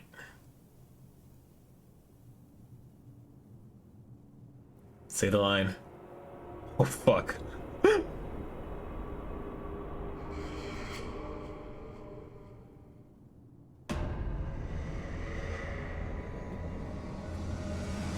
You are the face of evil, my dude. Okay, close enough. Oh shit, are we at the credit scene? I think we're getting credits. Well, damn, okay. That was the end sooner than I thought. Well, we're not gonna see how we get... The Crystal Tower is our way to get to the other realm. That's... Whatever the Crystal Exarch, that's who he is. I know who it is, but I'm not gonna... And anyone who's watched like the Endwalker trailers and stuff should know anyway as well, but... Oh man. It's, I lost my train of thought. What was I gonna say? He's gonna help us get to the first. What is our reason for going there as well? It's gonna be interesting. Ooh, that's an interesting drawing of Hien.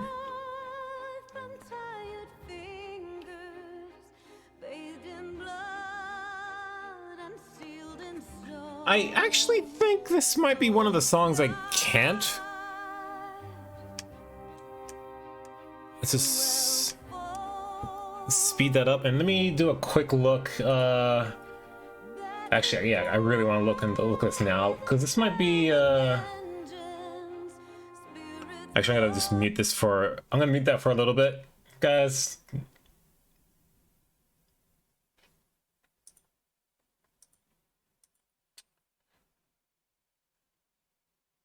I think that's actually one of the songs that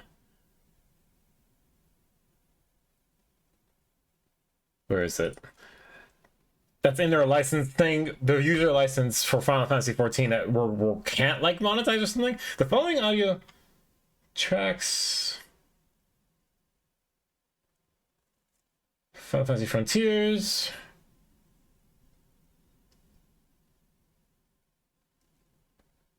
Stormblood. I think this is like the main theme. I'm not 100% sure, but I'm just gonna mute it anyway, just in case it's decides they want to be an ass about it. A lot of these videos I'm uploading from these streams are just getting claimed on YouTube, and it's freaking annoying. And just gonna be extra cautious here. Excuse me, sorry. There's no... You may not use these songs titled Answers, Dragon Song, or Revolutions. Which I think this is Revolutions, actually. I might be wrong about that, but I can double check that real quick. All right, I'm gonna just be silent for a little bit. I'm just gonna check on my phone while I look at this.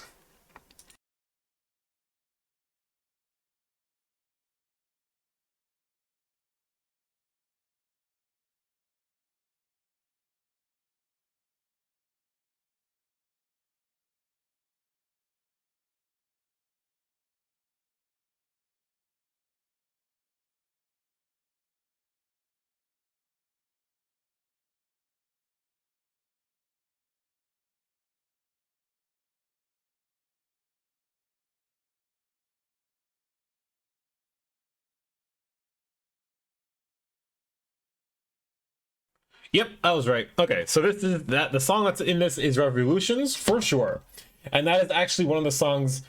So guidelines for music and sounds on. This is so annoying, and I hate this shit. And they're probably gonna claim that even that little bit that's played, to be honest, which is freaking annoying. You may not use the songs titled Answers, Dragon Song, or Revolutions. You may not use any arranged or rearranged versions of Answers, Dragon Song, Revolutions, Contention, Misconception, Beyond Redemption, or Night Bloom, whatever songs those are. When showing gameplay, you may not replace Final Fantasy XIV with third-party music. I'm not replacing, I'm just silent at this point. You may not play music alone. You may only use music as incorporated in... Oh, actually, so it should be fine, because it's the first line. You may only use music as it is incorporated in Final Fantasy XIV. You may not use... I don't know. That's like the first line. I don't know. Again, this gets into like legalese. So it's like... Anyway, I don't even want to like chance it. Just like let it go. Let it get off there. And we'll get by. But... Anyway, I should be focusing on the content, the credits here. All these great people produced such an amazing expansion. The Ghimlyt trials are definitely one of my favorite parts of this whole expansion for sure. Oh, the fact that Yashola got advanced on, that was kind of funny right there. But it was really great. The story was fantastic. Being able to explore the Far East finally, the formation of alliances, and great additional characters that we learned about. Oh God, Gaius himself. I was not expecting that. That was one hell of a twist.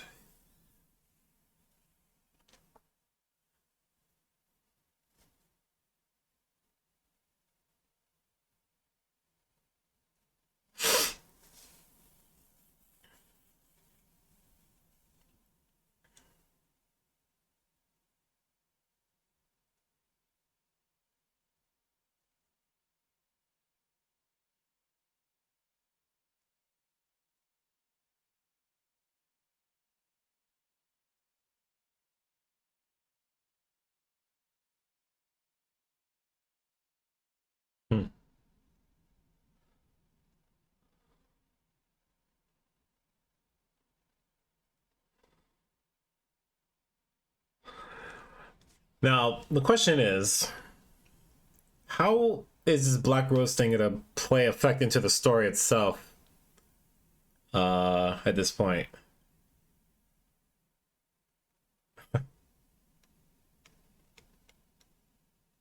I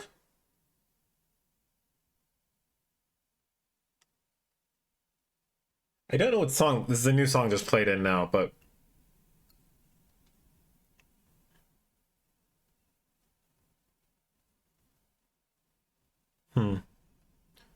It's the one that goes across like the anthem for Guy Urbania. Da, da, da, da, da, da. All right, and the one that has lyrics.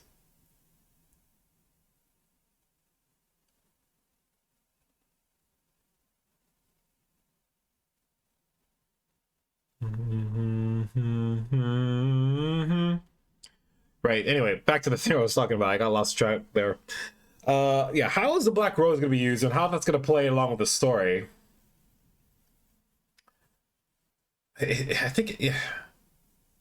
And I still want to know how things are going to lead us into the next world. I mean, we can find out pretty soon, I suppose, but so this is Grahatia, right? How is he here? Is this the same Grahatia that we locked inside the Crystal Tower at the beginning of, or at the end, as part of the Crystal Tower story in A Realm Reborn? Is this the same person? But you know, he knows us, so we can assume it's the same person. But you know, what led him from that storyline to lead to him here? I'm very curious about that.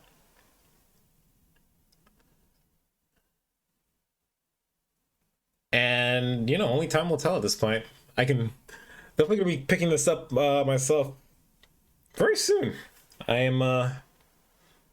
This is it here.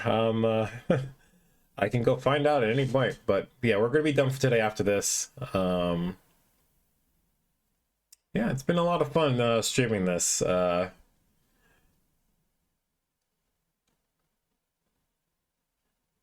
I do this for a hobby for the most part, but you know, I like the creative process for the most part, at least creating assets and things like that.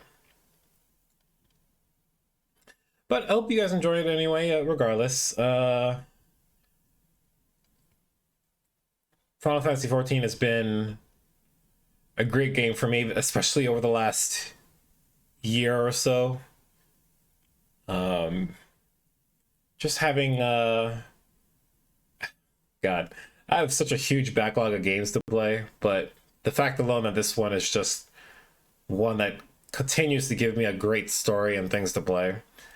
And I'm trying to take it slowly and not rush through it, and I'm trying to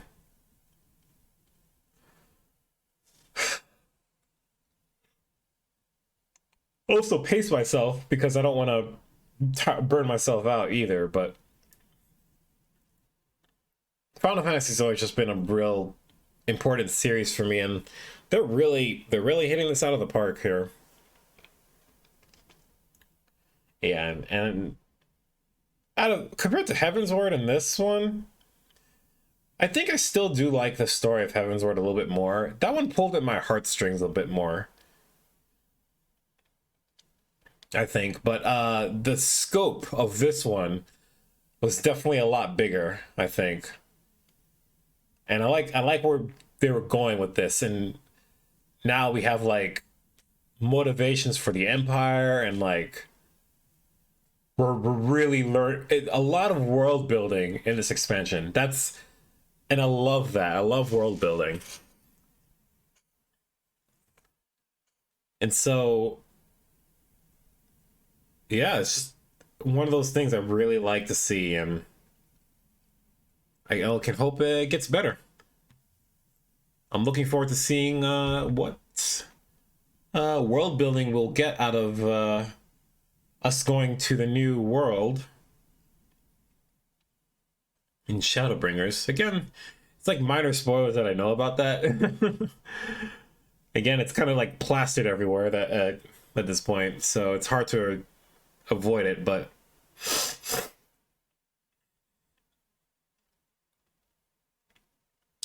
well, at this point, you would kind of get an idea, because like even Graha was saying, like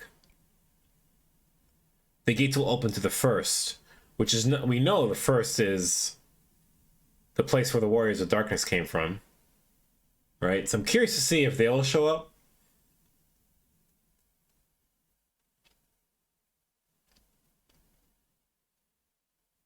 But yeah, so all right, so we have a couple of things I want to do before we end off the stream today. Just a nice way to kind of end off things and put a nice ribbon on this this series. But we'll have to wait to get through all the credits first too. Give respect to the developers, as I like to say. So, yeah, main theme revolutions. Again, we can't fucking people can't stream this thing because, again, I'm just fucking careful. Like you may not use you may use songs as incorporated in Final Fantasy 14, but at the same time, it's like just follow a few lines below. It's like you may not use these songs, so there's no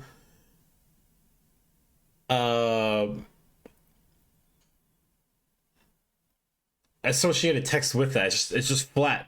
You may not use these songs. Period.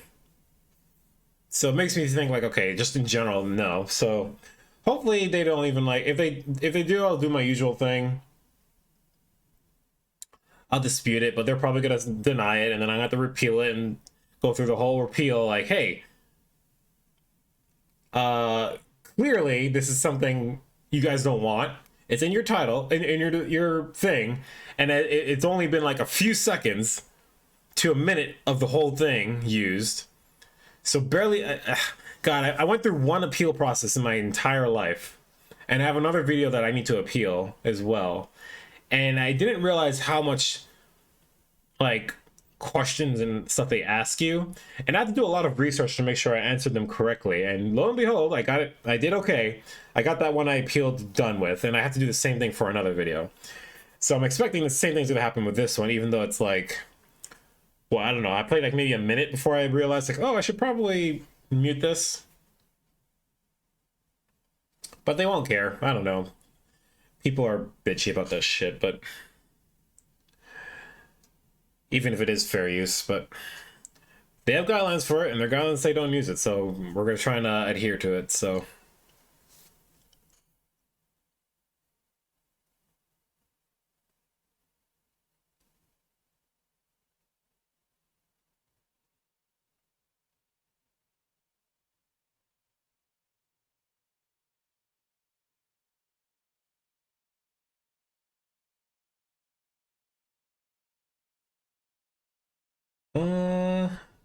okay. This might be a while, so I might actually just kind of cut here. Oh,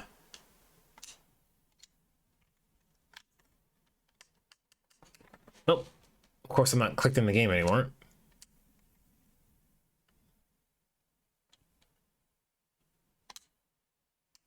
Yeah, I'm gonna skip that.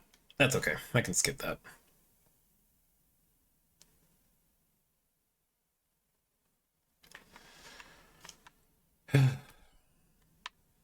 The Boulder Brothers.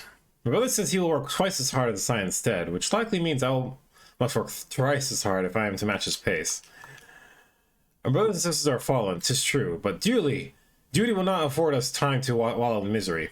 Until they return to us, we must work twice as hard. Even Real has returned from a field. Neither has there been a greater need to marshal our resources. Yeah. Hello, girls. Still fighting over the Boulder Brothers and who should get who. I never realized just how critical a role the Archons played in all that we do here. It won't be easy to make up for their absence.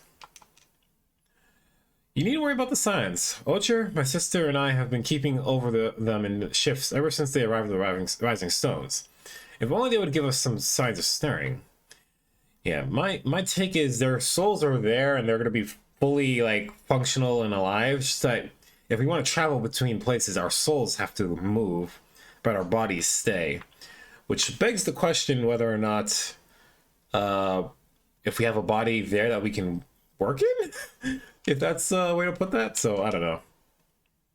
I'm afraid there's still no change in the science conditions, and that means to wake them from their slumber yet eludes us. I pray the speaking at the Crystal Tower may guide us to an answer. Yeah. Grandfather doubts his ability to contribute to the Scions, and try as I might, I cannot assuage his doubts. Would that Homei was here, he would have known what to say. Yeah, they all left for Dome. Everyone labors tirelessly to fulfill the Scion's duties in their absence, and yet I sometimes wonder what worth yet remains in these old bones of mine. Real? Oh, he's talking to someone on Link Pro. I thought things couldn't get any worse when the Garlemans were gearing up for war. Then word reached me that the Scions were in trouble. We need to find that beacon and find it quick. All right, well, they're on the field doing the work. They're doing the field work, so now we just bide our time until they find it. If that was me, I'd be going out there true trying to look for it, but leave it in their hands, I guess. I knew you'd be all right. And to celebrate your return, I made you this. A brand new traveling outfit. Oh, I do hope it fits. Oh, really? Maybe a new outfit? But now's not the time for fuss over your measurements. I must go and speak with the researchers at Saint's Coinox Find. You go and rest while we track down the beacon. I got a new traveler's iPhone, our Scion outfit. That's cool. Well, I appreciate that. Thank you. Well, that it is a close, but let's see here.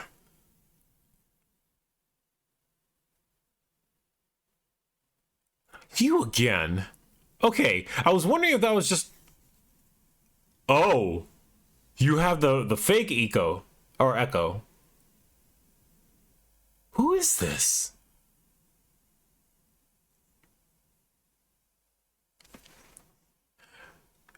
Shit, okay, this is actually Xenos.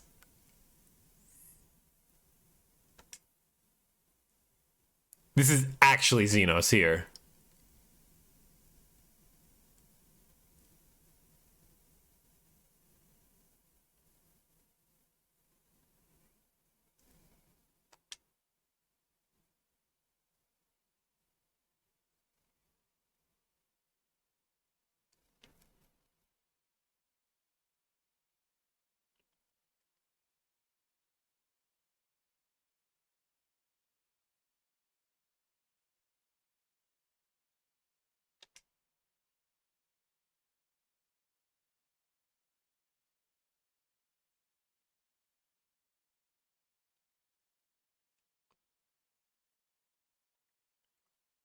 He really is getting that hunt high. He wants to fight me again at some point. This is Xenos. This is actually Xenos. How is he in this body? What is going on with him right now? Oh, God.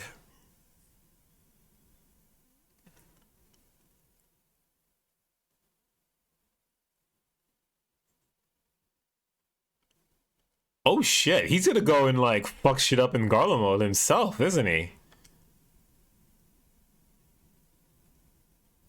If anyone could fight the Ashians beside me, it would be him.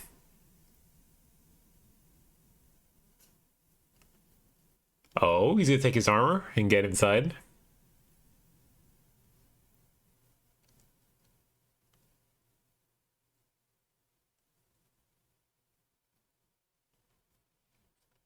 There's actually some extra scenes here.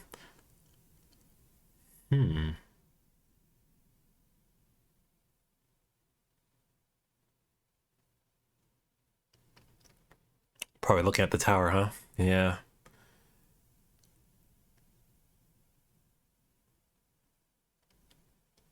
Guraha, are you in there? That's kind of where I would be thinking if I was him right now, like.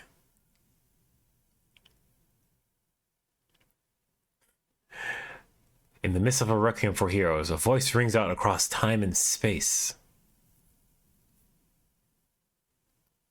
In the fields of tranquil light, sow you seeds of darkness.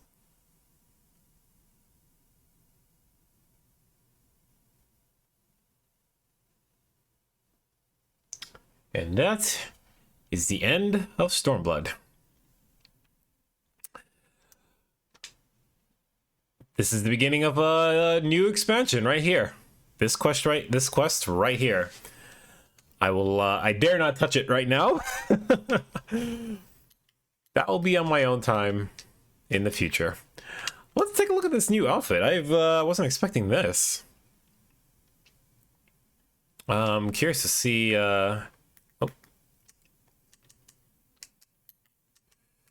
Sion's traveling mask, okay.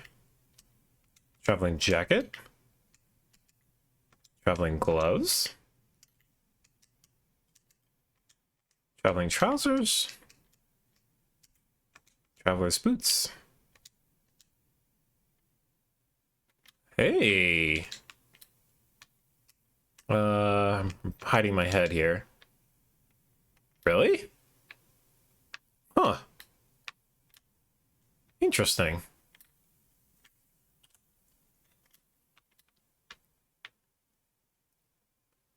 Interesting? Yeah, that's interesting is definitely the word. Let me hide my sword here. Get a better look at that.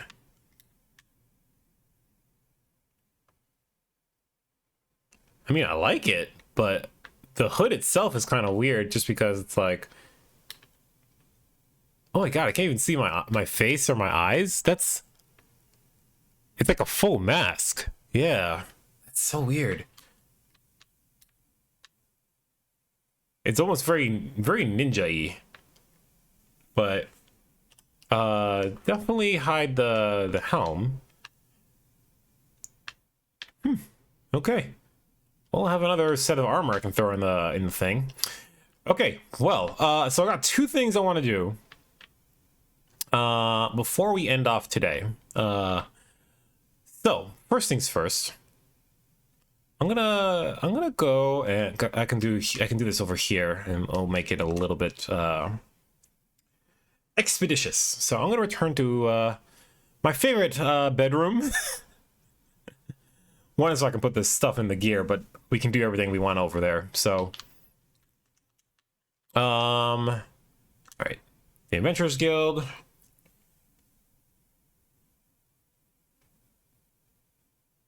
Oh shit! Wait, it just clicked now when I equipped all the stuff? Congratulations, you are proving your knowledge of adventuring and no longer need to carry the title of new adventurer. I finally hit whatever magical threshold that was, that I don't have the sapling anymore. Wow. Just wow. Okay.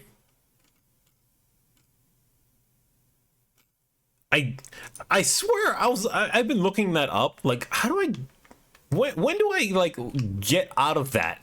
When do I earn the right to not be a sapling anymore? That's not what I was trying to do. And the fact that it fucking that's not what I'm gonna do.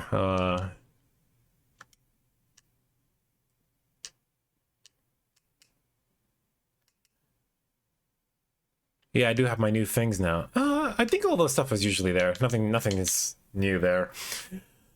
But it's like, wow, I finally have... I'm not a sapling anymore, which is... There's like some... It's not everybody, but there's like connotations with it. With some people, like, oh, it's just a sapling. They don't know what they're fucking doing. Like... Which might be the case for some people, but God, I've been playing for almost 2 years now, and it's like... God damn it, I know something, alright? All right, so let's get what we want to get done here. Let's just do this because I like my stuff fixed. All right, and I can put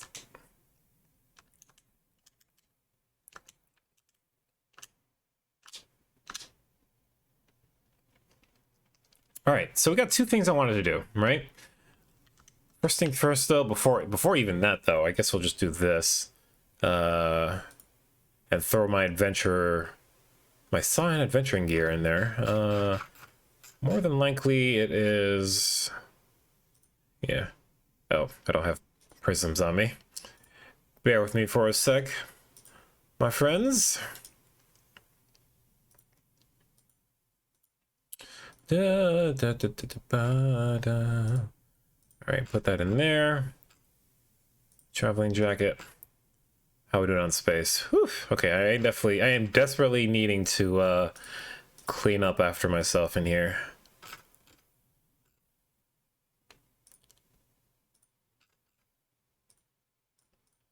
Okay. All right. So, first thing we want to do, in celebration of me reaching Shadowbringers, we're gonna rewatch the opening movie.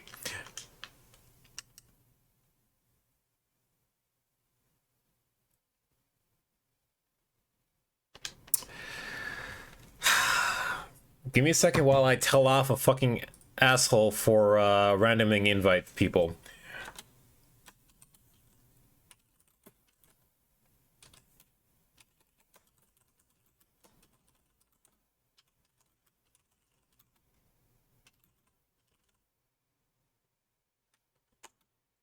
At least he sent me a... You know what? Fuck it. I still hate it, but like, this is kind of, it's like just over the edge where I care, and it's like I do, and I want to respond, but right now I'm just like, fuck this guy right now.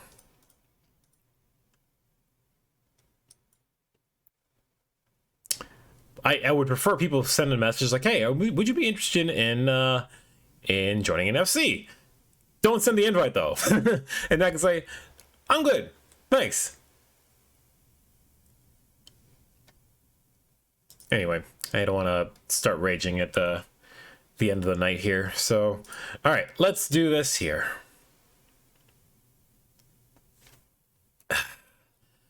Time to rest for a bit. While my friends are doing all the work for me, I'm just gonna go sleep. Oh fuck! I forgot to remute. There were some talks during some of that parts there, and I forgot to unmute. That's okay. All right. Well, it's time.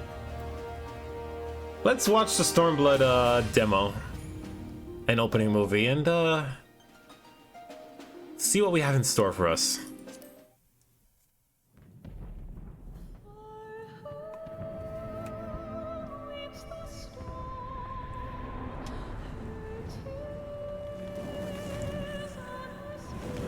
Okay, so now I have more context for this. This is the war that we were just doing.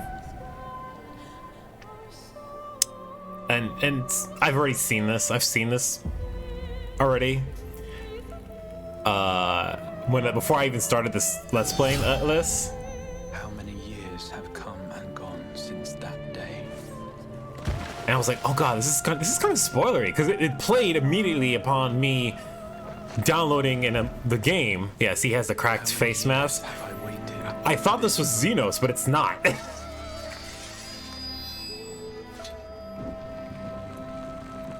This is not Xenos. This is the Ascian who's in his body.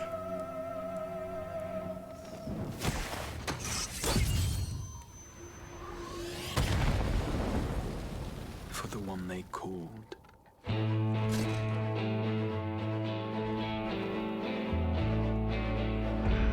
The warrior of light. That's Gra talking too.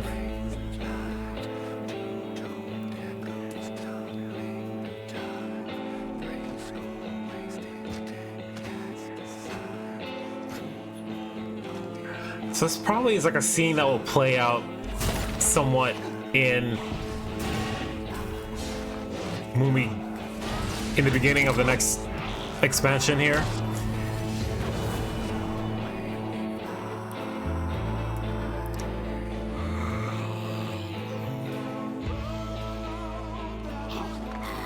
No fight left to fight. No life left to live.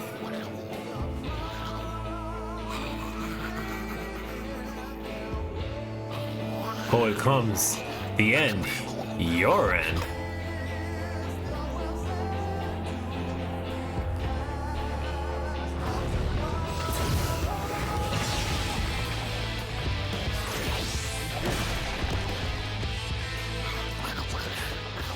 Cool, who are you? No one.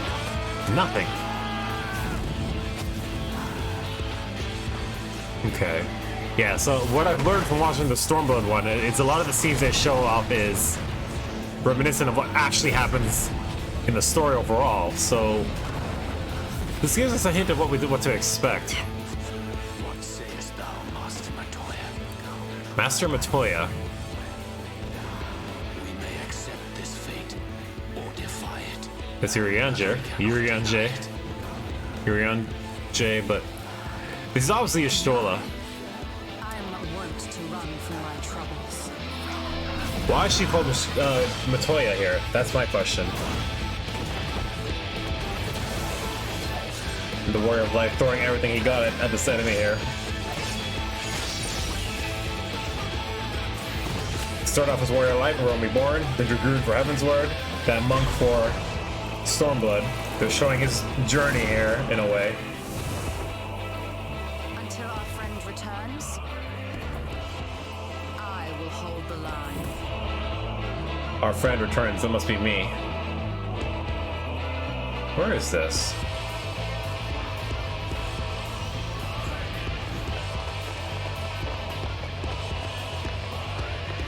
Who is that, and why is Thancred a gunbreaker now? So Gunbreaker was introduced in this expansion, along with Dancer?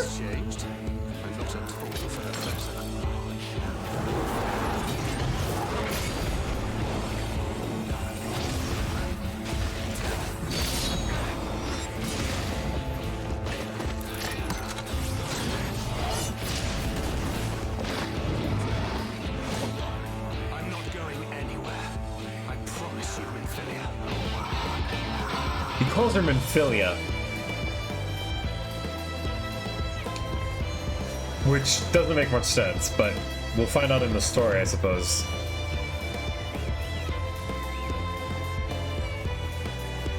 It kind of looks like her new form when she joined Hydaelyn, and she became the voice of the mother. Like her eyes do, at least, but otherwise, I don't know. So. And then you come up here in the Crystal Tower, mind you. But there's no village in the front like that. So it must be where we're going. And there's the Crystal Exarch again. Greater even than the seventh umbral calamity must be undone. And then he changes to a samurai to complete that whole Stormblood, right?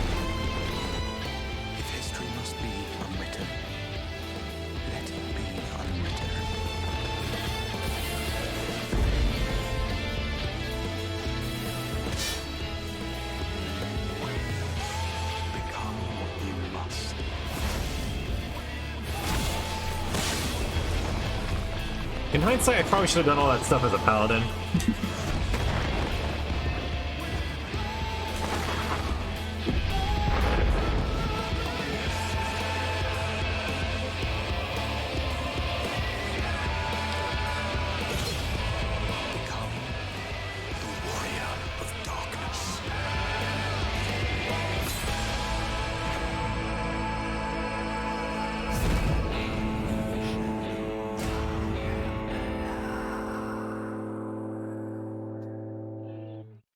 Welcome to Shadowbringers.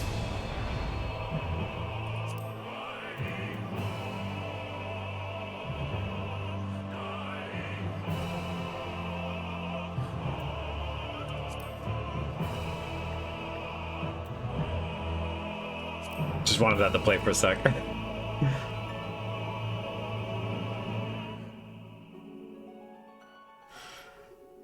Okay.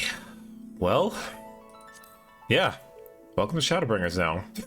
I'm not gonna be actually doing any Shadowbringers content now, but I just wanted that to be there. Like, what to expect when the story unfolds. Not necessarily spoilers, because anyone starting Shadowbringers from the first beginning would have seen that, so. Alright, now we have to wait to get back in here. Well worth it. All right, and the last thing we want to do, I wanted to change up my appearance in preparation for Shadowbringers. Consider it like a change.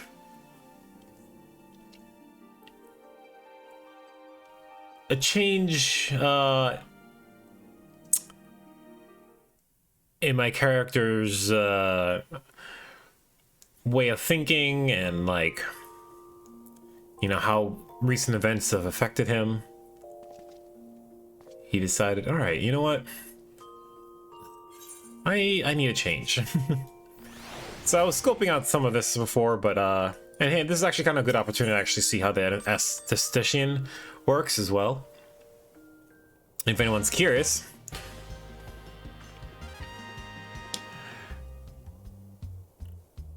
Prepare yourself.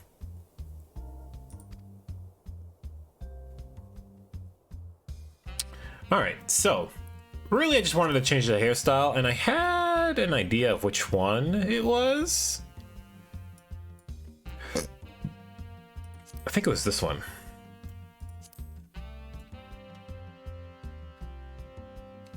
I'm going a little bit of a kind of hardcore, like somewhat shaved on the sides there, and like I'm letting my hair down now because it was tied up previously. I wanted to go with this. This is the one.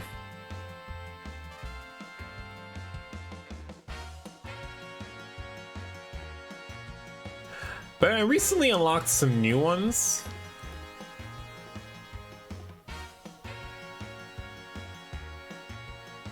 And I have no idea if it's like these ones with the books. Oh my god, look at me with a fro. Why the hell would I ever wear that? Why the fuck? Anyway, so that's that. Alright,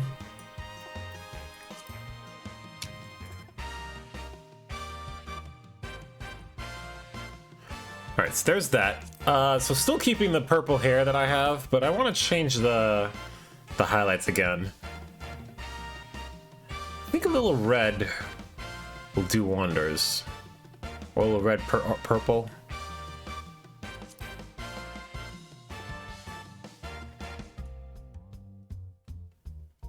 Yeah, I kind of like that actually. Alright, I need a better lighting.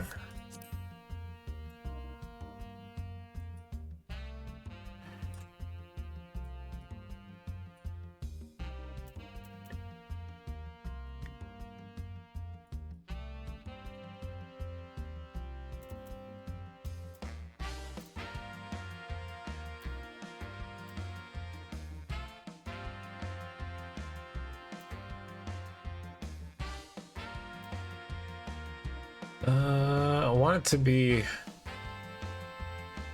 brighter, but I don't want it to be like pink, you know?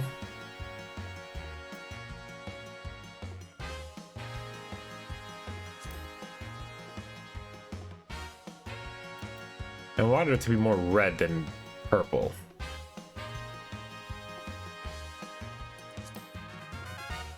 There you go. I think that works.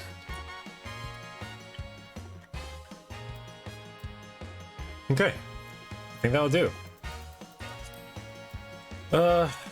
One last quick look at the hairstyles. I want to keep him with long hair. This used to be my my hairstyle before I changed it to what it is now.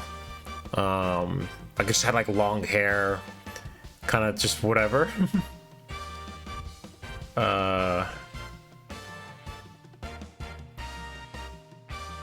Then I decided, okay, hey, let's tie it up a bit. But yeah, I think this will just do. It's like shaved, so a little bit. All right, cool. And pay the money to get it done.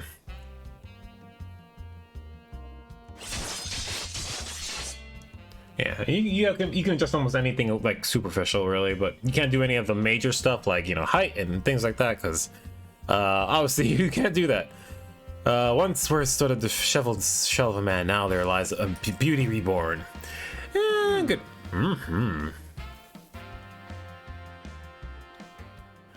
Alright, that'll do it. Just wanted to change up the style before I head into Shadowbringers, and I think at this point I am ready. And in the meanwhile, I actually have to get this stuff done for... send my girls off to work.